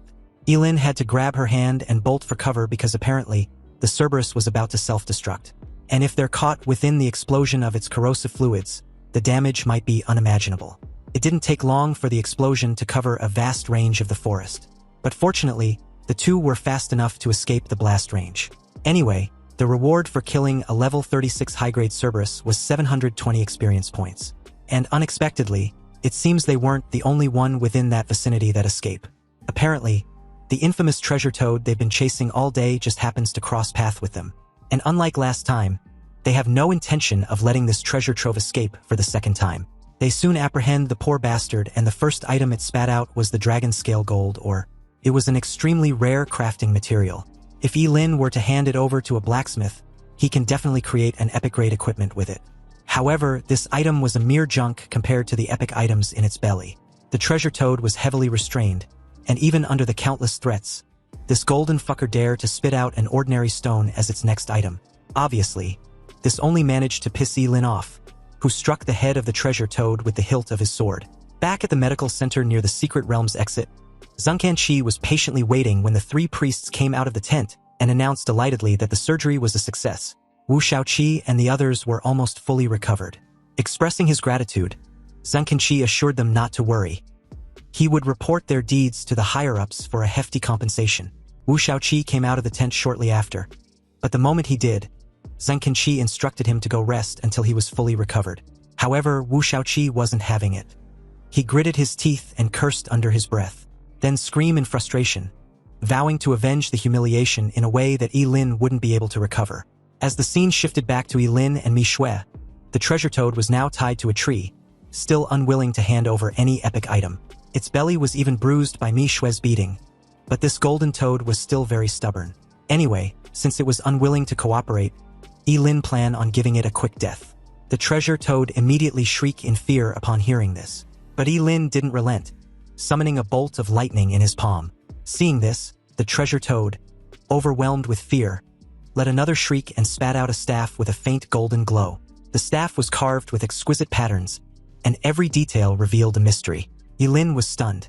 He didn't expect the treasure toad to have such an item in its possession. He quickly checked the properties of the staff, which was an epic-grade magic staff that increases psychic strength by 50% and make fire-type spells less costly and stronger. Elin's attitude did a complete 180 as he praised the treasure toad for its cooperation. If it had done this earlier, it wouldn't have suffered so much. With his ultimate sublimation activated, the staff was enhanced into the flame god's fury slash. Elin waved the red flame staff with a smile, and a destructive flame gathered at the tip, transforming into multiple giant blazing blade that slashed forth, cleaving through everything in its path. The aftermath was so terrifying that the two were left speechless. The treasure toad, on the other hand, showed a trace of fear in its eyes. It hoped Elin would keep his promise now that he had gotten what he wanted. The two decided to let the treasure toad go for its honesty. Then they left to hunt for more higher monsters before the time runs out. Elin brought Mi Shui close to the exit of the secret realm, but upon seeing no monsters, he wondered why there weren't any left. Mi Shui, blunt with her reply, even questioned why Elin was insinuating they both took part in the monster slaughtering. Apparently, it's been a couple days, and Elin had killed almost all the monsters inside the top scorer secret realm. With no more monsters left to kill, Elin suggested they head out to the exit even though the secret realm exam wasn't over yet, because staying inside there will just be wasting time. Meanwhile, at the exit of the secret realm exam, countless top scorers had already gathered, each facing the same predicament. With 2 days left, it was a bit unprecedented that not only were there many top scorers early at the exit area, but there really weren't any monsters left to hunt. You see, some started hunting in the outer area for a day, but when they went into the inner area after they got their levels up, there was nothing left except fire scorches on the ground. Anyway, in that moment, someone remembered Wu Shaoqi and his group, wondering if they were able to level up unlike the rest after recovering. But a sudden commotion caught his attention, and apparently, It was just Yi Lin who was evidently being avoided by everyone after learning what he did to Wu Shaoqi and his group of minions. They were absolutely terrified of the guy. Zhang Qinqi approached him, wanting to know if Yi Lin was really sure about leaving the secret realm.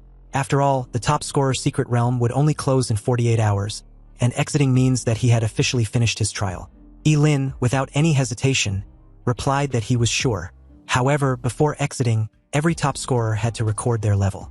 The assistant supervisor nearby asked him to show his level so she can record it. Yi Lin proudly displayed his level and profession, but downplayed this achievement as nothing. However, to the crowd and the officials, this was completely mind-boggling. Seriously, leveling up 7 times in just a few days, even Zhang Qinqi, the supervisor, had never seen such leveling speed. The crowd was also thinking the same since most of them clearly recall him being level 18 before entering the top scorer realm. At this point, it didn't take a genius to figure out that the person responsible for killing all the monsters in the inner area of the secret realm. Yi Lin paid them no mind and asked the supervisor if he could leave now. But Zhang Qinqi unexpectedly replied that he couldn't, and the reason was simply his level. Yi Lin was most likely be the Nationals' top scorer this year, so he must wait until the secret realm officially closes to claim his reward. Obviously, hearing of a reward, Yi Lin's eyes suddenly lit up as he made a prompt decision to stay.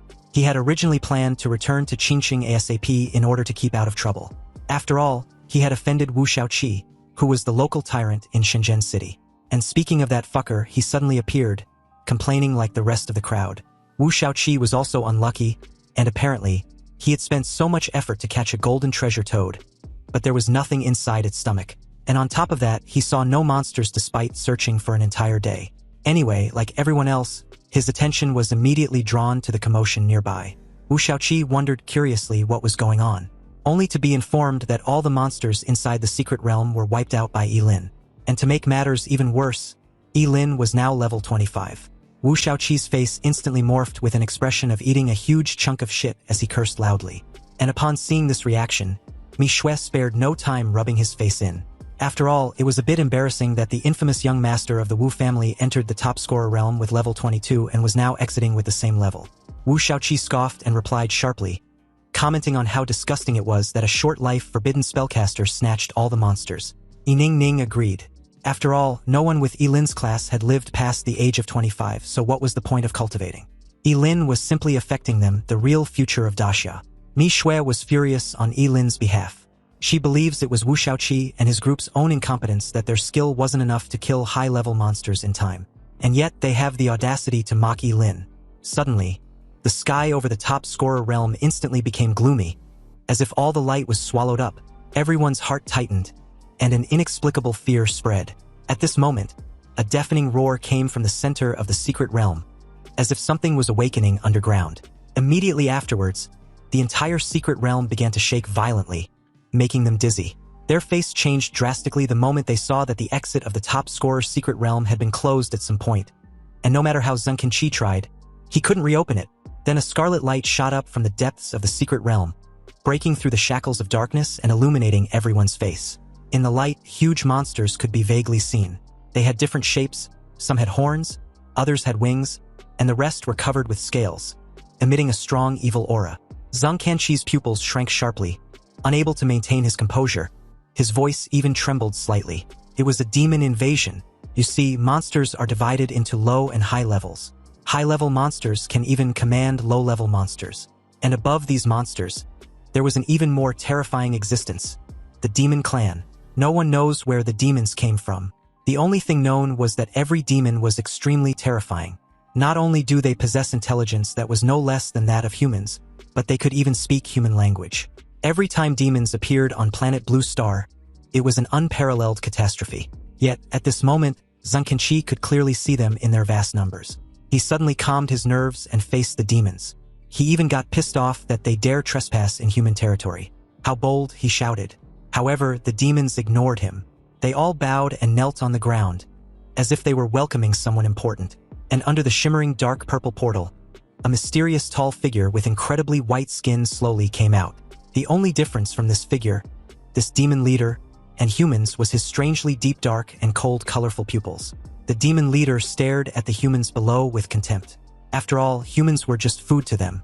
But not only did humans dare hold his kind as slaves in captivity, but they hunt them as well. They were truly courting death. The cold and sharp tone of the demon leader created an invisible fear which seeped deep into the bones of every human present. And although Zhang Qinshi also felt this deep fear in his heart, it was not for himself, but for everyone present.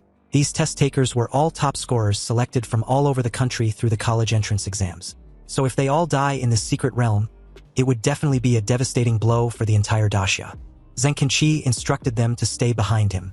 The abnormality in the secret realm must have already been noticed by Xincheng. They might even be on their way by now. Suddenly, a figure as tall as an iron tower appeared before him very abruptly.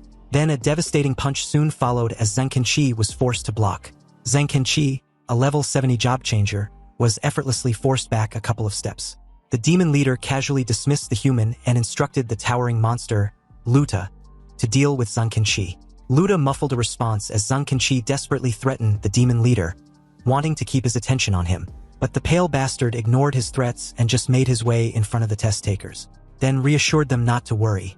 He just wants to play with them.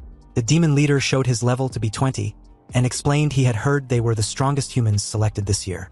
And according to humans' leveling system, since he was just level 20 at most, he was someone they can deal with, right?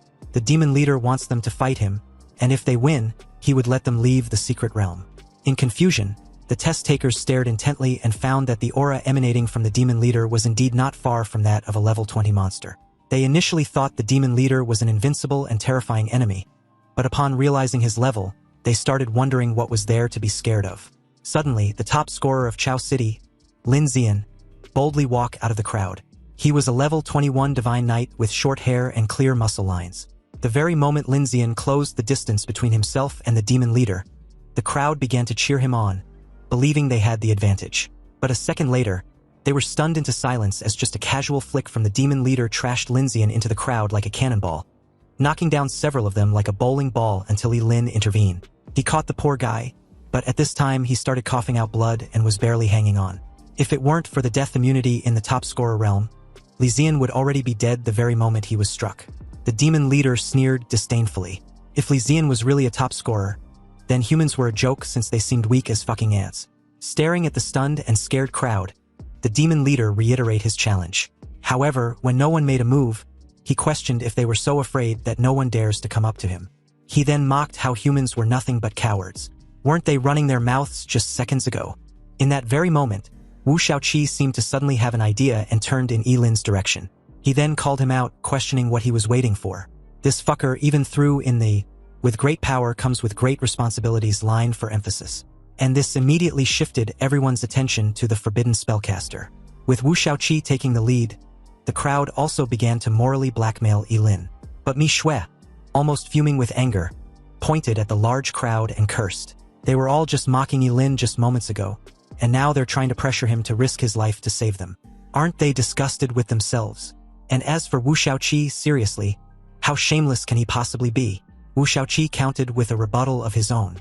He stated that if Lin hadn't injured them and killed all the monsters, preventing them from leveling up, they wouldn't be in this situation where he's the only one capable of facing the demon leader.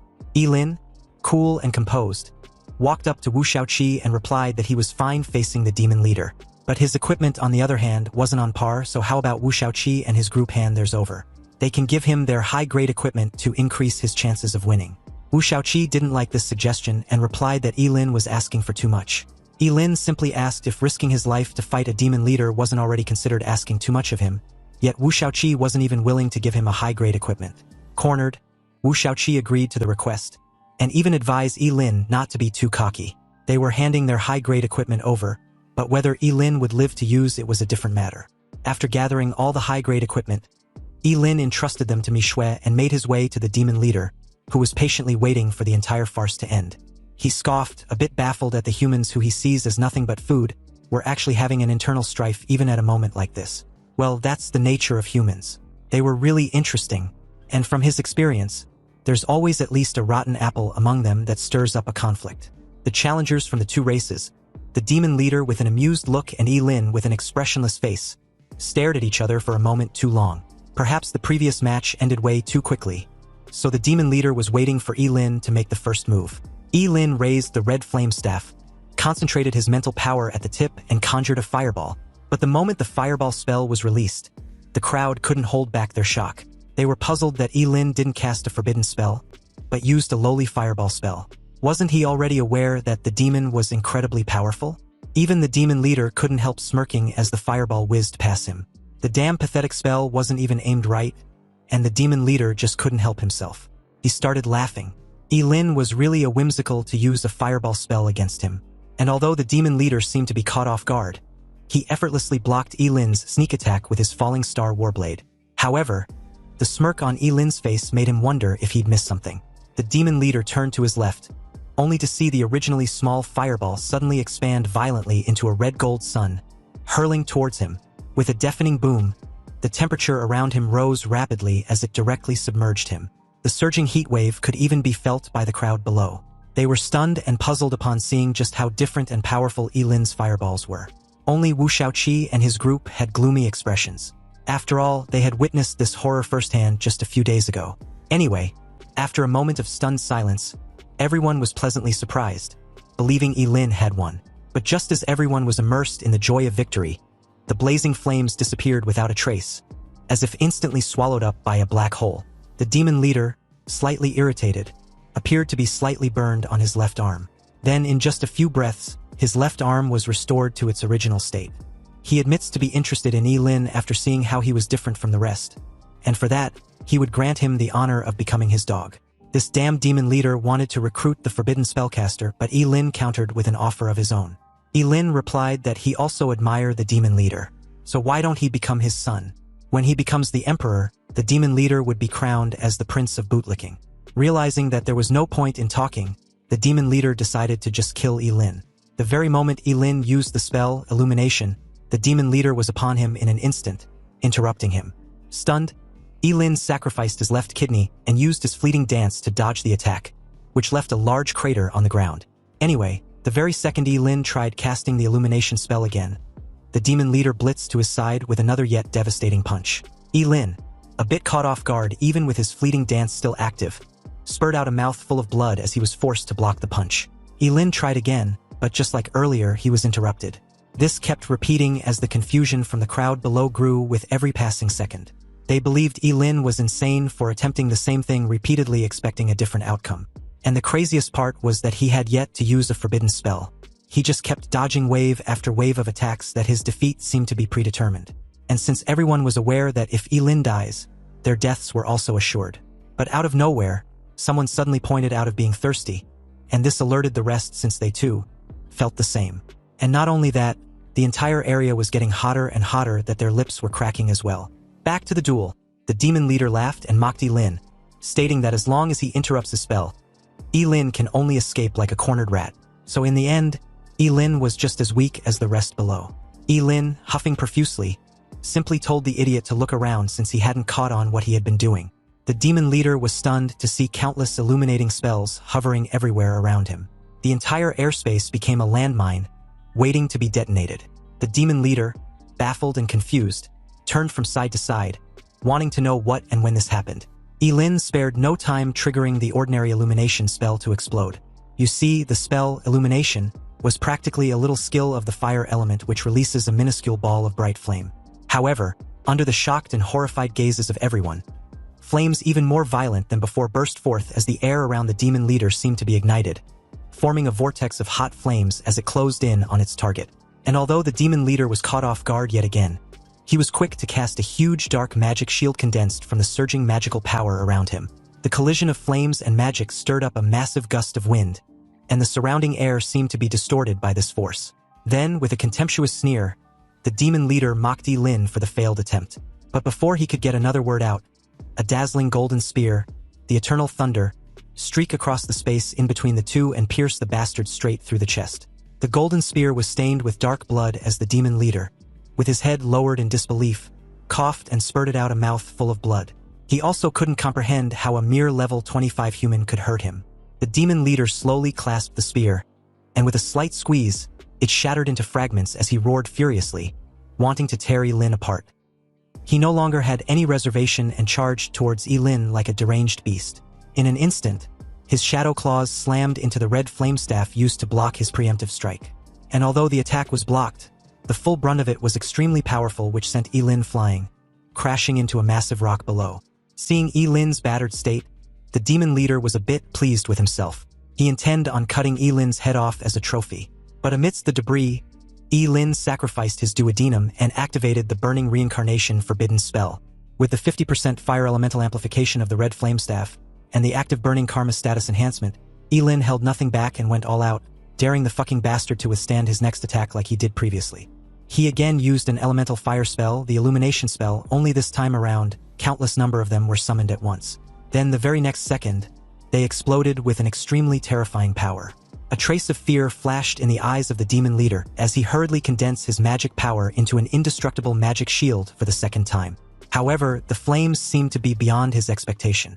With the dual bonus of the burning reincarnation and the red flame staff, the power of this forbidden spell was now enough to threaten a level 50 job changer. Cracks appeared on the magic shield one after another as it began to tremble violently under the scorching flames. With another impact, the giant magic shield shattered and the flames directly hit the demon leader like a sledgehammer, slamming him into the earth like a crashing meteor. For a moment there, the crowd was stunned into silence, their shock and fear clearly evident, simply because the attack they just witnessed was extremely horrifying and brutal. But more importantly, it seemed that Yi-Lin had truly won this time around because the arrogant bastard couldn't even muster the strength to get up. It didn't take long for the smoke and debris to subside, leaving a massive crater similar to a meteor crash. And at the center of this crater was a charred figure trembling in defeat. It seemed that although the demon's recovery ability was strong, it also had its limits. Barely conscious, the demon leader knew he'd lost even though he didn't want to accept it.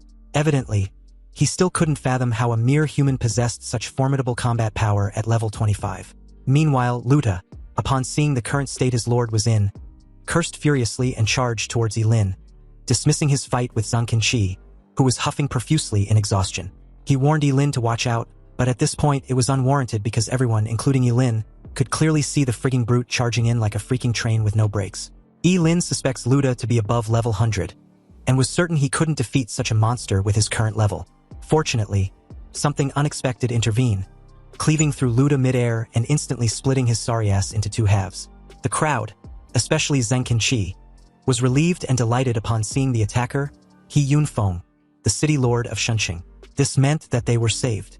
After all, as the lord of a top city, He Yunfeng's strength was among the best in the entire daxia. And since the demons dared to sneak into human territory and cause trouble, it seems they've already purchased a one-way ticket to hell.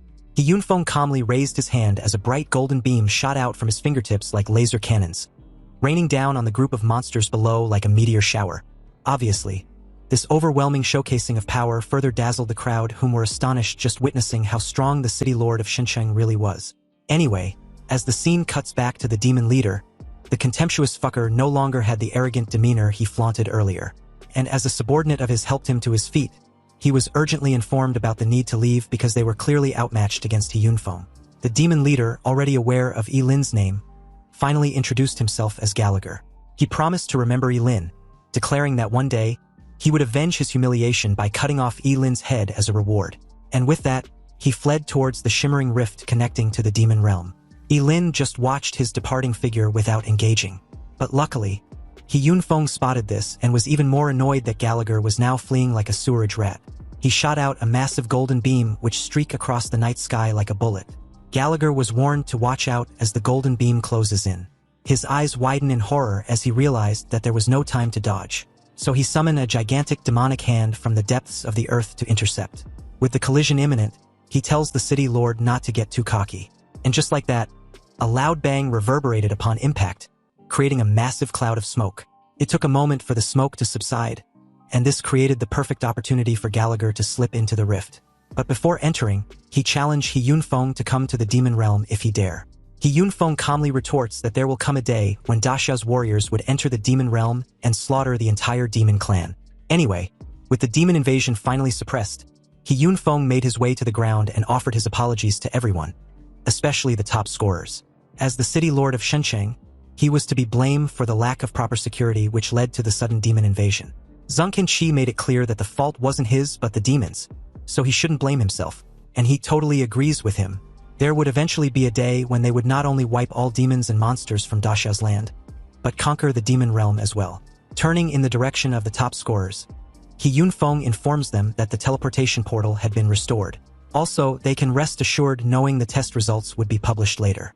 The candidates who were seriously injured by Gallagher and his demon minions stayed to receive treatment, whereas the rest left the secret realm and made their way back to the hotel where they originally stayed. Outside, Elin silently let out a sigh of relief, glad the entire incident was finally over. Back at the hotel, Elin was still reeling about the demon encounter in the top scorer realm when a sudden knock on his door jolted him out of his thoughts. As the knocking persisted, he even wondered if it was Mi Shui knocking on the wrong door again. Elin made his way to the door, and upon opening it, he was surprised to see He Yunfeng. He invited him in and questioned the reason for his sudden visit. He Yunfeng made a lame excuse of checking up on his injuries. Elin appreciated his concern and replied that he was almost fully recovered. After all, they weren't major injuries to begin with. He Yunfeng was a bit surprised but didn't dwell on it. What he was more concerned about was Elin defeating a royal blood demon in a head-on confrontation. Elin tried being modest about it, but this only further impressed He Yunfeng. He was even willing to back Elin as a rising prospect to serve Xinqiang. Stunned, Elin reiterated what he just heard, questioning if He Yunfeng was really serious. He Yunfeng confirmed that he was. He was very much aware that Elin was a forbidden spellcaster, and although cultivating a student of his profession was indeed not worth it, the demon clan seemed to be scheming something major, so the city of Xinqiang needs an existence capable of deterring them if the need arises. Elin was still reeling about the fact that a prosperous city like Xinqiang was willing to cultivate him. This was an extremely beneficial deal no matter how he looks at it, and although he really wants to accept the offer right away, he needed to first ask Zhuge Qianxing, his teacher. He Yunfeng agreed and even offered to personally go to Xinqiang and ask Zhuge Qianxing himself. This was unexpected, but before he could reply, another knock on his door interrupted the two. Elin informed the person at the other end that the door wasn't locked. A waitress wearing a maid outfit with cat ears and black stockings presented a tray of fruits after being invited in. She informed him that the fruits were prepared by the hotel for the top scorers. Elin, sensing that something was off, thanked her as she walked in with the clattering of her high heels. The moment she placed the fruit tray on the table, Elin cleverly antagonized her, pointing out the sudden pungent smell from the fruits. The waitress, upon hearing this, realized she'd been made and her expression suddenly changed. He Yunfeng was quick to notice her murderous intent and warned Elin to watch out as she launched towards him with a dagger. He Yunfeng intercepted the attack and questioned who sent her.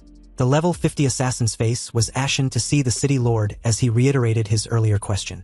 And even though he threatened to kill her, she was unwilling to reveal the person responsible. She knew very well that being caught in the act by He Yunfeng, she would either die or live a life worse than death. But her family will be fine, however. If she offends the Wu family, her whole family might be ruined. Therefore, in the current situation, the best option was her death to settle her debts. And as for whether the city lord would investigate the person responsible, that's his business. So, the moment she was trashed across the room by a simple kick from He Yunfeng, she quickly grabbed the dagger she dropped. And without any hesitation, she plunged it straight into her stomach. It took less than a second for the bitch to drop dead from the poison coated on the dagger. He Yunfeng narrowed his eyes, his face gloomy as he stared at her lifeless corpse. Obviously, the people behind this assassination weren't ordinary since a level 50 job changer chose suicide rather than reveal their identity. And what's more, the poison used seemed to be extremely powerful to be able to instantly kill her. Elin suspects the Wu family as He Yunfeng reassured him not to worry. He would personally investigate this incident thoroughly and make Wu Shaoqi apologize to him. But Elin knew a simple half-ass apology wouldn't stop the Wu family for trying again. So he decided to give up the offer on joining Xinqiang. His reason was simple. He was afraid he wouldn't live past a month if he stayed. He Yunfeng walked off, furious at the Wu family for crossing the line and fucking up his deal. But he still intended on investigating. And the moment he left the room, there was another knock on the door. Elin was close to losing it when he noticed that it was Mi Shui. She rushed inside, all excited, informing Elin that the results were finally out. And as expected, he was the nation's top scorer. Mi Shui even added that he had brought honor to his family. But upon realizing Elin was an orphan, she visibly tensed up, a bit embarrassed. Anyway, since her teammate was awesome, she wanted to take a photo to commemorate his achievement, and also boast about clearing a dungeon with the nation's top scorer. But in doing so, she found the dead woman behind them. Mi Shui freaked out, questioning why a dead person was inside Elin's room. But before answering, Elin delegated the task of cleaning up to her. He also had to stop her imagination from running wild. The dead bitch was an assassin sent by Wu Shaoqi to kill him. Upon hearing this, Mi Shui got pissed off, suddenly all fired up to teach that spoiled fool a lesson. Meanwhile, Wu Shaoqi, upon receiving the news about the failed assassination, got furious as he questioned what kind of worthless trash carried out the attempt. After all, the disparity was so vast that he couldn't comprehend how a level 50 assassin couldn't kill just a mere level 25, regardless of the profession. But no sooner was he done lashing out in anger than a dignified middle-aged man walked in. And upon seeing this person, who happens to be his father, Wu Shaoqi's face immediately turned ashen. The middle-aged man sneered, his face full of disappointment and rebuke as he questioned Wu Shaoqi if he even respected him as his father. He didn't care if his son sent someone to deal with Yilin, but why did he have to be so stupid to do it in front of the city lord? A sudden unease washed over Wu Shaoqi, and he could only reply that he didn't know. He had no idea He Yunfeng would be there, but his father wasn't having it. Anyway, since he was the direct heir of the Wu family, He Yunfeng will most likely give him a minor punishment as a warning, and won't do anything devastating to him. Wu Shaoqi was then instructed by his father to pack his things. They were going to apologize to the city lord. The young master of the Wu family immediately deflated like a wilted eggplant, not daring to utter a single word in rebuttal, but his resentment towards Yilin only grew stronger. Later during the next day, Yilin soon received the National Champions Award, which was personally presented to him by the city lord He Yunfeng. As the top scorer in the national exam, he was to receive only 2 rewards, both of legendary grade. But to be honest, Yilin initially thought he was going to receive money, but receiving a legendary skill scroll and equipment would also do, especially since the ranks above legendary were forbidden spells and god-tier equipment. For the legendary grade equipment, it was the Great Sumeru Ring with a 100% psychic power enhancement, but can also be refined. Its first skill was the Sumeru World, which allows the user to absorb energy-type attacks and store them inside the ring, upon which the stored energy can be converted to temporary psychic power enhancement. The second was the Inside World, which also allows the user to open the storage space inside the ring. The storage space's size was equivalent to the user's psychic power. So basically, not only will the ring be able to absorb energy-type attacks and convert them temporarily into psychic power, but it also comes with a storage space. Yilin couldn't help but smile slightly. Obviously, with this ring, even if he's attacked by a group of mages, he can absorb all attacks and convert them into temporal psychic power, then use forbidden spells to retaliate and quickly make light work of them.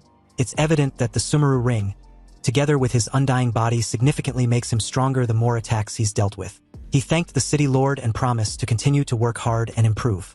Pleased with this reply, He Yunfeng was also quick to add the matter concerning his earlier offer.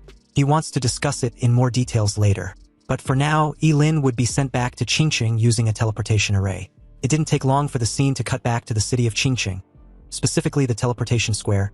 The very moment Yilin stepped out of the portal, a series of high-pitched sounds filled the air, and for a moment there, these chorus of cheers and praise startled him. Principal Gao and Hu Wang, both beaming with joy, rushed over to congratulate him. The city of Qingqing now had a national top scorer. Yilin replied modestly that it was nothing, and before he could get another word out, the frenzied crowd also rushed over and nearly swamped him. Principal Gao and Hu Wang tried to curb the situation, but that quickly proved to be a challenge. Clearly, the crowd didn't relent. Some wanted to take a photograph with him, others wanted his signature, a hug, and all kinds of weird shit. Yilin felt a chill run down his spine and subconsciously took a step back. This kind of crowd were overly enthusiastic for his liking, especially the group of middle-aged women who claimed to want just a hug. Fortunately, before things could escalate any further, Principal Gao grabbed his arm and flew him out of there. In the air, Yilin informed him that he was tired and wanted to go home to rest. But seeing Principal Gao heading in the wrong direction, the old guy explained that Zhuge Qianxing wants to meet him first. He led Yilin through a couple winding alleys and soon entered Zhuge Qianxing's courtyard. Zhuge Qianxing, who was making tea, couldn't help but smile when she saw Yilin's disheveled state. Pouring himself a cup, he remarked that it seems being the top scorer in the nation wasn't easy. Yilin sighed and agreed, replying that it wasn't. However, the rewards were still quite generous. It was clearly evident that Yilin looked exhausted, so Zhuge Qianxing suggested he go rest. There were more important things waiting for him when he's fully invigorated. Curious, Yilin wanted to know what his teacher was hinting at. Zhuge Qianxing calmly replied that the Gate of Apocalypse has appeared, recalling the bits and fragments intel he had on the topic, especially the fact that that realm once had the 7 great ancient origin artifacts. Yilin reached for the key. He asked Zhuge Qianxing if he wants him to venture into the Gate of Apocalypse. However, to be precise, Zhuge Qianxing divulged his intention to go with his student. Yilin, slightly caught off guard, got up and left the courtyard. He planned to head to the Job Changer Guild to have some equipment handled. You see, Yi-Lin had never understood why Zhuge Qianxing wanted to take him as a disciple, and always harbored a degree of wariness towards him, since his profession was that of an extremely mysterious fortune-teller. He knew there was no free lunch in this world, and even suspected that Kensen and the agents from the Investigation Bureau were all part of a scheme set up by Zhuge Qianxing. And of course, the purpose was to put him in a desperate situation where he would legitimately owe Zhuge Qianxing a huge favor. If the truth is indeed as he suspects, then it means that Zhuge Qianxing has grand ambitions, and the only thing he possessed that someone like his teacher would covet was his immortality. But regardless of whether his intentions, Yi-Lin, due to his limited strength, can only play the role of a dutiful disciple for now. Anyway, the moment Yi-Lin left, Zhuge Qianxing, who was calmly drinking tea, suddenly started coughing violently. Zhuge Qianxing's face turned ashen as a mouthful of bright red blood spurted out from his mouth and onto the floor, trickling through his fingers. Zhuge Qianxing was fully aware Yi-Lin fully didn't trust him, but he really didn't have much time and can only give it a try. Meanwhile, at the Guild of Job Changers, to avoid causing trouble, Yi-Lin entered the place with his appearance altered by the illusion mask. He walked up to the receptionist, and after a brief exchange, he announced that he was there to trade skill scrolls and equipment. In a respectful tone, the lady informed him to follow her. But before leaving the trading section, Yi-Lin spotted a familiar figure in a tight leather outfit that accentuated her perfect curves. Her long hair cascaded down her back, and her features were exquisite, drawing the attention of any passing job seekers. However, upon seeing this woman, Yi-Lin frowned instead, because this person was none other than Zhuge Nini. Yi-Lin secretly rejoiced that he had worn the illusion mask. Otherwise, encountering Zhuge Nini might have caused even more trouble. Yi-Lin quickly looked away, keeping his eyes straight ahead. However, at this moment, Zhuge Nini seemed to sense something and suddenly turned her head in his direction. She stared intently at Yi-Lin's departing figure and found it so familiar. It reminded him of the person whom she had been searching for, and for some inexplicable reason she couldn't explain, Zhuge Nini felt that this person was Ling Yi. She quickly rushed over and grabbed Yi-Lin's arm, apologizing for her abrupt interruption. She then asked for Yi-Lin's name, explaining that he looked a lot like someone who saved her not long ago. Although Yi-Lin replied that Zhuge Nini had mistaken him for someone else, he was inwardly rattled as he describes her intuition as terrifying. He then coldly shook off her hand. But to Zhuge Nini, this only confirmed his identity as Ling Yi. A faint blush even rose on her fair and delicate face as she blocks Yi-Lin's path, wanting to know why Yi-Lin won't admit it. To Zhuge Nini, there was no mistake. That cold indifference was the same as when Ling Yi saved her. Yi-Lin simply turned in the receptionist's direction and asked if the Job Changer Guild often encounter this kind of situation. The lady, momentarily stunned, advised Zhuge Nini not to disrupt the order in the trading area. Otherwise, she would have no choice but to ask her to leave. Zhuge Nini reluctantly complied, not wanting to cause any more trouble.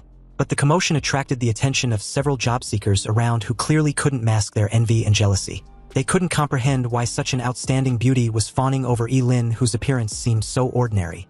They deduced that Yi-Lin must be rich, hence why he seemed so indifferent to Zhuge Nini. Yi-Lin had originally wanted to keep a low profile, but Zhuge Nini had made him the center of attention. Fortunately, he hadn't been made. Yi-Lin simply ignored the gazes of the others and took out more than a dozen high-level equipment from his great Sumeru ring. These were the very pieces he had tricked out of Wu Shaoqi and his group of minions, along with the intermediate and low-level equipment that he got in the Scholar's Secret Realm. In an instant, the trading platform was filled with piles of equipment, each piece exuding a different aura, some full of power, while others full of mystery. Everyone, including Zhuge Nini, were completely stunned to see so many extremely precious equipment piled over like some cheap garbage. But any pieces could sell for millions. The lady from the Job Changer Guild eventually came to her senses and asked if Yi-Lin wished to trade the items for gold coins. But to her surprise, Yi-Lin simply states his intention to trade them for other items. The lady handed a tablet to Yi-Lin and instructed him to select the items he wants for the trade. It didn't take long for him to skip through and make his selection. But after counting the pile of equipment, the lady informed Yi-Lin that he needed to pay an additional 3 million because his items couldn't cut it. Yi-Lin gave a slight nod, not bothered by this. However, he also have something else to sell. Yi-Lin then took out a shimmering golden stone decorated with dragon scale patterns, a dragon scale gold ore, from his great Sumeru ring. The surrounding air seemed to freeze, emanating a chilling sense of oppression, containing a strange magical power. You see, the dragon scale gold ore was an incredibly precious material that can be used to forge epic-level equipment. The lady's reaction, like the crowd, were filled with shock, far more so than when Yi-Lin had just taken out more than a dozen pieces of high-level equipment. Compared to the dragon pattern gold ore, a dozen or so high-level equipment pieces were nothing. Meanwhile, Zhuganini's eyes sparkled as she stares at Yi-Lin in amazement. At this point, her resolve about the guy in front of her being Ling Yi was practically sealed. Suddenly, a calm and authoritative voice questioned the lady what the commotion was all about. This person, Chun Kai, made his way onto the stage and even added that he recalled teaching the lady about the importance of staying calm in these kinds of situations. Chun Kai was apparently the vice president of the Qingqing Job Change Guild, and his level was rumored to be close to 60. A hint of surprise flashed in his eyes when his gaze finally lands on the dragon-scale gold ore in Yi-Lin's possession. Pleased, he asked Yi-Lin what he wants in return. Yi-Lin calmly announced his desire to have a refining stone. Apparently, a refinement stone can refine the star rating of equipment, making it more powerful. A rare-grade equipment refined to 7 stars can even rival an epic-grade equipment that has not been refined in terms of attributes. Chun Kai had no issue with this request and even suggested exchanging 800 pieces for the dragon pattern gold ore. But Yi-Lin asked for 1,000 pieces. The vice president readily agreed, considering it as a friendly gesture for future cooperation as the two shook on it. With this transaction, a mutual partnership had been formed, and Yi-Lin plans on dealing only with the Job Changer Guild in the future. Chun Kai, delighted with this partnership, informed Yi-Lin the guild would always welcome him to trade with any incredible item in the future. Then, as he instructed the lady to quickly arrange for someone to retrieve 1,000 refining stones from the warehouse, Chun Kai didn't forget to remind the lady to behave as exemplary as he just did during such situations in the future. But no sooner had he said this than Yi-Lin, in his usual cold indifference tone, announced that he still had one more item to trade. He took out the legendary skill scroll from his ring to the shock of everyone present, especially Chun Kai, who was nearly losing his shit seeing such item. For someone bragging about always remaining calm and composed during transactions, he was practically screaming as he called for the president. Nearby, Zhuganini, in a daze, cemented her belief that Ling Yi was definitely not an ordinary person. After all, he just took out a legendary skill scroll which was previously non-existent in the entire city of Qingqing. Chun Kai's earth-shattering call quickly attracted an old man in a robe, who suddenly appeared in front of everyone in an instant. His calm and ominous aura emanated a sense of mystery. His name was Wang Lichuan, the president of the Qingqing Job Change Guild. At this moment, Chun Kai felt as if he had seen a savior, as the old guy also behaved exactly as Chun Kai did when he first arrived. But upon seeing the legendary skill scroll, he was briefly stunned before glancing in Yi-Lin's direction. Apparently, this legendary skill scroll, which was already incredibly precious, was also adaptive. You see, an adaptive legendary skill scroll was even more coveted simply because it was suited for any job changer regardless of the profession. Wang Lichuan calmly asked what Yi-Lin plans on trading it for. Yi-Lin declared his intention to trade it for all the normal skill scrolls the guild had. Obviously, with the ultimate sublimation skill, legendary skill scrolls were useless to him, so it was better to exchange them for a few thousand ordinary skill scrolls to cast forbidden spells. However, Wang Lichuan, like the rest, was dumbfounded upon hearing this. They all stared at Yi-Lin as if he was an idiot, and wondered if they heard him correctly. Zhuganini quickly interjected, advising Yi-Lin not to follow through with the trade. He was making a terrible mistake with this deal, and besides, ordinary skill scrolls can be bought with money, costing between 8 and 20,000 each, but legendary skill scrolls were priceless. Zhuganini even offered Yi-Lin the needed fund if he was short on money. And although Zhuganini was sincere and resolved with her offer, Yi-Lin directly refused without hesitation. Wang Lichuan asked if Yi-Lin was sure about the trade, and the moment he replied that he was, the old man quickly ordered the staff to retrieve all the ordinary skill scrolls they had, and not a single one should be left behind. Soon, the transaction was complete and Yi-Lin was offered the highest level membership card from the guild. With this card, he can enjoy a 30% discount when shopping in the Qingqing Job Changer Guild. Thanking the president, Yi-Lin then left the guild immediately after. With his departure, Chun Kai suggested if they should have someone secretly follow and protect Yi-Lin. After all, he was carrying so many valuable items. But the president advised against it. He reasoned that there was no need because someone who once possessed a dragon-scale gold ore and legendary skill scrolls couldn't possibly be an ordinary person. If they were to take the initiative without his knowledge, it might only make him resentful. Anyway, the very moment Yi-Lin left the Job Change Guild, Zhuganini, who had been waiting patiently at the entrance, followed him without any form of discretion. At an intersection, she again confronted Yi-Lin, and this time around, she was already convinced that he was Ling Yi. Even when Yi-Lin reiterated that she had mistaken him for someone else, Zhuganini paid no mind. She wants him to follow her home. There was an impostor who had deceived her father with his identity. and she wants to prove that the real Ling Yi and that shameless scoundrel were not the same person. But seeing Yilin's hesitation, Zhuge stated that it was okay if Yilin didn't want to admit the truth for now, but she clearly recalled Ling Yi's silhouette perfectly matching his. And if he was still unwilling, she would just have to involve the investigation bureau. Yilin reluctantly agreed to follow along. But once they turned into a less crowded area, he would immediately use his fleeting dance to make a quick getaway. It was already nightfall when Zhuge dragged Yilin back to the courtyard to meet her father.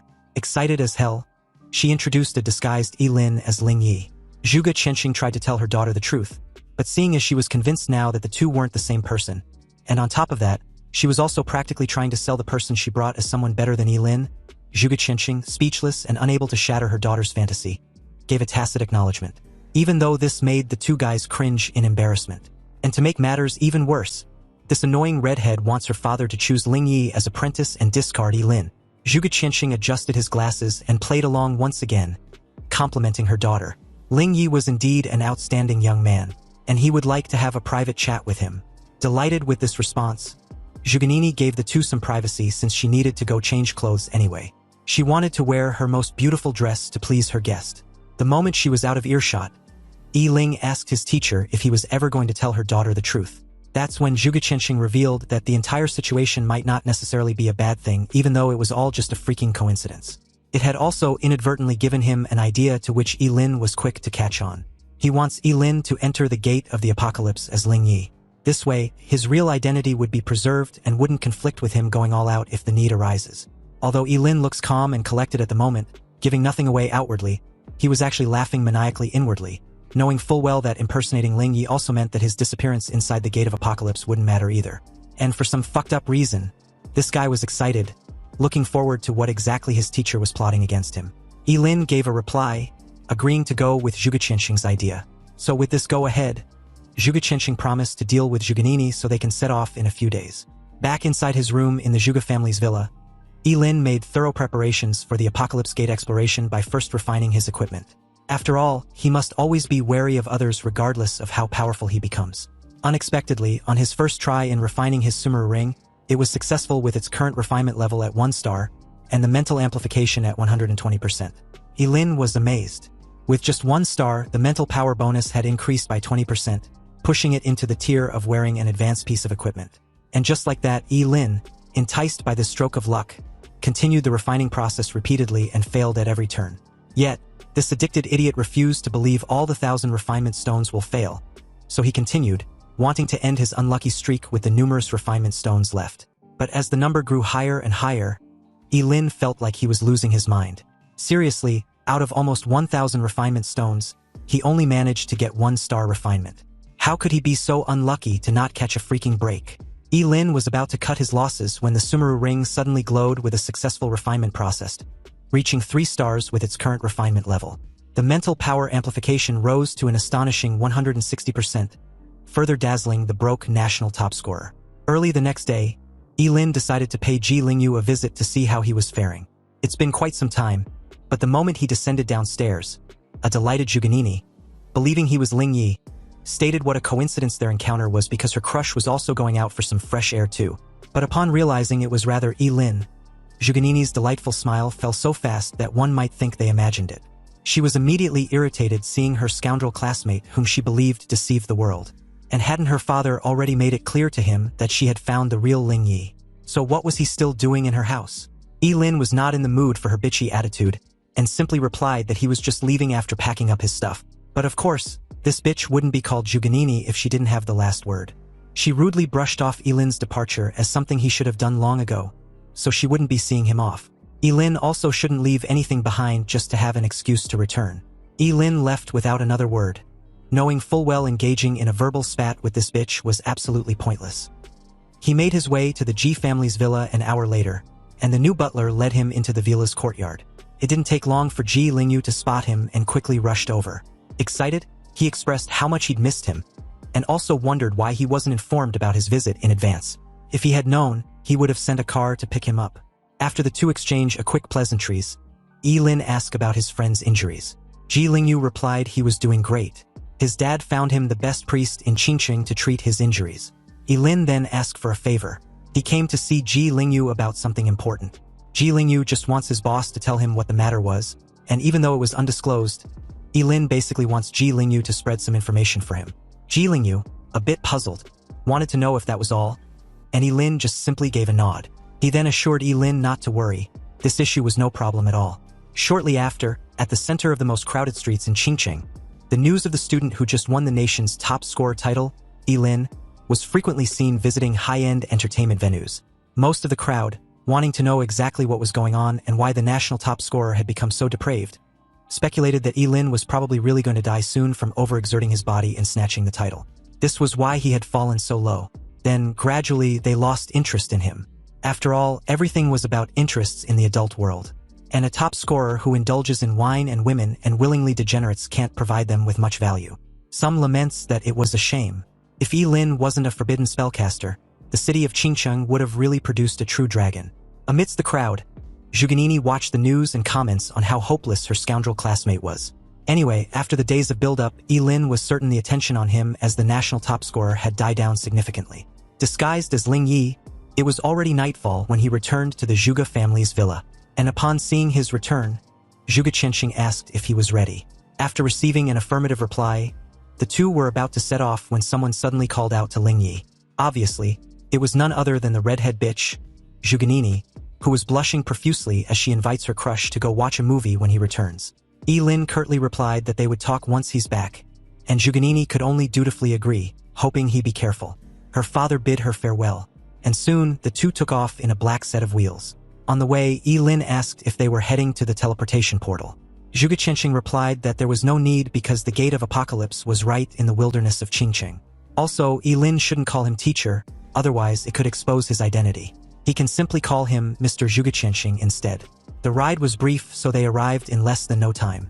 They got out of the car and made their way to the Apocalypse Gate where it seems other people were already waiting. Lin was stunned with the gate's enormous size, and Zhuge Qianxing comments on how he too was surprised when he saw it for the first time. As the two approached, they met a familiar face who seemed a bit gassed that Zhuge Qianxing made it. If he hadn't arrived anytime soon, someone would have been sent to find him. As the two exchange a firm handshake and a forced pleasantries, Tanqing Jiang was officially introduced as the Deputy Director of Qingqing Investigation Bureau. Tanqing Jiang handed the key in his possession back to Zhuge Qianxing, wanting him to do the honors by opening the Gate of Apocalypse. After all, time was tight. Zhuge Qianxing took the key, assured Tanqing Jiang, then approached the gate with Lin. Lin whispered to Zhuge Qianxing that he suddenly feels a chill down his back. And Zhuge Qianxing assured him that the feeling was mutual because he had tricked Tanqing Jiang with a fake key. So he would kill them if he finds out. This made Lin ask if he should take out the real key. Zhuge Qianxing tells him that there was no need. He just need to get close to the gate. Zhuge Qianxing then pretended to fiddle with the fake key close to the stone gate. And at the same time, Lin, who apparently had the real one inside his stomach, seemed to suddenly feel some kind of connection with the ancient stone door in front of him. He placed his hand on the stone door the moment Zhuge Qianxing instructed him to open the gate. Upon contact, the Gate of the Apocalypse seemed to sense the real heavenly revelation key and began to react.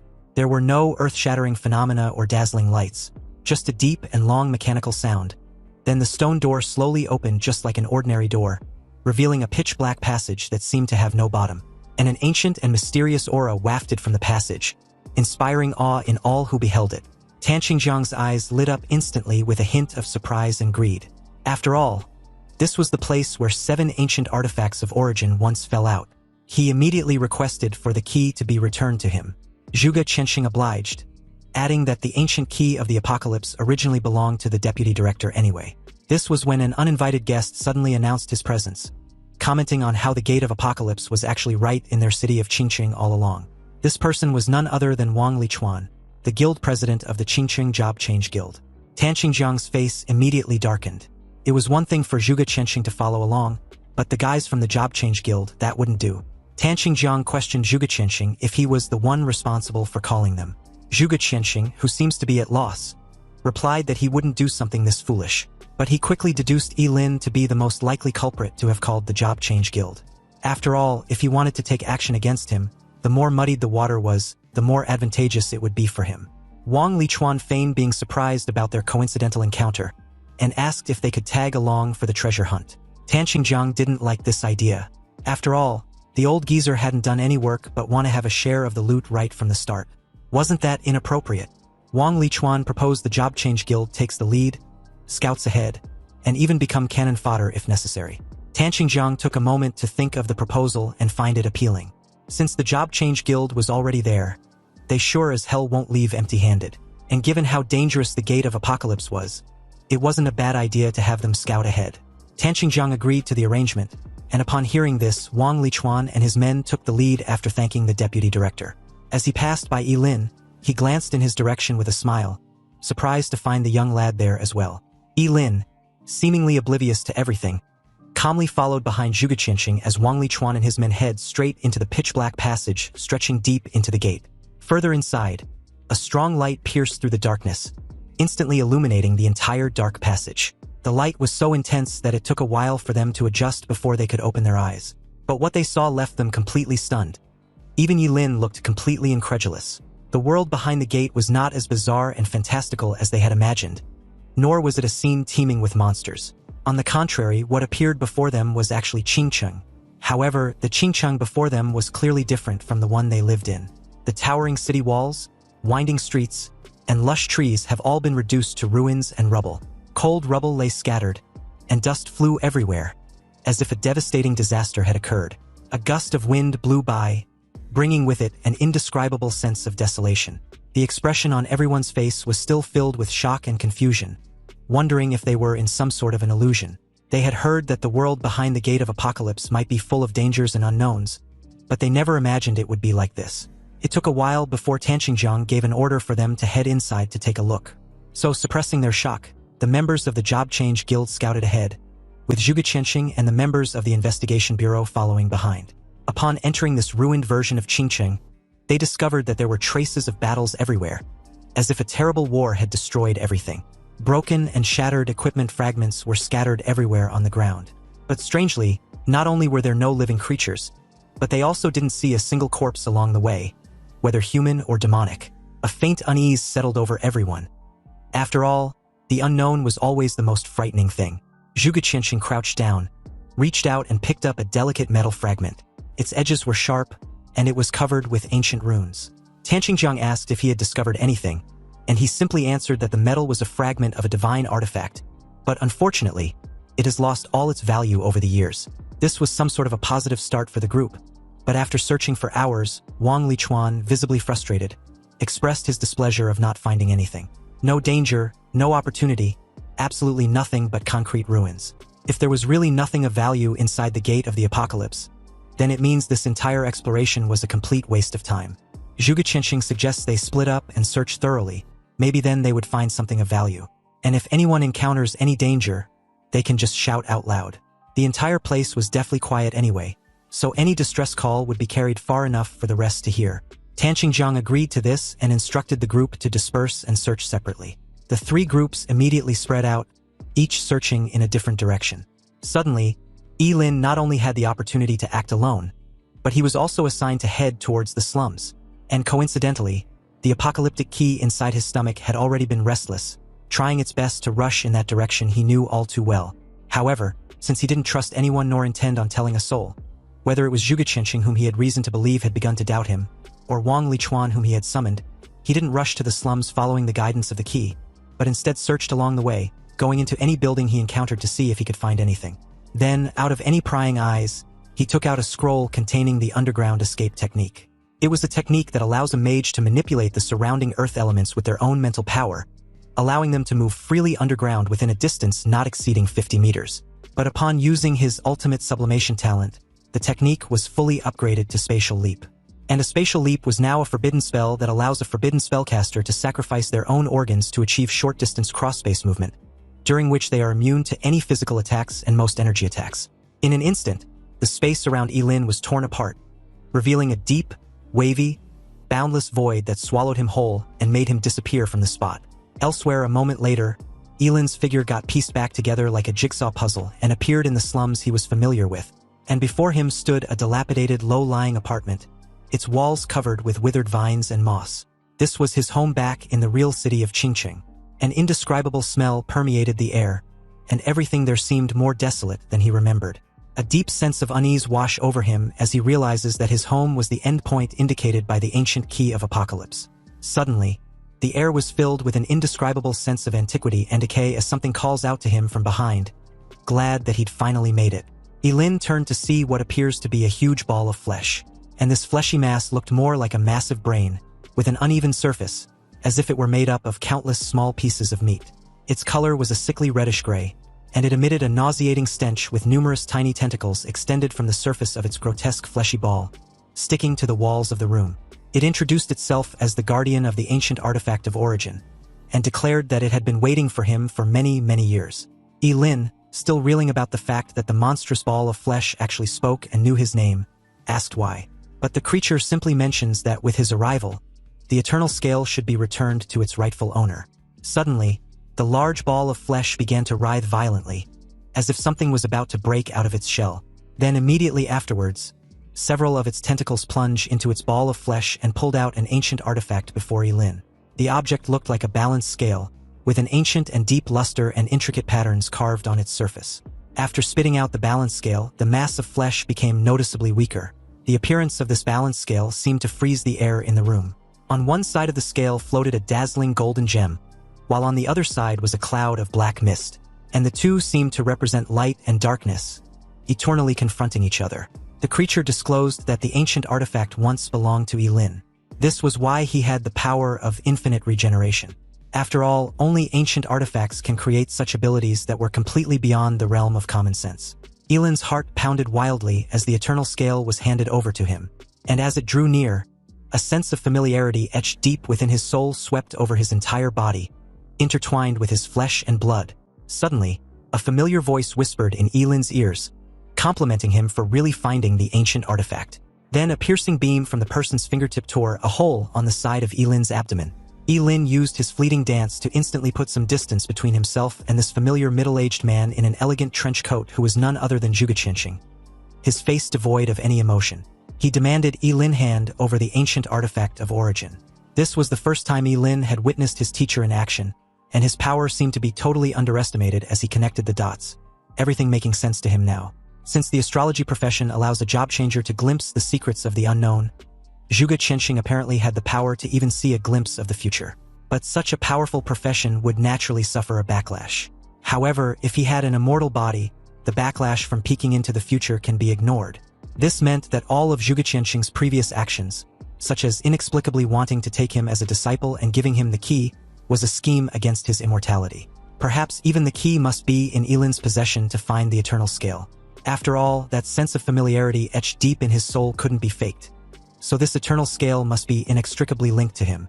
And perhaps, from the moment Yilin began his job change ceremony, everything he had been doing was within Zhuge Qianxing's calculations. With a hand covering his regenerating wound, and the other tightly gripping the crimson flame staff, Yilin stared at Zhuge Qianxing with a complicated expression. And although this deduction seemed entirely plausible, Zhuge Qianxing, coughing a couple of times, neither denied nor confirmed anything. He simply informed his disciple that it was already too late. In that moment, the fleshy mass once again began to writhe violently after instructing Yilin to take the eternal scale and run. Because apparently, it had the power of equivalent exchange, and Zhuge Qianxing wants to use it to transfer Yilin's infinite regeneration ability to himself. Yilin, upon hearing this, was absolutely livid. So this was his teacher's true purpose, wanting to steal his power to heal his dying body. Zhuge Qianxing, with an unbothered yet impatient tone, simply informed Yilin that he talks too much. The creature also attacked him in that moment with its tentacles, but Zhuge Qianxing, unfazed, simply raised a finger, his movements elegant and composed as he points at the ball of flesh. Then suddenly countless swords, formed from a condensed beam, appeared out of thin air, densely packed and shot out. These sharp swords exuded a cold and dangerous aura, instantly piercing through the fleshy mass.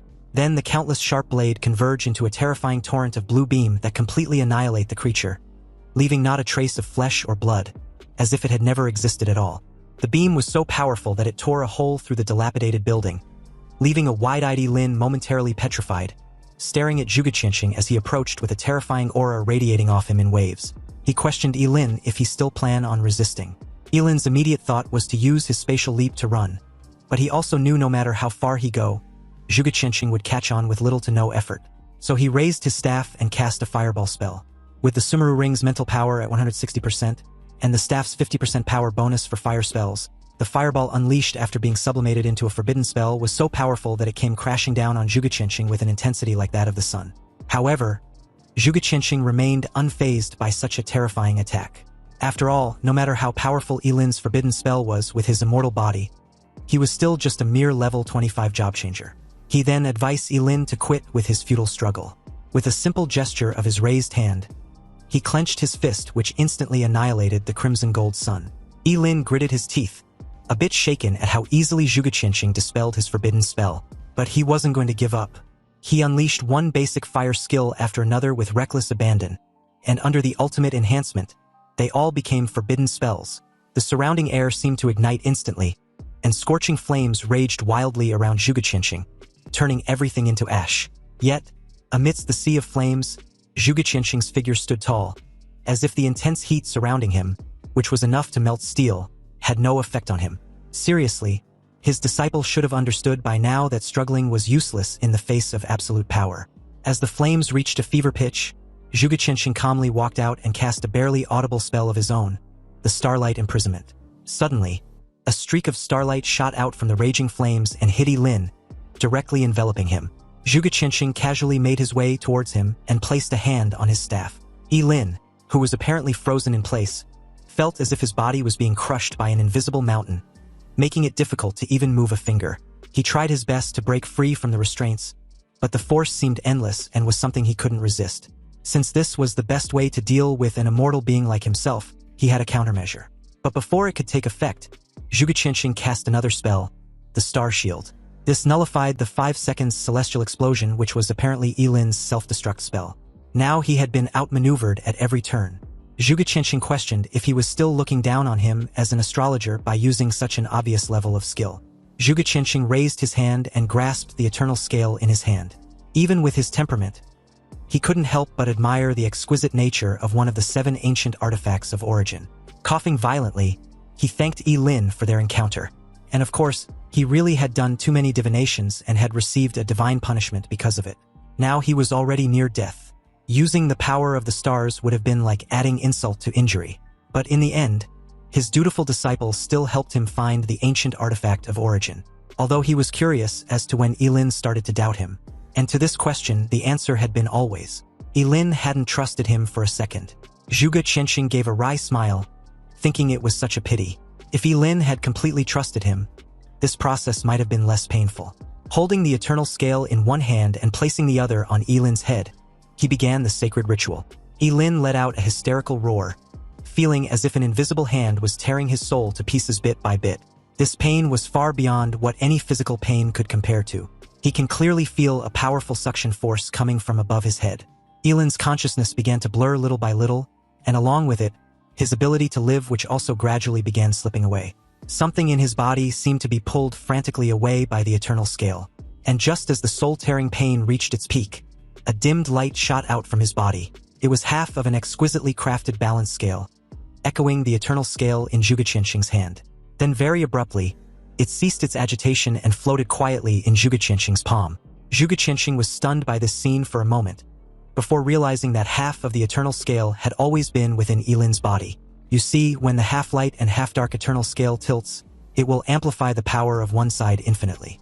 And the one who controls the eternal scales will increase in strength as the sun rises, reaching unparalleled power at noon. As the sun sets, the controller's strength will gradually weaken, but their physical recovery ability will increase significantly until night falls completely.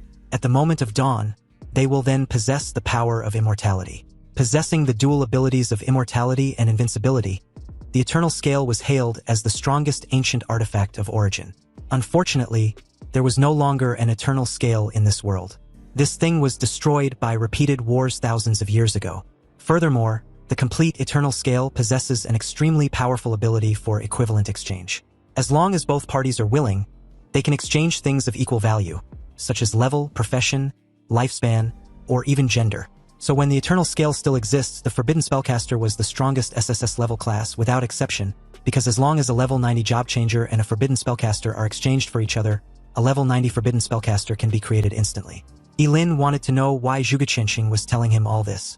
Zhuge Qianqing didn't reply and just continued, his face extremely pale as he began coughing once more. As he guided the flow of his fingers, The half-dark of the eternal scale began to emit a faint mysterious glow with a vibrant life force, as if being repaired. Soon, the fine cracks on the half-dark balance scale actually got repaired, and the moment it did, a dazzling light shined from Yilin's forehead with an excruciating pain. He also felt he'd lost his immortality, meaning Zhuge Qianxing had succeeded. The aura of death grew stronger, and Yilin could clearly feel it looming over him. No longer immortal, he was absolutely terrified as he begged his teacher to stop, but Zhuge Qianxing showed no sign of doing so.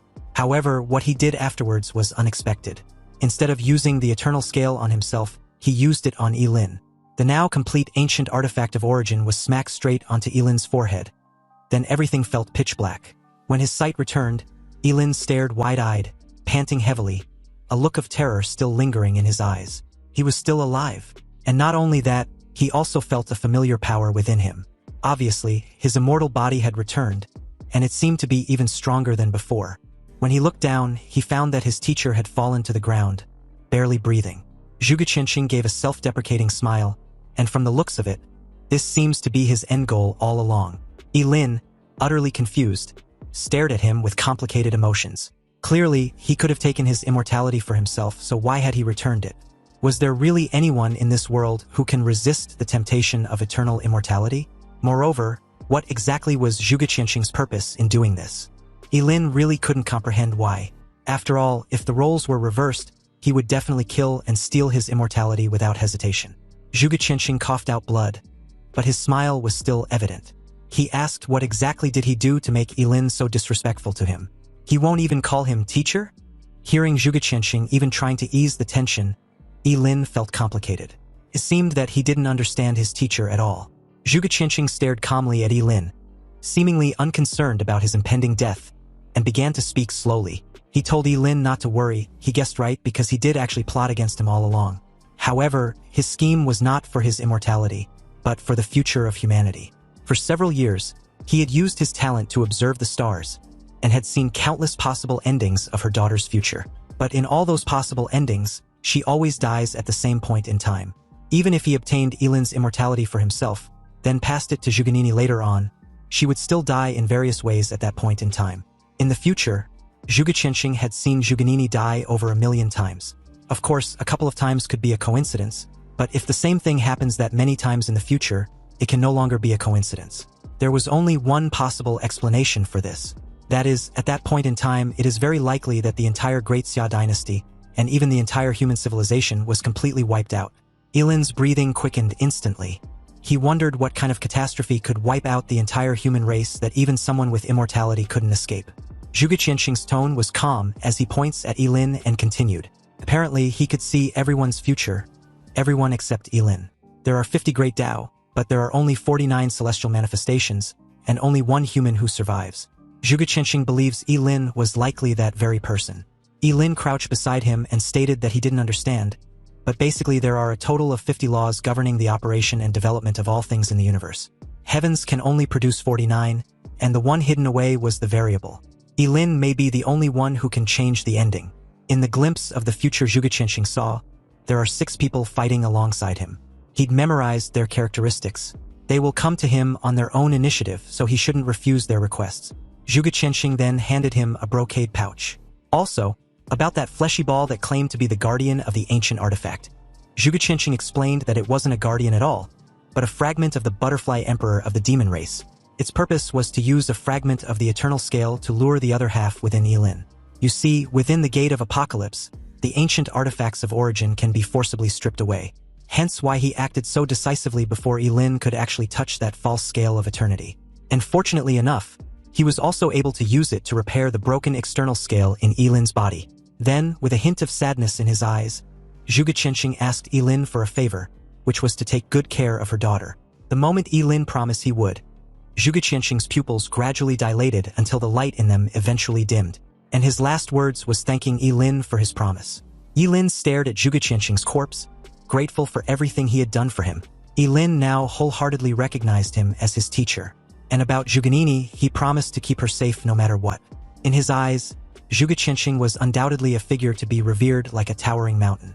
His calculations were flawless, as if everything in the world was under his control. However, This respectful sent-off was interrupted by a series of hurried footsteps. Tan Qingjiang and Wang Lichuan led their respective group to the scene. And upon seeing Zhuge Qianxing's lifeless corpse, Tan Qingjiang asked if Yilin was responsible. Yilin ignored him, his head still bowed as he paid his respects. Tan Qingjiang, who obviously had limited patience, told Yilin to explain himself or pay the price for his silence. But seeing as Yilin was still ignoring their existence, Tan Qingjiang immediately ordered one of his men to go seize Zhuge Qianxing's corpse and search if there were any treasure on him. The guy drew out his sword and launched toward Yilin, demanding he hand over his teacher's corpse. Yilin turned sharply at the dimwit in the air, annoyed that in order to save scums like this bald idiot, his teacher had to die. Yilin decided on the spot this guy had to go, and if anyone wants to disturb Zhuge Qianxing's body, then they would die too. Through ultimate sublimation, the summoned wood's technique was instantly elevated to the forbidden spell, the descent of the wood realm. In an instant, the ground beneath his feet began to tremble, and as the earth shook violently, enormous vines sprouted from the ground and restrained the guy in the air. He tried to struggle, but found that the more he did, the tighter the vines restrained him.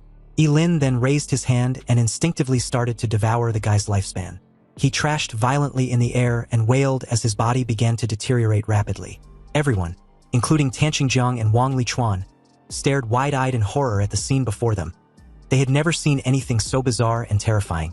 The wailing continued until the guy finally disappeared completely, not leaving even a corpse, as if he had never existed. And in that moment, a series of prompts also notified Yilin that he had devoured a level 42 job changer and gained moisture, fat, protein, carbohydrates, minerals, and a small amount of trace elements. His lifespan had increased by 45 years, experience points by 420, strength by 4 points, agility by 2 points, and spirit by a point. You see, with the eternal scale repaired, it completely tilted toward the dark side. And although it lost the attribute of being invincible at noon, it permanently retained its immortality. With the scales tipped toward the dark side, the original equivalent exchange ability had also turned into endless devouring. This means that even though it's no longer possible to transfer other people's levels to oneself like before, it has gained the ability to plunder others. Shocked and furious, Tan Qingjiang believed Yilin had obtained the 8th ancient artifact of origin and killed Zhuge Qianxing. He ordered the rest of his men to seize the artifact from Yilin. Like the bald idiot, the group launched towards him simultaneously, but he boldly declared that they weren't enough to kill him. Then right before their eyes, Yilin disappeared like a ghost. These idiots were perplexed, guessing Yilin must have used an earth escape technique, but was puzzled how it could be so fast. Suddenly, a weird mushroom cloud loomed over them, and before they could react, it exploded. Most of them were fast enough to escape the blast range, but they couldn't wrap their minds on what exactly their target's profession entailed. After all, he'd just used fire, wood, earth, and a devouring magic. Wang Lichuan watched the scene with an expression of surprise and uncertainty. He thought Yilin was simple to deal with, but he never expected him to be so terrifying when he actually fought. Meanwhile, when Yilin finally reappeared, his first victim was the guy he promised his revenge at the Investigation Bureau's prison. Using a simple low-tier water-type spell, it immediately upgraded to the Wrath of the Sea God. This was a forbidden spell that allows the user to condense the surrounding water element and summon the phantom of the Sea God's trident after sacrificing 2 kidneys. Also, when casted in a place with abundant water source, its power increases by 20%. As the water elements in the surrounding air instantly surged and gathered together, forming a phantom of the Sea God's trident which immediately locked on its target. It had a terrifying aura, and before the guy could even process what had just happened, the phantom trident tore a massive hole within his body, cleaving it in uneven halves. Blood gushed from his mouth, and he could clearly feel his life force draining away in a split of a second. Subsequently, under the cover of his death, a sharp energy arrow, transformed into a streak of light, was shot toward Yilin, to which he barely dodged with a slight tilt of his head, though he was still nicked on the cheek. Tan Qingjiang, a level 62 holy bow hunter, cursed loudly upon realizing he'd missed. He even blamed the idiot who just died for not providing a proper cover before instructing the rest to attack in unison. If they were incapable of defeating Yilin, then they should at least overwhelm him to create an opportunity for him to deal a fatal shot. Unexpectedly, Yilin neither chose to block the barrage of skills meant to overwhelm him nor dodge with his spatial leap, but instead activated his Sumeru ring to absorb all the energy-based attacks. As for the physical attacks, he simply bore the full brunt of it with little to no effort. But at this moment, with all the energy-based attacks converted into a temporary psychic boost, the spiritual power bonus of the 3-star refined Sumeru ring also increased from 160% to 220%. Now, with his amplified mental strength, Lin raised his hand and unleashed a fire-type area of effect spell, the Rain of Flames. But in its ultimate sublimation, the Rain of Flames became a forbidden spell, the world-devouring heavenly fire. Above, pitch-black clouds gathered, as if the end of the world had arrived. Countless crimson-gold flames condensed from the dark clouds, then poured down on Tanqingjiang and the others with an earth-shattering power. Apart from Tanqingjiang, the rest could only let out shrill screams as the flames engulfed their bodies. When it eventually subsided, leaving a thick cloud of white smoke, Tanqingjiang was the only one left alive, encased in an energy barrier. His expression was that of annoyance as he claimed to be surrounded by a bunch of useless people. Anyway, seeing how effortlessly Lin wiped the floor with their asses, Tanqingjiang realized he couldn't defeat Lin in a head-on confrontation. So he aimed and shot an arrow at Zhuge Qianqing's corpse. Rather than aiming at a target that could teleport, it would be simpler to aim at a dead person. And since Zhuge Qianqing seemed to be extremely important to Lin, Tanqingjiang gambled that he will try to block the arrow, giving him a chance he'd desperately been hoping for. The arrow was unleashed with no restraint, its ferocious aura sweeping out. With Tanqingjiang's level, this arrow was enough to obliterate Zhuge Qianqing's remains. However, just as the arrow was about to strike the dead body, a violent fluctuation came from the space in front of Zhuge Qianqing's corpse as Lin's body teleported over. Tanqingjiang's arrow pierced Lin's forehead with a soft click. Then the violent power attached to the arrow encased Lin in an ominous bubble, rapidly altering his metabolism. Tanqingjiang approached him with a scornful laugh. He'd made the right guess, and Lin was stupid enough to use his own body to shield a dead man from the demon god's arrow. Lin felt like his body was being torn apart internally. Then with a loud bang a moment later, he exploded into a cloud of blood mist. Fragments mixed with blood splattered everywhere right in front of Tanqingjiang, who confidently believed Lin wouldn't be able to recover after being blown into a pile of fresh meat, regardless of the eternal scale. Tanqingjiang snorted coldly, a glint of shrewdness flashing in his eyes as he walked off with a smile of a victor, or so he thought. But unbeknownst to him, Lin's body fragments began to show movements, twitching ever so slightly before starting to regenerate wildly. In one breath, the blown-off hand grew into an arm. In 2 breaths, half a shoulder grew out of a fully recovered arm. In 3 breaths, a head grew out, connected to the shoulder as muscle fibers constantly started to build together like silkworms, regenerating flesh and blood in the blink of an eye. Although Lin only had 1 head and an arm in just a few breaths, that was enough. He raised his hand and unleashed a forbidden spell at Tanqingjiang from behind. The level 60 Holy Bow Hunter froze very abruptly with an expression filled with absolute disbelief as blood trickled down his mouth, and the intense pain caused him to spurt out fresh blood. His whole body convulsing as a golden energy shot seemed to have pierced him directly from behind. In that moment, Lin's entire body had almost recovered, and if it weren't for his clothes being blown into shreds, there would be no trace of his injuries. He stared down at a terrified Tanqingjiang, who tried to use his status as the deputy director of Qingcheng Investigation Bureau as a threat, warning Lin the trouble he would be in if he kills him. But Lin sarcastically asked if he should be scared. After all, he already given him a chance, but he didn't cherish it. Tanqingjiang fired another arrow in a desperate attempt to catch Lin off guard, but it was utterly pointless. Lin unleashed the endless devouring skill which immediately engulfed him and gradually drained his lifespan till he decomposed into nothing but nourishment. He had devoured a level 62 job changer and gained moisture, fat, protein, carbohydrates, minerals, and a small amount of trace elements. His lifespan had increased by 2 years, experience points by 620, strength by 8 points, agility by 4 points, and spirit by 4 points. Lin also devoured the rest, which suddenly shot his level from 25 to 28 with the 3 main attributes simultaneously improving significantly. He then called out to Wang Lichuan, telling him to stop hiding and come out. Wang Lichuan came out from his hiding spot with a forced smile, reminding Lin that he was never his enemy and didn't have any intention of attacking him like the rest. Lin wouldn't want to kill an old man to silence him, would he? Lin questioned why President Wang would think of such an act. They were friends after all, weren't they? Wang Lichuan felt slightly at ease after hearing this, and now that it's certain Lin possesses divine power, he promised to submit under his command, along with the entire Job Changer Guild in Qingcheng. Since the benefits of keeping the old geezer alive as a puppet outweighs his death, Lin agreed to this arrangement. He was looking forward in working with the Job Changer Guild in the future. With that out of the way, Wang Lichuan politely suggested they leave the apocalyptic dungeon as soon as possible since it wasn't a suitable place for a long stay. Lin agreed once again, but before they leave, he still had something to take care of. Under the ultimate sublimation, he sacrificed an arm to cast the forbidden spell, the extreme ice spirit coffin. When the strange blue light suddenly condensed into a crystal-clear ice coffin, Yilin slowly picked up Zhuge Qinqing's body and carefully placed him in the ice coffin, promising to take him home. He then hoisted the ice coffin onto his shoulder before instructing Wang Lichuan to follow. As the two raced to the entrance of the exit, Wang Lichuan, upon realizing the men he left behind to stand guard had disappeared, comments on how the dangers of the Gate of the Apocalypse, though it might seem desolated, was beyond their current abilities to explore properly. Yilin simply replied that they would return once they have enough strength. An ominous aura settled at the exit as the two approached, and the very moment Wang Lichuan warned Yilin to be careful, a level 34 dragon-blooded behemoth literally dropped in front of them, causing dust and debris. It spurted a massive torrent of fire breath to which Yilin and Wang Lichuan effortlessly evaded. Yilin told the old geezer he would handle the monster before taking out his staff.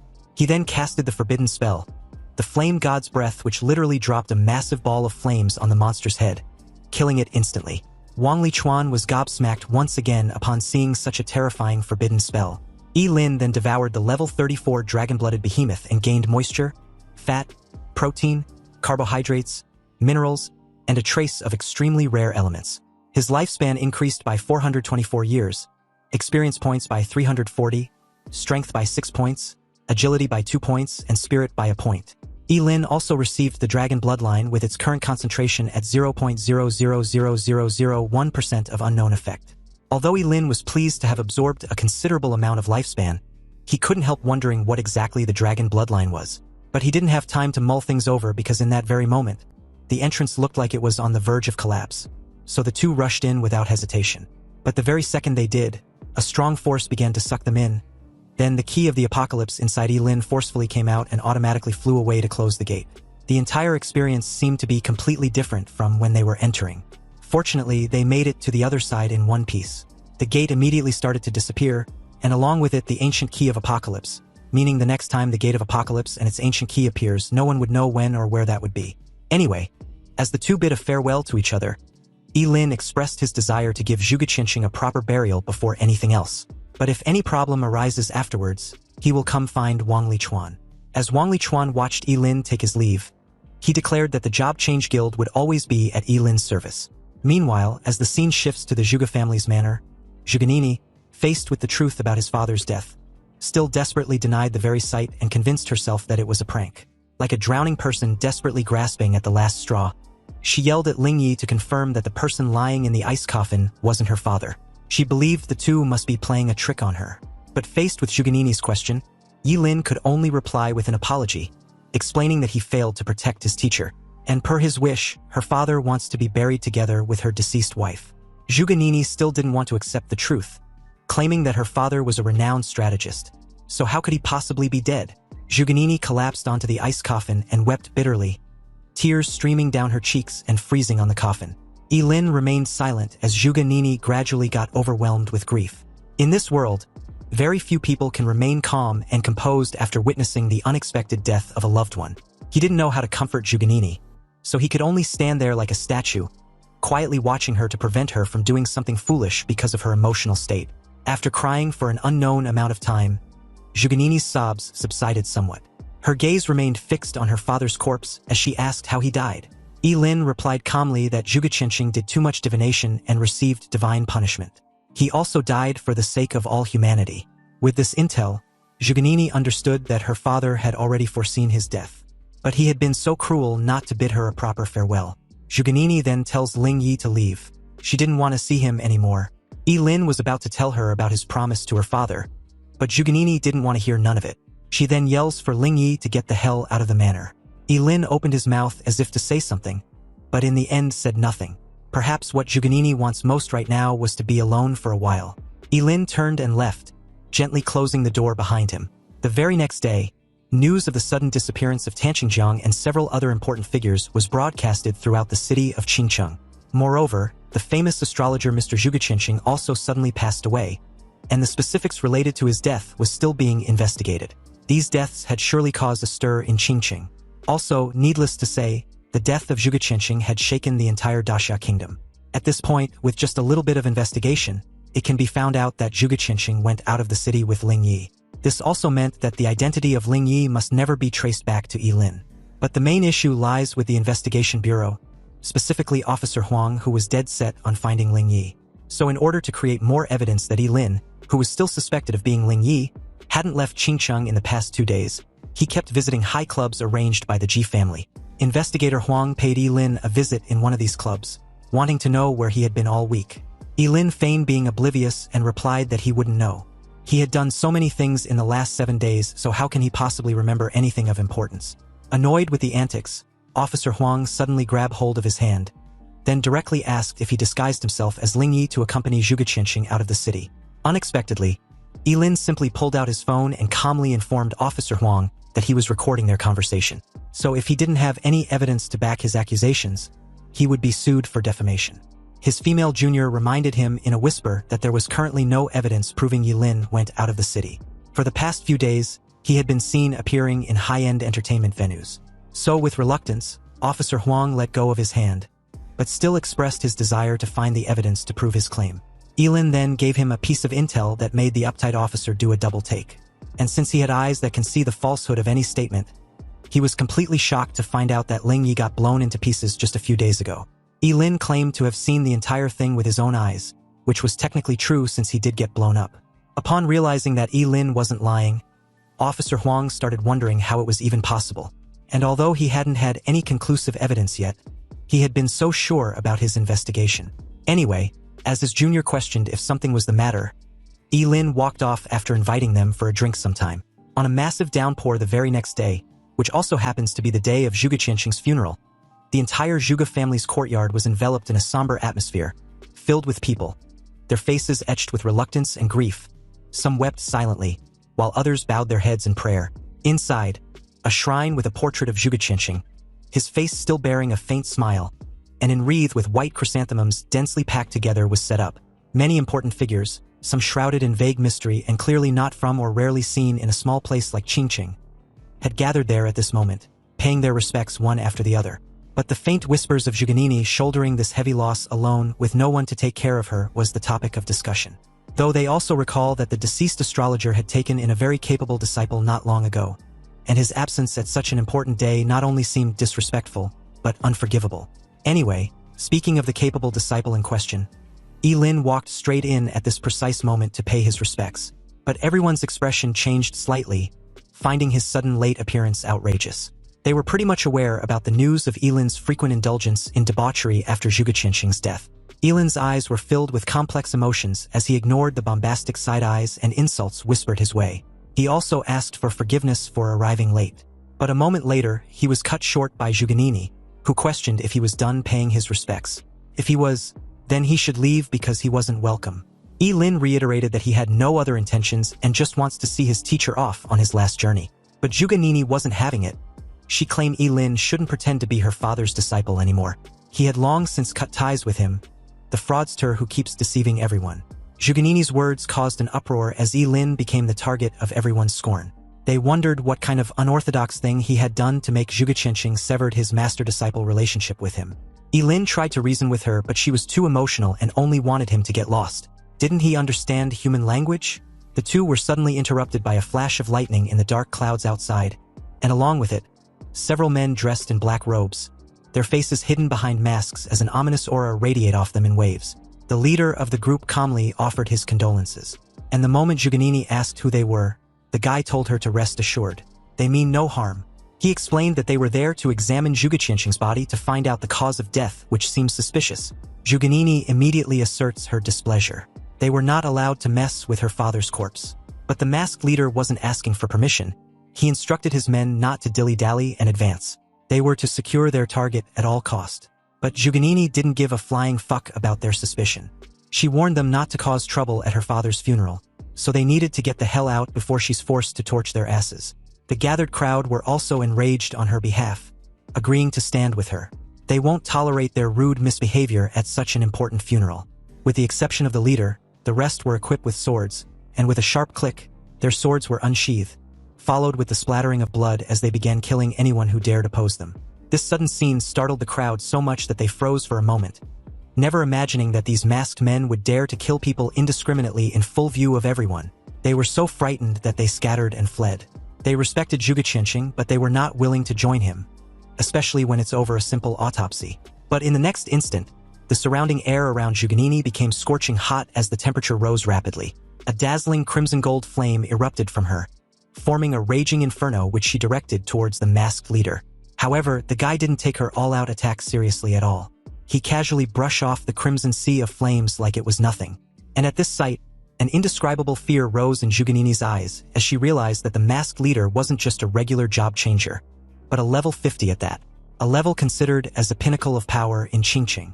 The masked guy grabbed hold of Juganini's throat and hoisted her in the air. He wasn't going to kill her simply because of her father. But if she keeps up with her pointless antics, he would be forced to do something drastic. He then asked if Juganini was willing to do them the honors by opening the coffin. But before she could tell them to fuck off, Yilin yelled for them to stop, his tone chilling and commanding. The masked leader, who hadn't even noticed Yilin's presence until now, turned in his direction, only to see him charging towards him with a hand crackling with blue lightning. Fortunately, with his faster reflexes, he was able to let go of Juganini in time and evade most of the lightning attack with ease, though the lightning still scorched his arm upon detonation. And since it was solely directed towards him, Juganini was unharmed. Yilin declared his intention to kill them all if they still insist on taking the ice coffin. But instead of feeling intimidated, the masked group were rather excited. Since Yilin also insists on looking for death, they will send him off with a bang. The leader then instructed his masked guys to set up a barrier. In an instant, energy pillars dropped from the sky and sealed Yilin in a rectangular prison. But within the slight gap in the barrier, his crazed expression could be seen as he sacrificed his liver to summon the eternal thunder. A golden spear instantly broke through the barrier upon release, tearing through the air and creating a gaping hole in one of the masked men before piercing another into a wall. The two didn't even realize when they got hit before dropping to the floor with a thud. The leader cursed, his eyes filled with disbelief. Yilin had just used a forbidden spell to instantly kill one of them and fatally wounded another, a power that made his scalp tingle. But Yilin seemed to be on a roll. He raised his remaining hand and released a terrifying energy beam that totally obliterated another masked man and anything in its path into nothing but a pile of ash. The rest stood there dumbfounded, not knowing what to do. Yilin, on the other hand, was huffing profusely, looking disheveled and deathly pale, but his gaze never left the masked men. Juganini watched Yilin with a somber look, wondering if he was out of his mind. But the masked men, upon seeing Yilin's exhausted state, believed he wasn't much of a threat now, no matter how strong he was, though it was a poor lack in judgment on Yilin's part for sacrificing his life just to save a corpse. At this point, the masked men were no longer afraid and charged towards Yilin, flanking him from both sides while the leader delivered a fatal blow from an opening. So the very moment Yilin got close and fell into the trap, the masked leader suddenly appeared behind him and delivered a shot that tore through his throat. Juganini tried to warn him, but it was too late. A gaping hole was pierced through Yilin's throat, and bright red blood gushed out from his artery. Such injuries clearly indicate certain death. The masked group secretly breathed a sigh of relief, realizing how truly terrifying it was when forbidden spellcasters fought with their life on the line. Meanwhile, Juganini was left clutching her chest with a look of horror. Although she never particularly liked Yilin, she felt remorseful seeing him get killed. The masked leader instructed his men to go retrieve Zhuge body. But when they suddenly heard the voice of the person they believed was dead, they turned with a look of fear in their eyes. Meanwhile, despite his horrific state, Yilin was pretty much alive. He reiterated his earlier threat about sending them off to hell if they insist on taking his teacher's corpse. Yilin then cast the undying forbidden spell, and immediately upon doing so, the blood hole in his throat repaired and regenerated at an incredible speed, and so did his arm. This sight stunned the three remaining masked men speechless. Yilin should be super dead at this point, so how is it even possible? Was he the devil? Juganini was also left wondering the same thing. The entire scene was beyond anyone's comprehension. Yilin's eyes shriveled, and 2 lines of bloody tears flowed from the empty eye sockets as he cast the forbidden spell. The eyes of eternal freeze. The expressions beneath the smiling masked men changed drastically as a chilling aura instantly spread out, and their bodies were bound by an irresistible force. They wanted to escape, but found that they could not move.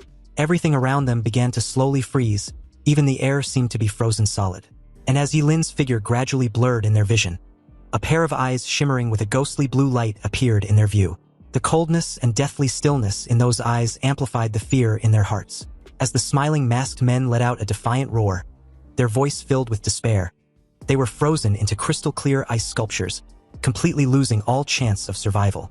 A couple audience who still stuck around were gobsmacked upon seeing this terrifying showcase of power. After all, it wasn't every day you see a level 27 forbidden spellcaster kill 4 level 50 job changers. This record was enough to make anyone's scalp tingle. Even though Lin was now blind and emaciated, he calmly walked over to the ice coffin and hoisted it onto his shoulder. Initially, Zhuganini tried to say something but stopped short, and Lin didn't even spare her a glance as he confidently walked off. It was then that Zhuganini, finding Lin's silhouette weirdly familiar, asked where he was taking her father. He simply stated his intention to bury Zhugaqianqing himself, exactly per his wishes. Meanwhile, as the scene shifted to a high-rise building not far away, a middle-aged man dressed in an elegant dark suit stood in front of a floor-to-ceiling window, calmly watching the city below. His gaze was deep, exuding an air of authority, clearly the kind of charisma cultivated from years of holding a high position.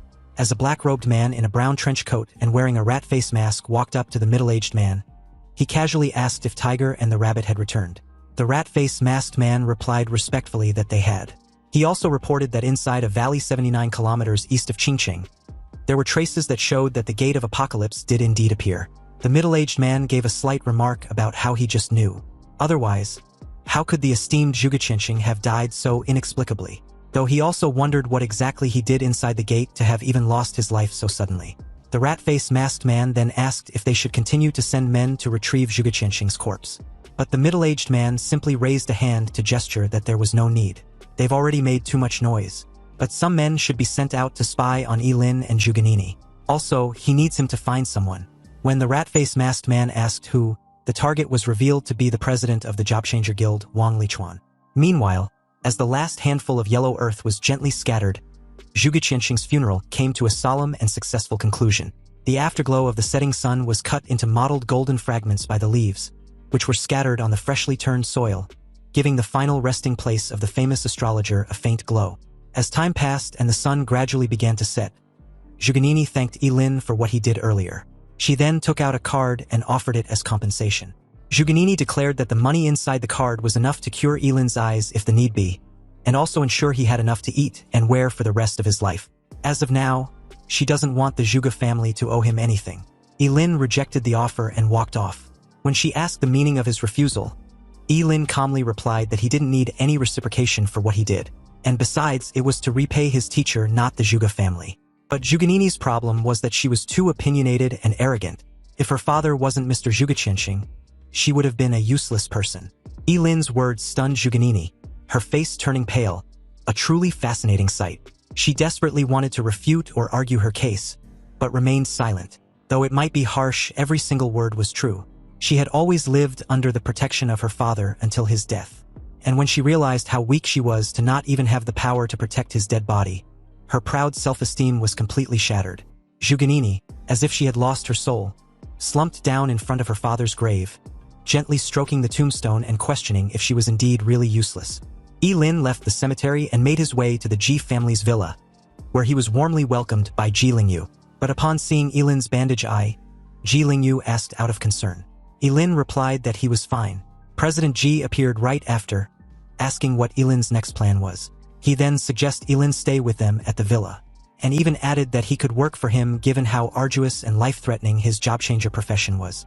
Lin thanked President Ji for his kindness, but still expressed his desire to go to university. And besides, he didn't have much time left, so he might as well leave with no regrets. President Ji was silent for a moment before agreeing to Lin's decision, and also promising to support him. No matter where Lin goes, the Ji family will always be behind him. Lin thanked President Ji once again before taking his leave to go rest in his room. As he drops onto his bed, he murmured with a sigh that he was really exhausted. But in that very moment, the brocade pouch Zhugaqianqing gave him suddenly fell out of his sumaru ring, startling him. He initially thought a message was left for him. 2 scrolls then came out from the brocade pouch, making him wonder if Zhugaqianqing had predicted his second profession before his death. The scrolls were the Phantom Technique and the Turtle Breathe Technique. The Phantom Technique allows the user to create a phantom shadow in front of them to confuse the enemy, and the Turtle Breath Technique allows the user to slow down their breathing rhythm until it completely stops, entering a state of apparent death. Lin quickly used the scrolls on himself, and under his ultimate sublimation, the Turtle Breath Technique was enhanced to the Great Void Technique, and the Phantom Technique was enhanced to 1 Qi transforming into 3 purities. Anyway, the Great Void technique allows the forbidden spellcaster to sacrifice a bone of their own body every minute to enter a void state, achieving complete invisibility. When attacking or being attacked, this forbidden spell will be nullified. And for the one chi transforming into 3 purities, the forbidden spellcaster loses half of their lifespan to create a clone identical to the current self. Up to 3 clones can exist simultaneously. And there was also a note informing Yi-Lin that when a clone dies, the original is unaffected, but when the original dies, the clones disappear. Yi-Lin couldn't help being amazed, because even in death, his teacher still acted with purpose. With these 2 scrolls, Yi-Lin would be able to ditch the surveillance on him. He immediately used the one chi transforming into 3 purities forbidden spell, and was delighted to see an exact clone of himself. Yi-Lin then places the eye patch on his clone's eye, excited with this foolproof plan of being able to stay with the G family, and at the same time, do whatever he wanted without the fear of being watched. His instruction for the clone was to stay in the G family's villa while he investigated just who exactly was monitoring him. He activated the Great Void technique forbidden spell, then leaped off his room window. Yi-Lin moved like a phantom, and on his way out, he saw the job changers ordered to monitor his movements from the shadows, silently perching on the trees nearby. Yi-Lin, with his stealth already activated, thanked his teacher once again. He was truly the #1 astrologer capable of predicting everything. Yi-Lin made his way to a teleportation gate that leads to a monster hunting ground outside the city, once again with a different appearance and a completely new identity. He approached the 2 guards, and when asked if he was heading outside the city, Yi-Lin gave a slight nod and replied that he was. The guards then warned him that monsters had recently been appearing frequently outside the city, so he should be careful. Yi-Lin thanked them and entered the gate. Outside, he leaped from one tree branch to the next, pleased that he can now freely kill monsters and do whatever he wanted without being under constant surveillance. As of now, he can start his journey of leveling up. A canine monster heard a rustling sound from behind and immediately bare its sharp fangs when it saw Yi-Lin, its dark eyes flashing with ferocity as it growled wildly, saliva dripping out of its mouth with a foul stench. Yi-Lin, in a great mood, decided to only use ice-type skills to ensure his identity was easily hidden. Curling his lips, he taunts the beast and flicked his fingers, instantly releasing a chilling aura. Activating the Ice Blade technique, it instantly elevated to the forbidden spell, the Frost Morn. Then a massive blade of pure ice crystals condensed in the air, incomparably clear and emitting a faint blue glow. The moment Yi-Lin flicked his finger, the ice sword, carrying a chilling aura, directly shot out at the hideous canine beast. The ice sword slashed down without any resistance, splitting the monster's body in 2, and the ice crystals shattered, turning into a frosty expanse and reducing the corpse into 2 ice sculptures. Yi-Lin then launched his endless devouring, consuming a level 32 normal monster and gaining water, fat, protein, carbohydrates, and minerals. His lifespan increased by 125 years, experience points by 320, increased strength attribute by 5 points, agility and spirit attribute by a point each. He also killed and devoured a level 36 normal monster and gained the same kind of nutrients. Increased his lifespan by 360 years, experience points 360, increased strength attribute by 7 points, agility attribute by 2 points, and spirit attribute by a point. Then a level 37 normal monster gained nutrients, increased his lifespan by 245 years, experience points 370, increased strength attribute by 5 points, agility attribute by a point, spirit attribute by 3 points. In spite of all this leveling, Yi-Lin was still not satisfied. He needed to level up even faster. 3 days later, he finally exited the gate and was now level 30. The speed at which he had been killing monsters these past 3 days showed that he'd already reached his limit, but it was still not enough. He wondered if he should ask someone else for help. That's when it hit him he could use the Job Change Guild. Meanwhile, at the Job Change Guild, Yi-Lin was a bit surprised to find it busy and bustling with people, and from the looks of it, Wang Lichuan's disappearance seems to not have affected the business at all. He approached a female receptionist and expressed his desire to post a mission. The lady led him to a male helper in charge of handling such task. And when the guy asked the kind of mission he wanted to be posted, Yi-Lin replied with recycling monster corpses. The guy then asked for the price he was prepared to pay for the recycling, but Yi-Lin asked for the normal market price. Apparently, it depended on the level and type of monster. Normally, a level 10 monster corpse is worth 300,000 each. Special monsters like the Golden Armored Demon Rhino requires extra payment, about 450,000. The prices were decent, so Yi-Lin requested for him to just follow the market price. For monsters below level 20, he would take them all. The guy, clearly taken aback for a moment, judged Yi-Lin as a newly changed enchanter based on his appearance, so he might not know of the handling fee when a client wants to post a task. And since Lin seemed to be collecting so many at once, a verification of funds was required first. Lin pulled out his top-tier lifetime VIP card and asked if it would do. The guy, stunned upon seeing the card, immediately started the procedures. And in just 3 days after, job changers had been rushing in the guild with different types of monster corpses non-stop. Just the submission of this task had created a long queue which no one could ignore. They wondered who this mysterious spendthrift was, and why he needed so many monster corpses. Forgers and alchemists were even finding it difficult to buy monster materials because Lin had apparently been hoarding all the monsters.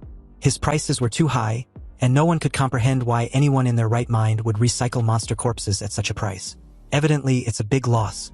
The guy responsible for recycling monster corpses guided Lin to the recent batch they've gathered.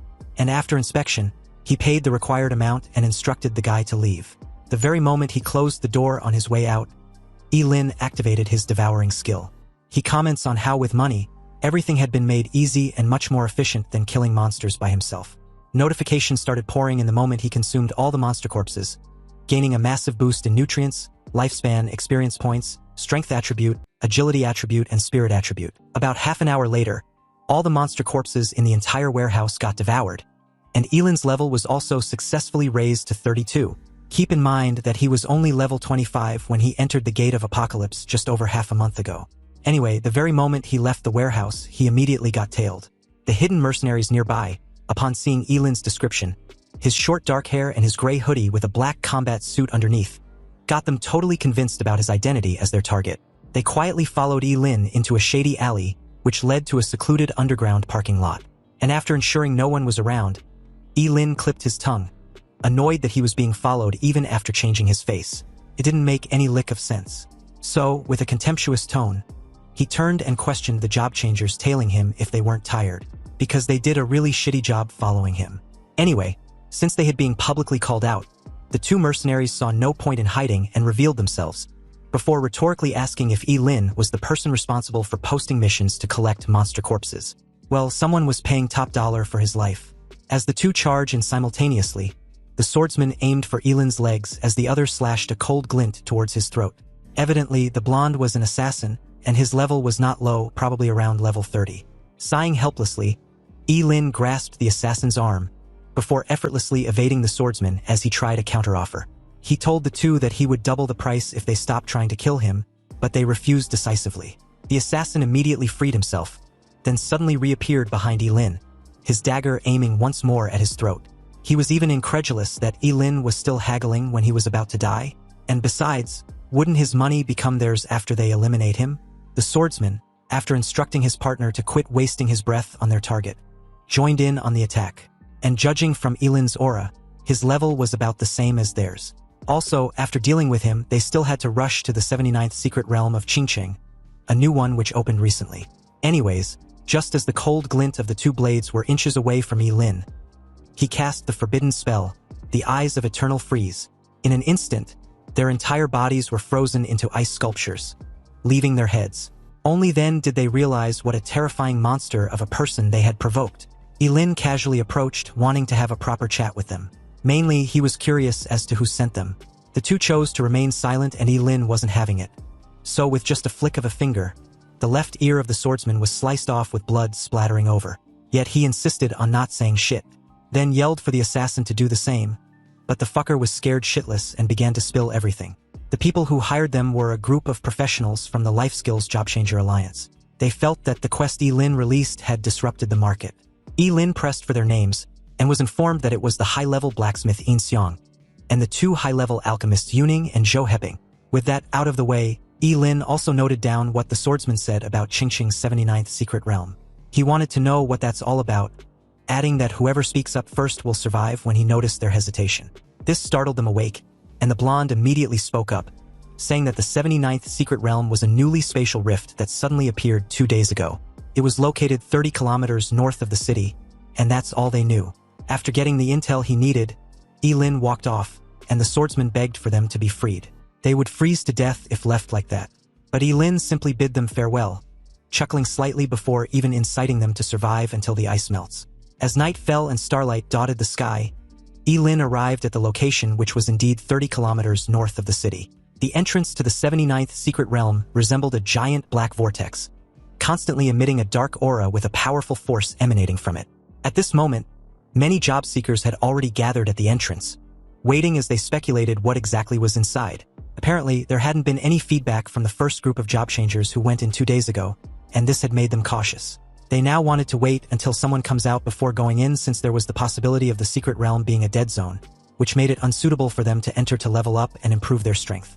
Undoubtedly, there will be other secret realms in the future, but they only had one life. So each one of them was hoping the other would go ahead and explore the realm first. Anyway, just as everyone was discussing this, the black vortex at the entrance to the secret realm suddenly became transparent. And through the transparent vortex was a dazzling light, which seemed to be projecting an object. As the light dimmed slightly, a slender scepter hovered at its center, its body shimmering with a colored radiance. A transparent crystal gem was set at the top of the scepter, engraved with ancient runes which exuded an ominous aura. But to the crowd, who only saw the scepter to possibly be a divine artifact, forgo all reason or the terrifying aura it exuded and suddenly rushed inside like a plague of locusts. Their greed palpable as they all expressed their intention to kill one another if it means obtaining the scepter. After they all entered, Lin approached the black vortex with a slightly narrowed eyes. He had a vague feeling that this was likely a trap. After all, if there really were divine artifacts in the secret realm, real powerhouses would probably have arrived long ago. Just as Lin was hesitating whether to go in or not, a very pleasant voice reached his ears from behind, stating that he must have also noticed it too. Something was seriously off with this secret realm. Upon first glance, Lin noticed that this lady, Xie Xiaoxiao, had disguised herself as a guy. So when he asked why, Xie Xiaoxiao was shocked to have been figured out almost immediately. She began to wonder if her disguise was that clumsy. And indeed it was, because Lin gave his honest critiques, saying that no guy would put on so much lip balm, and with her figure, she should have hidden it a bit more. Xie Xiaoxiao's cheeks flushed slightly, finally realizing why everyone had been looking at her strangely. Lin shook his head helplessly and turned to leave, but she pleaded for him to wait. When Lin asked what else she's got to say, Xie Xiaoxiao explained that if she's not mistaken, this secret realm was very likely set up by demons to lure human job changers. Therefore, she proposed they team up and enter together. Demons were indeed powerful, and if Lin could devour just a few of them with his ability, what would his level be afterwards? Lin was intrigued but feigned being disappointed, pointing out that the risk was way too high. Xie Xiaoxiao, upon seeing Lin's disinterested look, promised to pay him if they team up. But Lin refused the offer, stating that the education he received growing up doesn't support him doing that kind of thing. However, the very moment she proposed paying him with an epic-level piece of equipment, Lin was beside her in a flash. And with a fawning smile, he made a deal with her on the spot before even asking for her name. Xie Xiaoxiao, a bit shell-shocked with Lin's sudden attitude, wondered just what kind of education he received as a child as she introduced herself. And as for the equipment, she first inquired what profession Lin was in order to know what epic level was suitable. Lin gasped in shock. She can even choose her equipment type? This woman was a real rich lady. He announced that he was an ice-type mage, but wasn't picky about the kind of equipment since he can practically use anything. Fortunately, an ice-type mage seemed to be perfect because Xie Xiaoxiao actually had something that would suit Lin. She took out a small box from her spatial ring and opened it. The item was a crystal-clear bracelet inlaid with blue gemstones, resembling an eternal blue ice which emanated a faint chill. It was the Ice Crystal Heart, an epic-level bracelet with an attribute spirit power amplification of 60%. It can also be refined if necessary. And the skill was Absolute Zero, which make the wearer expands a domain centered on themselves, and was infinitely close to Absolute Zero, within which ice-type skills have their power amplified by 100%. Lin was impressed. The bracelet was actually a domain skill, and upon wondering just what more incredible items Xie Xiaoxiao had, Lin briefly conceived the idea of killing and looting her spatial ring. But thinking of the abundant resources with extensive knowledge, yet lacking common sense and even appearing somewhat foolish, Xie Xiaoxiao was clearly a spoiled brat who has lived in a secluded compound for a long time, and killing her could invoke the wrath of some powerhouse he might not be ready for. Xie Xiaoxiao snapped Lin out of his thoughts, wanting to know if they really had a deal, because she needed to quickly explore the secret realm and hurry back home. Otherwise, she would be grounded if her mom finds out. This made Lin wonder if she sneaked out just to explore an unknown secret realm. But Xie Xiaoxiao was indignant about her situation. So what if she sneaked out? She was very capable of protecting herself. Anyway, from their brief encounter, Xie Xiaoxiao had a gut feeling that Lin was pretty powerful. She asked of his level and name, and Lin introduced himself as Yi Mushuang, a level 45 job changer. Xie Xiaoxiao was a bit taken aback because Yilin looked about 20 years old, yet he was already level 45. Was he a genius? However, compared to her, who turned 17 this year and was already at level 37, Yilin wasn't even close. Seriously, like who wants to be compared with her? Yilin feigned being amazed, and even cheered her on as she basked in the delusion of her greatness. With her level, then she must have been the top scorer in the final exam. Xie Xiaoxiao replied that she wasn't, simply because she didn't take the final exam. Her dad said it was a waste of her time. That's true. After all, even the top scorer in the country is only rewarded with a legendary piece of equipment. And for people with powerful backgrounds, the college entrance exams being a waste of time was perfectly valid. Anyway, since that's the case, Yilin agreed to team up with her to enter the secret realm. Xie Xiaoxiao, pleased to hear this, immediately handed over the bracelet before urging that they enter the rift right away. From now on, they were a team. The scene then shifted to a vast expanse of black earth, seemingly an abandoned ancient battlefield inside the secret realm. The ground was covered with dark red soil like dried blood, and in the sky, there were only 2 or 3 stars, twinkling with an eerie light. There were also majestic mountain ranges, each with different shape and size. Every now and then, the roars of monsters can be heard from deep within the mountains. It seems Xie Xiaoxiao was right. There must be real demons inside this secret realm, and the stench within the place also seemed very familiar. Yilin wondered if she often deal with demons. Xie Xiaoxiao gave a slight nod, before whispering that she always deal with them under her parents' supervision. But this time around, she planned on facing them without their assistance. At the moment, she kept wondering where all the job changers from earlier had disappeared to. Did they get randomized locations? Suddenly, a giant claw loomed over her, and before it could pounce, Yilin grabbed her and evaded the crashing paw, which caused a cloud of dust upon impact. After putting some distance between themselves and the beast, Yilin cast the Ice Blade spell, which immediately froze the giant demonic monster into an ice sculpture. Xie Xiaoxiao was amazed, questioning why Yilin's Ice Blade spell was so powerful. Yilin simply reiterated that he was an ice-type mage, so of course his ice spells would be powerful. But his next action left Xie Xiaoxiao a bit puzzled. He stashed the monster corpse inside his sumeru ring. When she asked why, Yilin suddenly starts to cry dramatically as he explained that he's an orphan.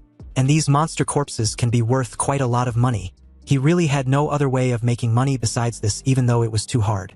The job change fee alone was 100,000 yuan. Then there's equipment, skill books, and materials. None of them were free. But he had no family, no support, no one to back him up.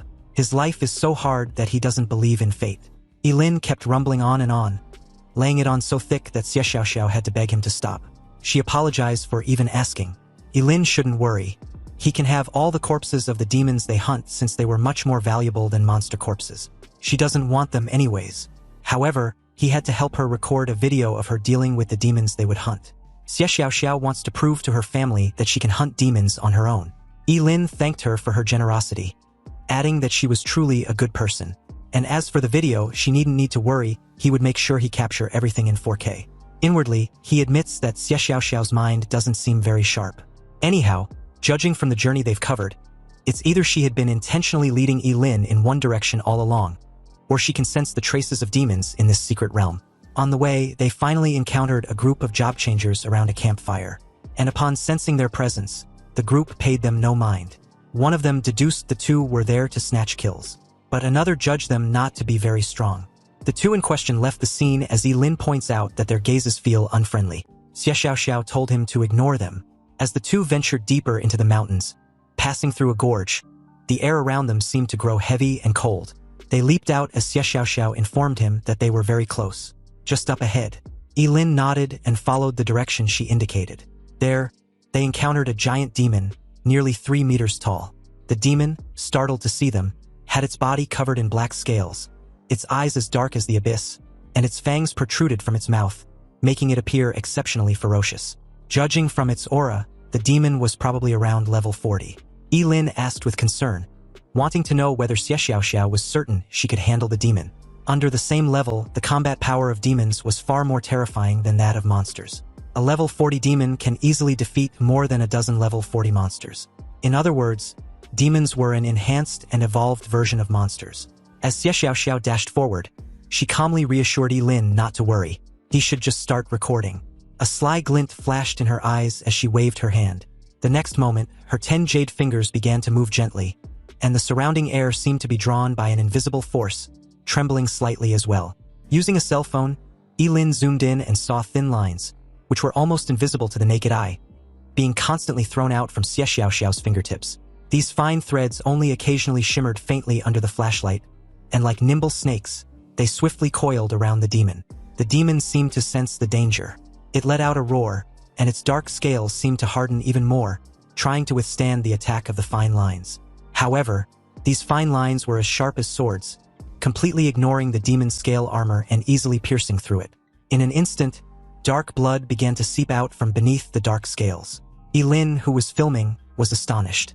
Although he couldn't figure out Xie Xiaoxiao's profession, judging from her actions, her combat skills were definitely not bad.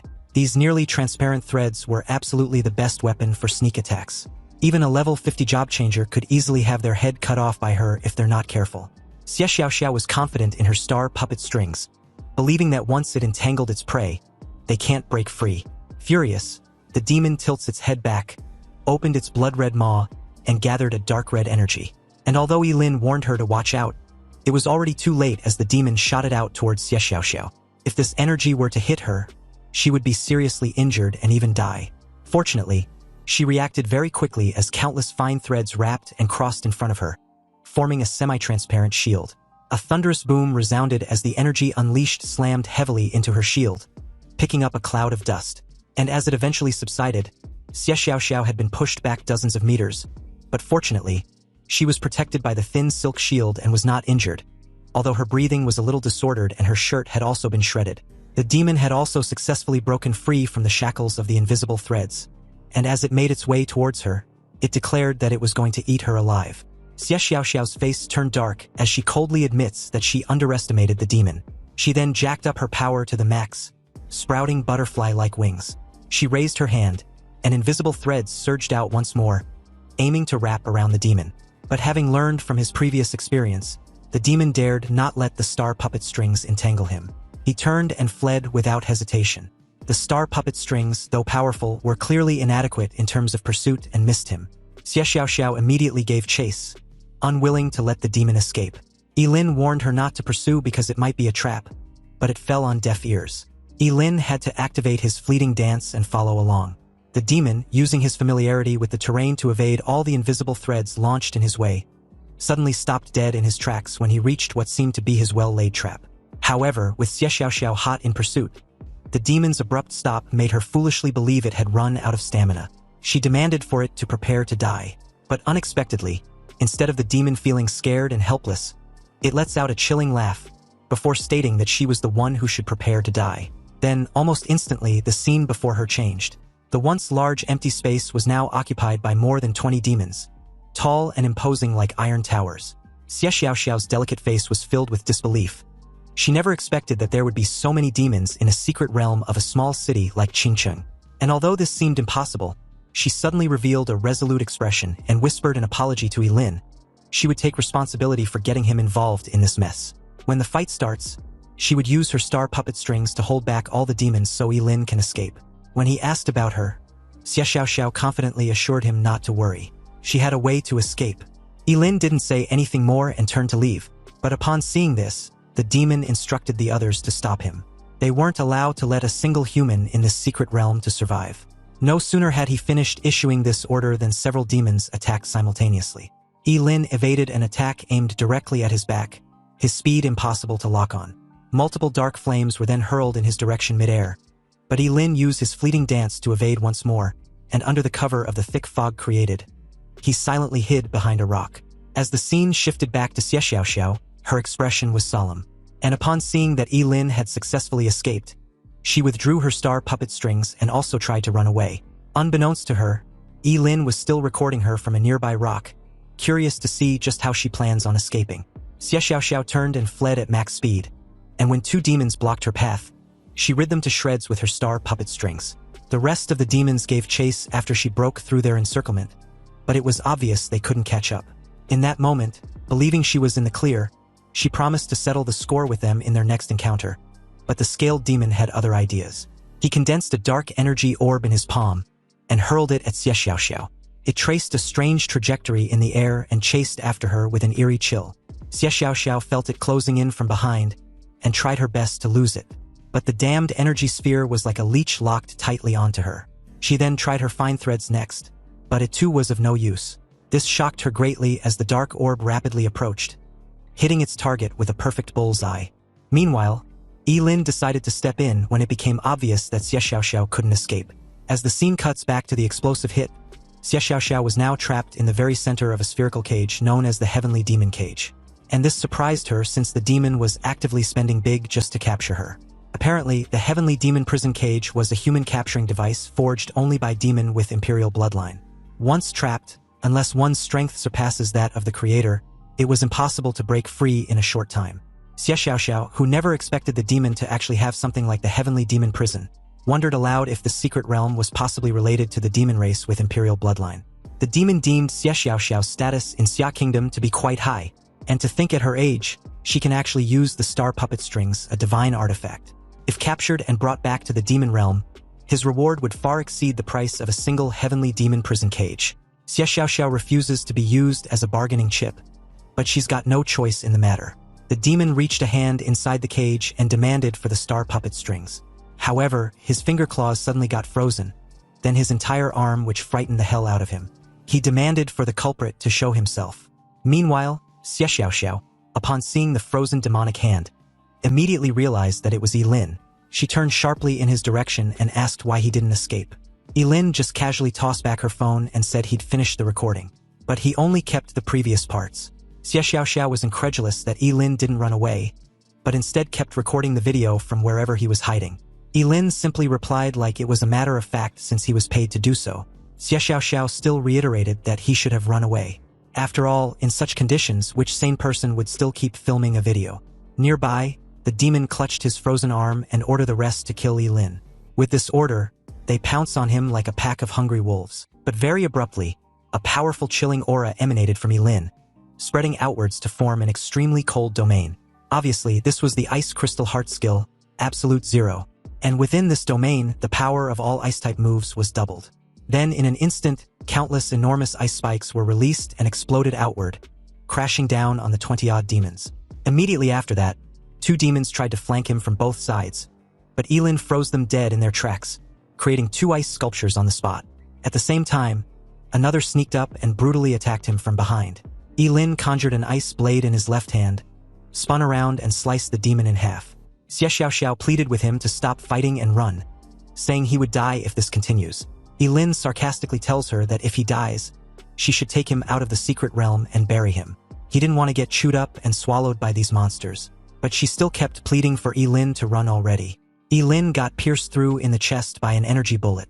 A red vortex attack appears in front of him, and although he conjured an ice wall to block the attack, he was thrown away upon impact. Xie Xiaoxiao yells his name in worry.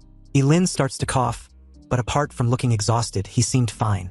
This made the dark-scaled demon wonder if he was even human. How was he not dead after taking that much damage? Lin got up and clutched his wounded chest with a smile on his face. These demons have had their fun, and now it was his turn. As the two faced each other for a brief standoff, the dark-scaled demon mocked Lin, saying this was just his last gasp before death. He asked if Lin really thinks he can kill all of them. Lin stood his grounds as the demons charged in to attack him. Deciding to use a forbidden spell, Lin clasps his hands as an ice erupts from the ground upon the activation of the Eternal Ice Seal. Lin remained silent when the demons mocked him for having a terrible aim. But in his eyes they were a bunch of idiots, and their death was inevitable. So upon detonation, all the ice shards exploded simultaneously, creating a massive ice pillar which crashed down with a reverberating boom, eviscerating all the demons into dust. Xie Xiaoxiao watched in silence and speechlessness. She was absolutely dumbfounded watching Lin actually delete more than 20 demons in an instant. Obviously, such power was absolutely terrifying. Lin walked over, coughing repeatedly before saying he told her it was a guaranteed win. Xie Xiaoxiao asked if Lin was okay. Lin groans as he gave a thumbs up, then passed out seconds after, fully aware this was the backlash from the forbidden spell used earlier. Xie Xiaoxiao caught him mid-fall, before asking once more whether he was alright. But in that exact moment, Lin felt a looming presence from behind as the shadowy figure of the dark-scaled demon made his appearance, before swinging his massive hand in the direction of the two.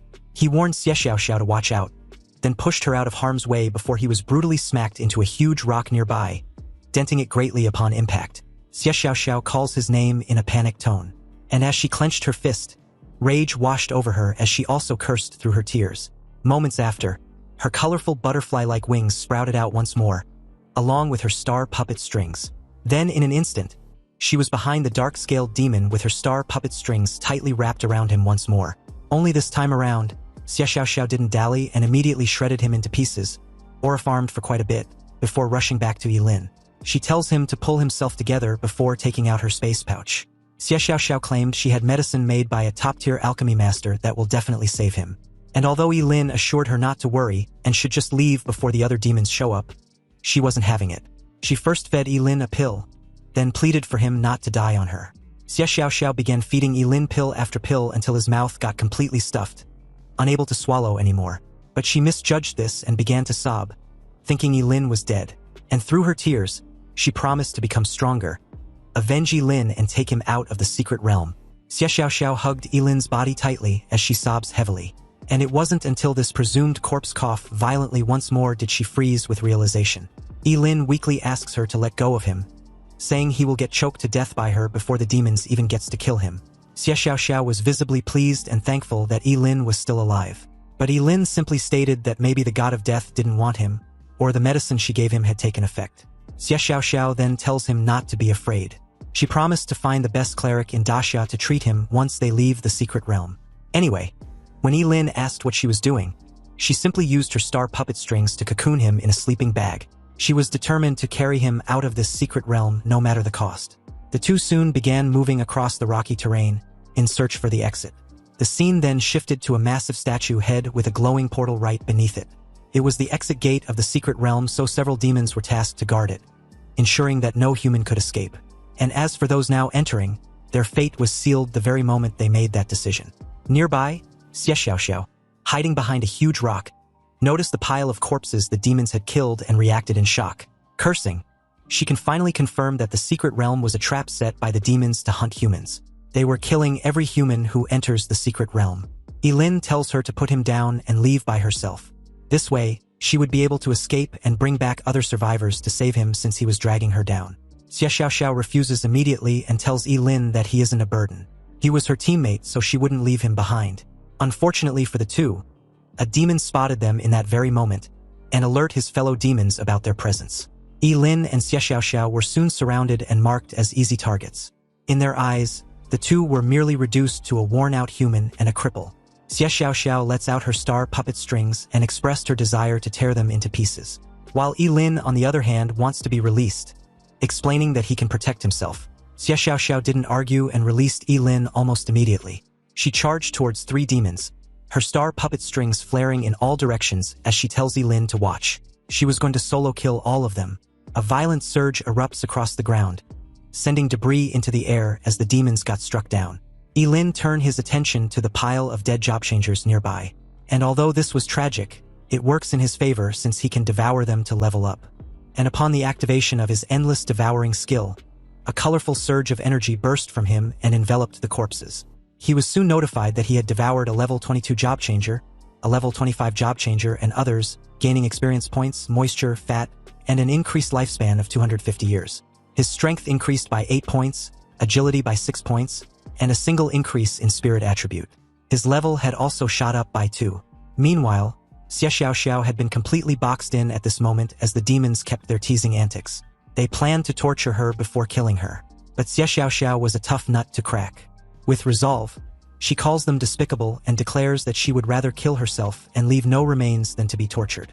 The demons suddenly pause as the entire area began to snow, their confused expressions clearly evident as they began to wonder what was going on. They failed to see Yilin a few distance above, but felt a sudden surge of power. Waving a hand, Yilin sacrificed an organ and cast a forbidden frost spell similar to the Eyes of Eternal Freeze. The sudden surge of power released created some sort of avalanche made of ice which tore through the terrain and froze every demon on the spot. This gave Xie Xiaoxiao a chance to escape. A half-frozen demon questioned incredulously how such a terrifying person could exist near Qingqing, which is supposed to be only a small county town of the human race. Another urgently orders the alarm to be sounded and to report to Lord Norris. A red flare shoots into the sky, Lin realized that the demons were calling for reinforcements. It becomes clear that escape was no longer possible, so they decided to leave that place first. Xiaoxiao states that the demon race is blocking the entrance, and that there must be more humans trapped in the secret realm besides just the two of them. Lin agrees. He then notes that there are so many demons inside this secret realm, making it a great place to level up, and admits he is reluctant to leave. Later, in a forest at night, Lin and Xiaoxiao sit by a fire roasting meat. Lin says the food is delicious.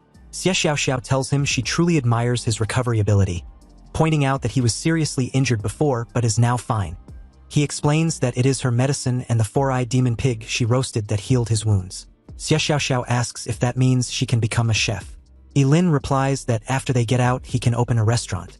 She excitedly says it is the first time someone has praised her cooking.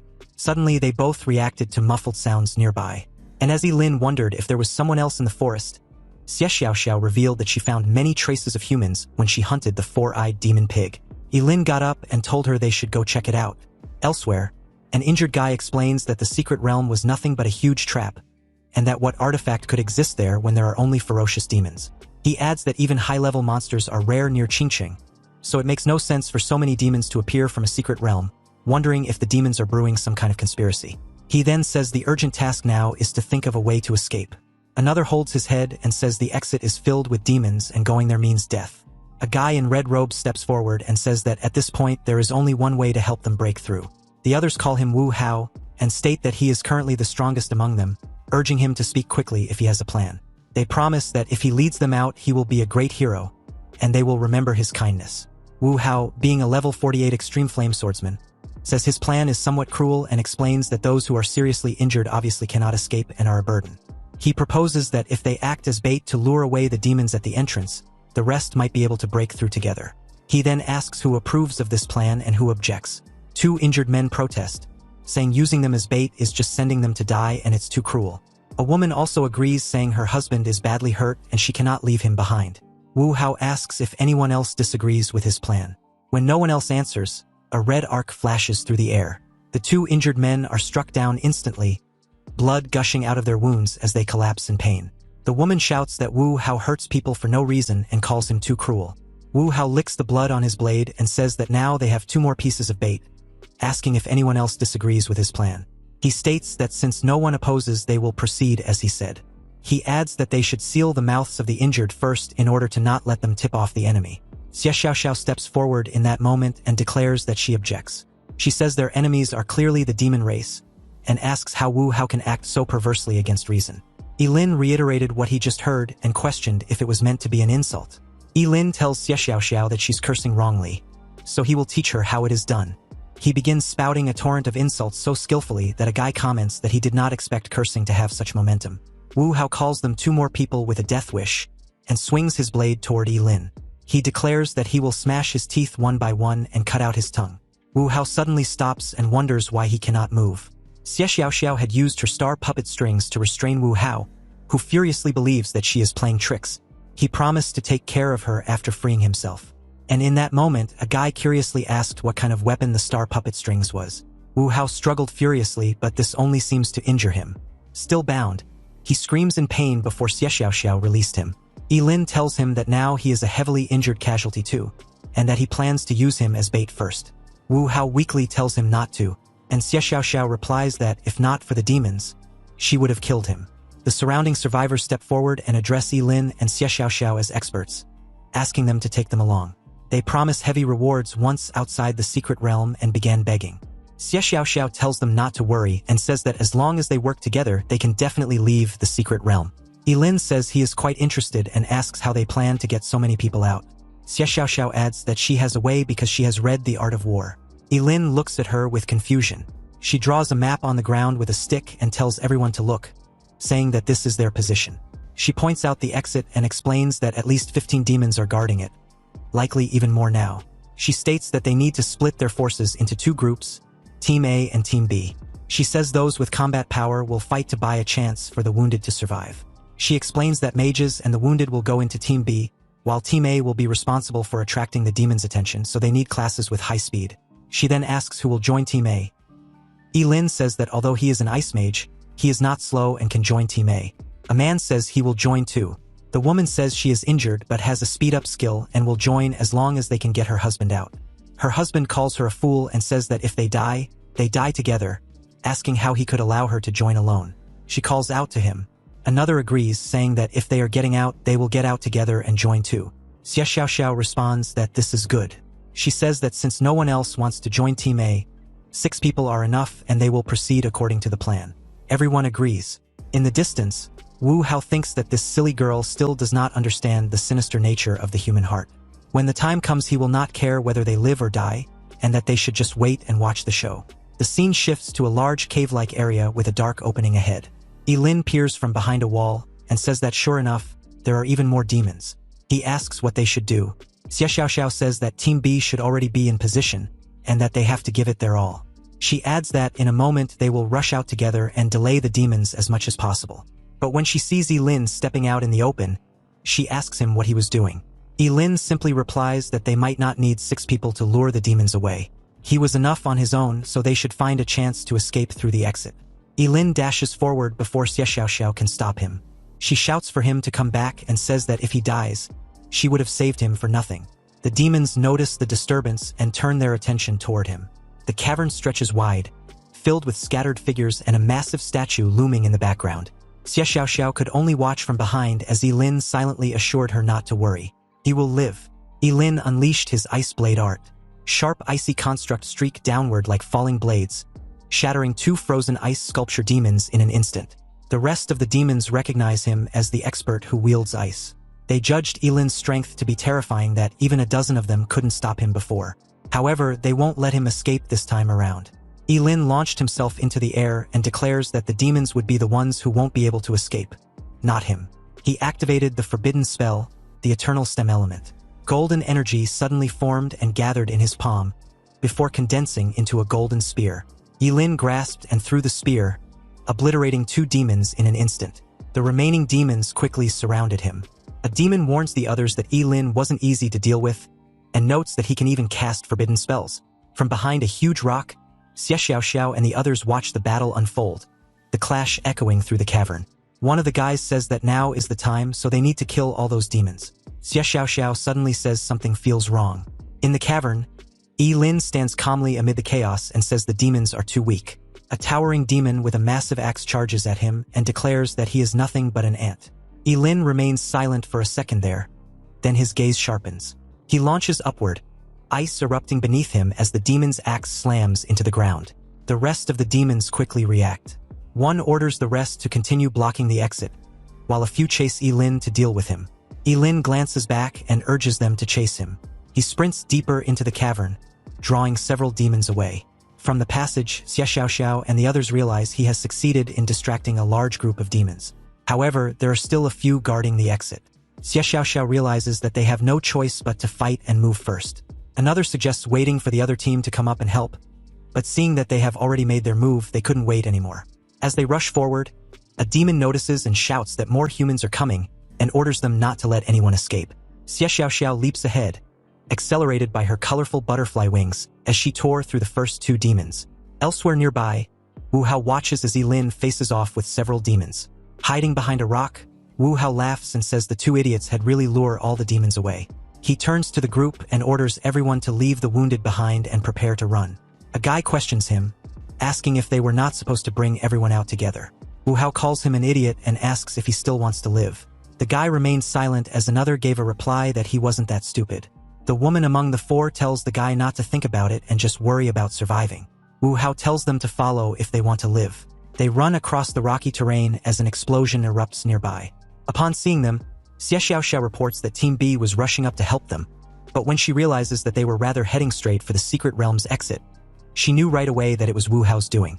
And to make matters even worse, he left the severely injured behind.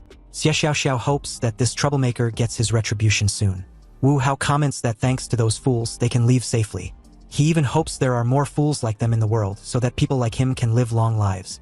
Suddenly, a massive stone pillar drops down and blocks the exit with a heavy crash, making the group react in shock. Wu Hao wonders what is going on.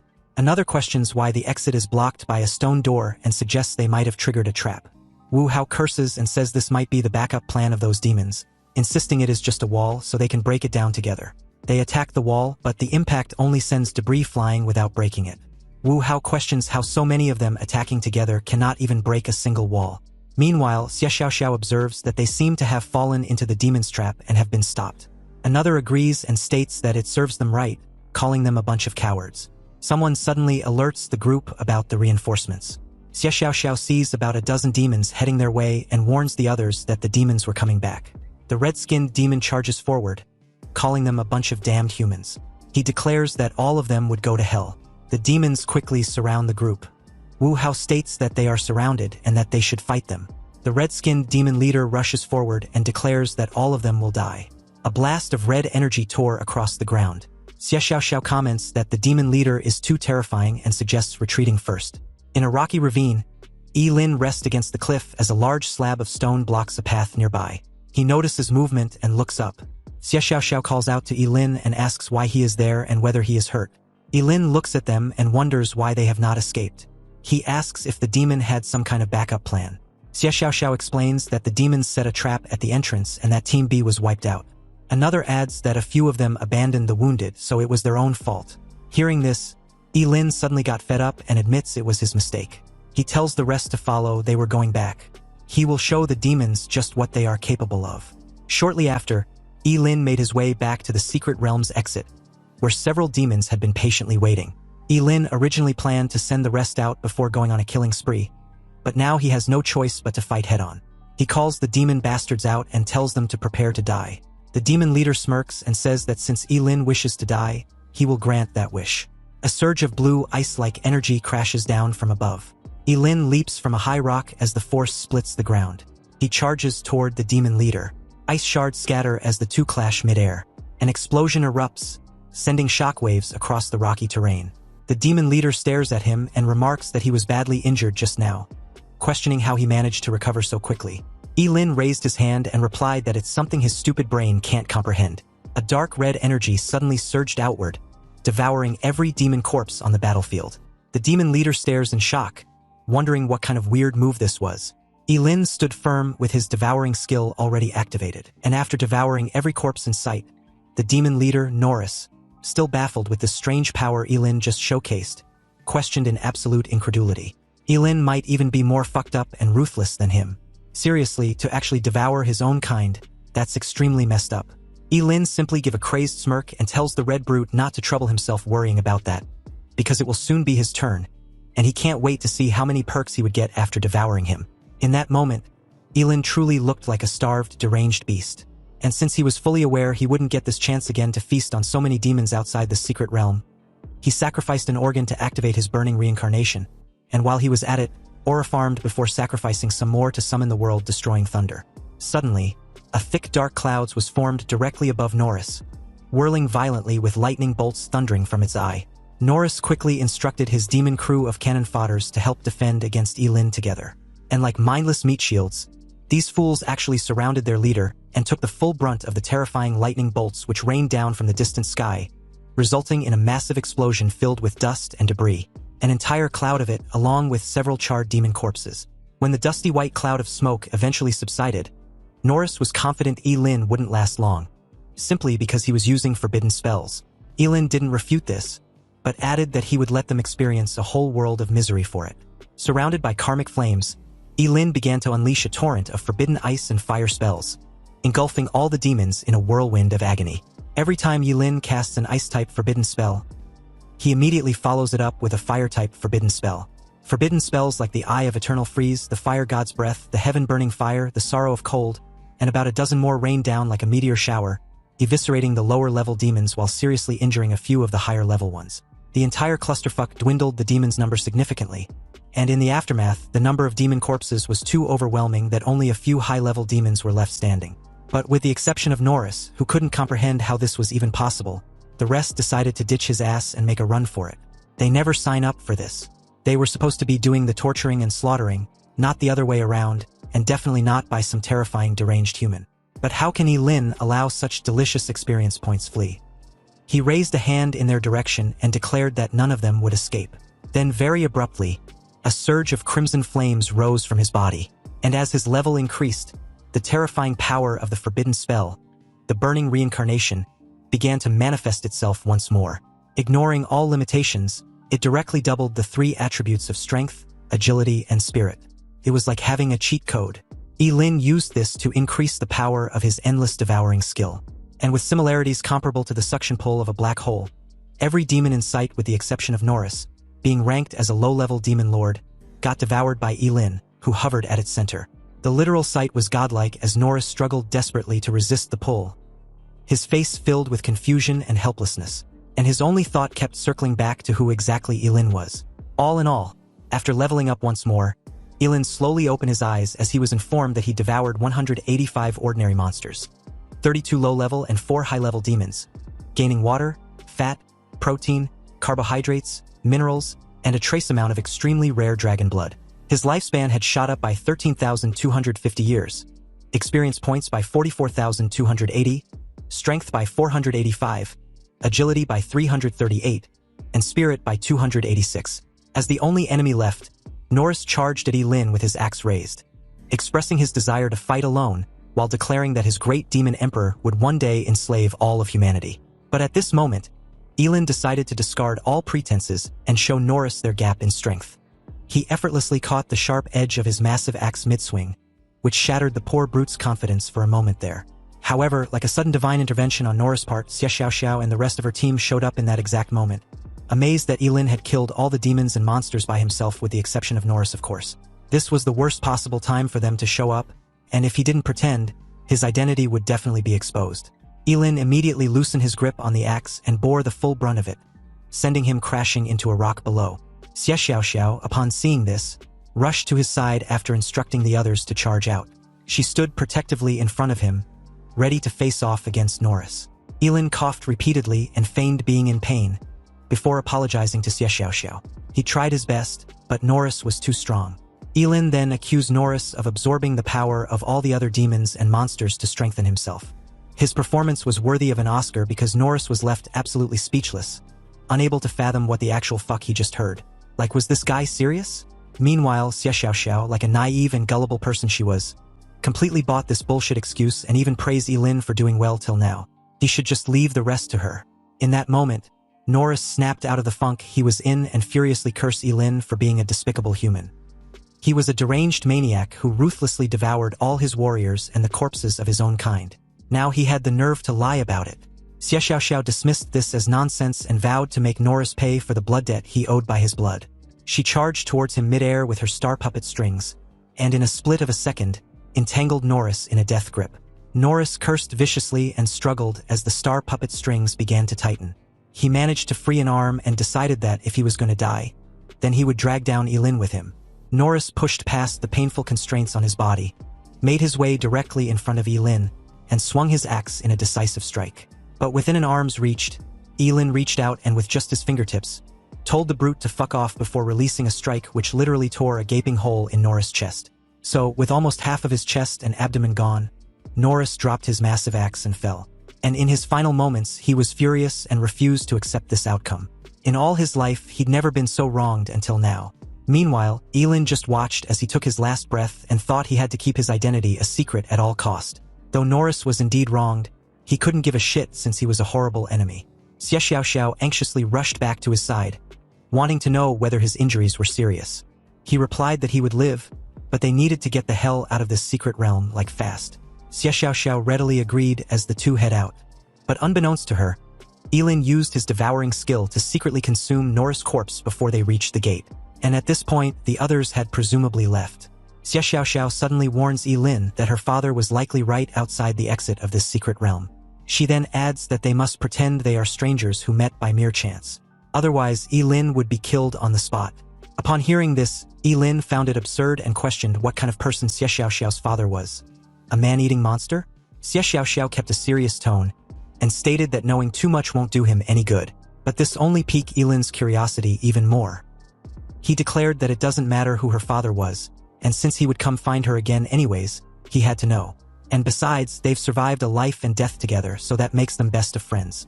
Xie Xiaoxiao was surprised by this declaration and even questioned if Lin really intend to come find her later.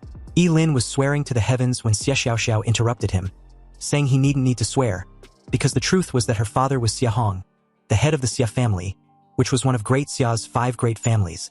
Surprisingly, Lin had no clue what the hell she was talking about, so she asked if he'd heard of the late Mr. Zhugeqianxing back in Qingcheng. Lin replied that he had.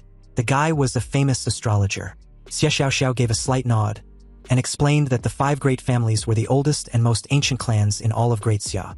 Zhugeqianxing hailed from the Zhuge clan, which was one of those very families. And since he passed away recently, the 5 great families were all investigating the cause of his death.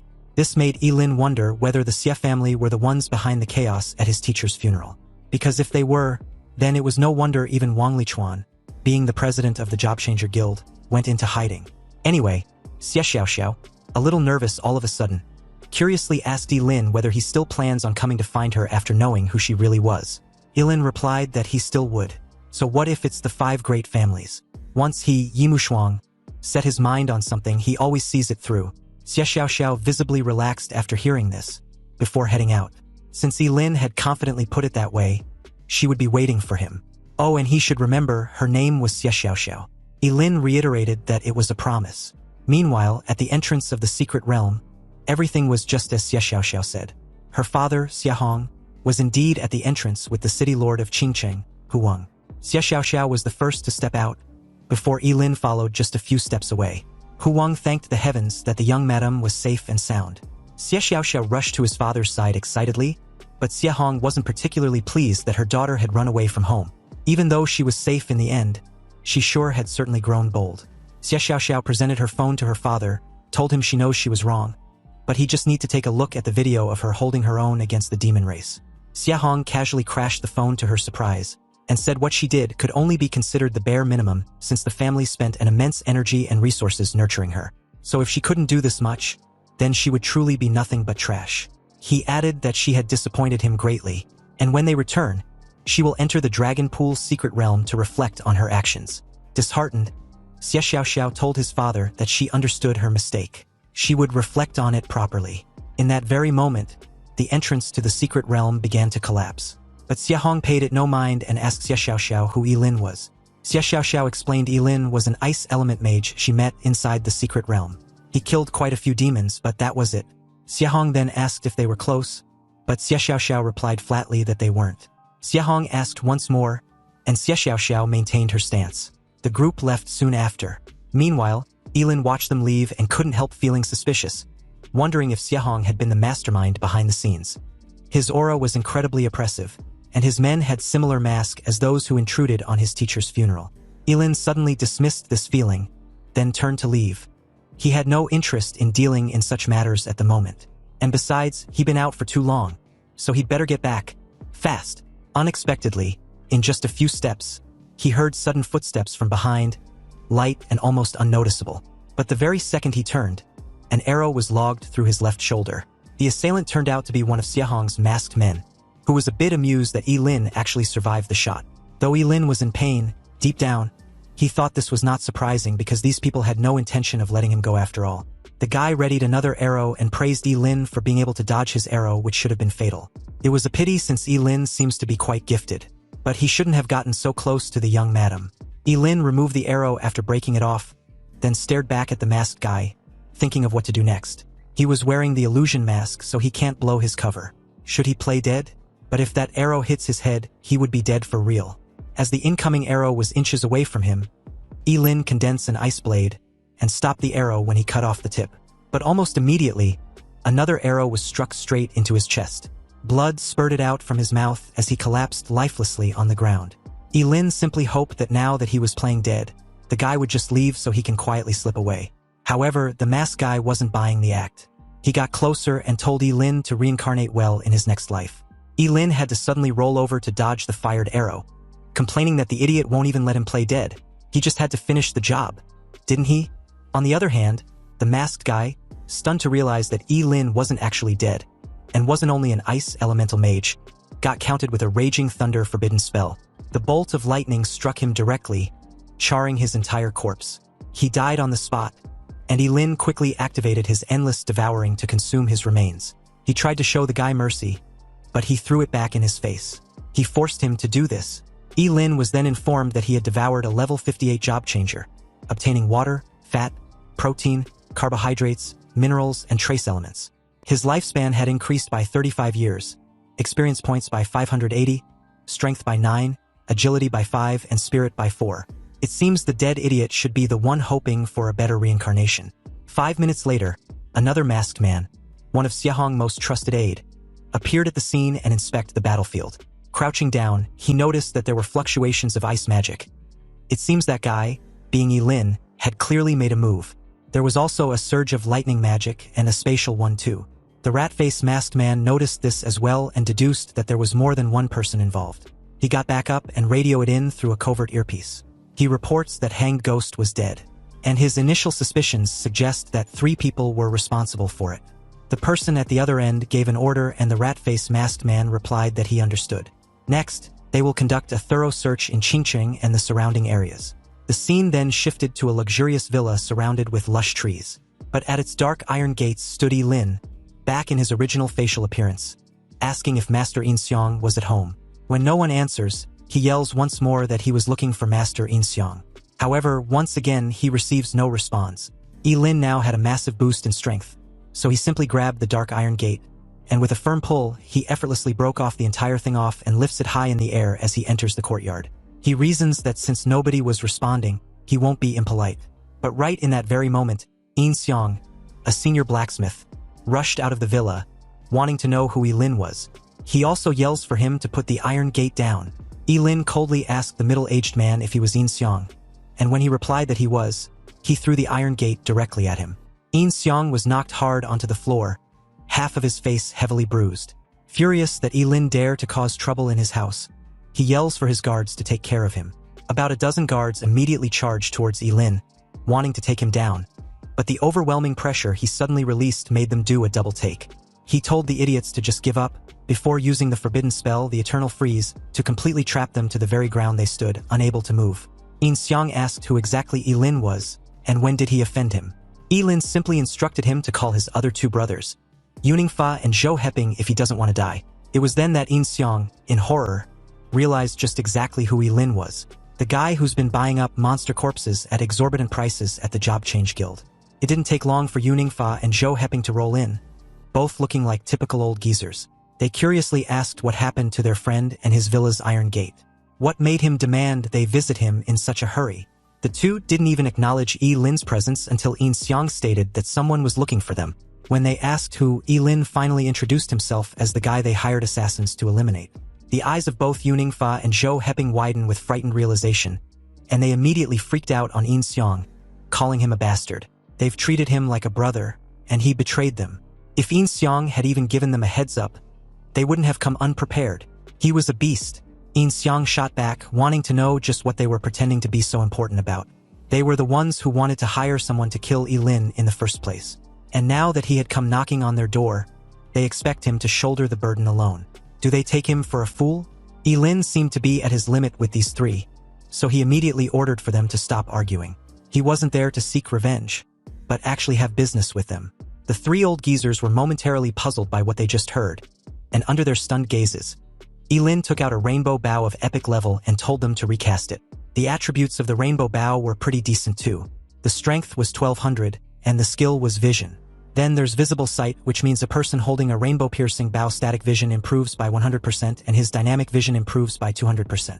The 3 tried to argue that an epic gear were beyond their level. Inxiong admits he was just a high-level blacksmith, so even if he wanted to help Yilin, he was powerless to do so. Epic-level equipment requires at least a master blacksmith to reforge. And when it comes to crafting an epic-level piece of equipment, even a master blacksmith cannot complete it alone. Yilin was aware of this, but weren't the 3 professionals from the Life Skills Job Changer Alliance. With their wits combined, they can come up with a solution. Yilin decided to take his leave, but Inxiong reasoned that his 2 friends were both alchemists, not advanced blacksmiths, so how the hell are they supposed to pull this off? A sudden lightning thundered across the clear sky and directly struck the decorative fish pond in the courtyard as Yilin gave them a threatened look, wanting to know if it can be done. The 3 immediately folded and anxiously replied that it could. Satisfied with the response, Yilin took his leave. He told them their lives would be spared if they can successfully reforge it. Otherwise, they can imagine the consequences. He was going to wander around for a bit now, so they need to remember to call him when they were done. The three stared at each other dejectedly because it was clear their lives depends on whether In-seong can recast the rainbow bow. Anyway, as the scene shifted to In-seong's workshop, the three spent a full day and night on this task. The two alchemists could only help the flames as In-seong kept hammering away tirelessly, and after a couple days of this grueling task, the rainbow bow was finally reforged successfully. They immediately called Yi-Lin over and gave him the bow, which was now the Holy Silver Bow, still an epic level. Its strength was 1,000 and had room to be refined.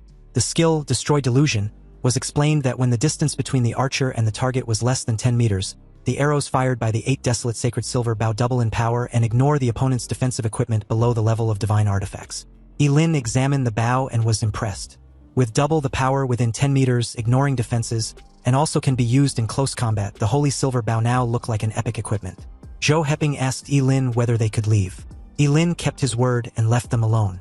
And from then on, he hopes he doesn't see them again. Otherwise, they know the consequences. Yi-Lin went to the Ji family's mansion, and after announcing that he was back, Ji Lingyu and his father were a bit puzzled to see Yi-Lin outside his room. His friend was certain he had been practicing his skills inside this whole time, so when did he leave the mansion? It was then that Yi-Lin remembered the clone he left in his room. He gave a lousy excuse of needing some fresh air before stirring the conversation towards President Ji. He told him that the situation in Qingqing seemed chaotic right now. There were too many people who wants to kill him, so he wants to hire a bodyguard.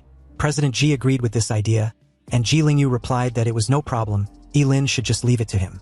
Yi-Lin thanked them and decided to leave the matter in his friend's hands. Ji Lingyu reassures him not to worry. He would have everything arranged the next day. Inwardly, Yi-Lin planned to become a bodyguard under a new identity, so he could act independently. And with that, he can then appear simultaneously with the clone, making it much safer.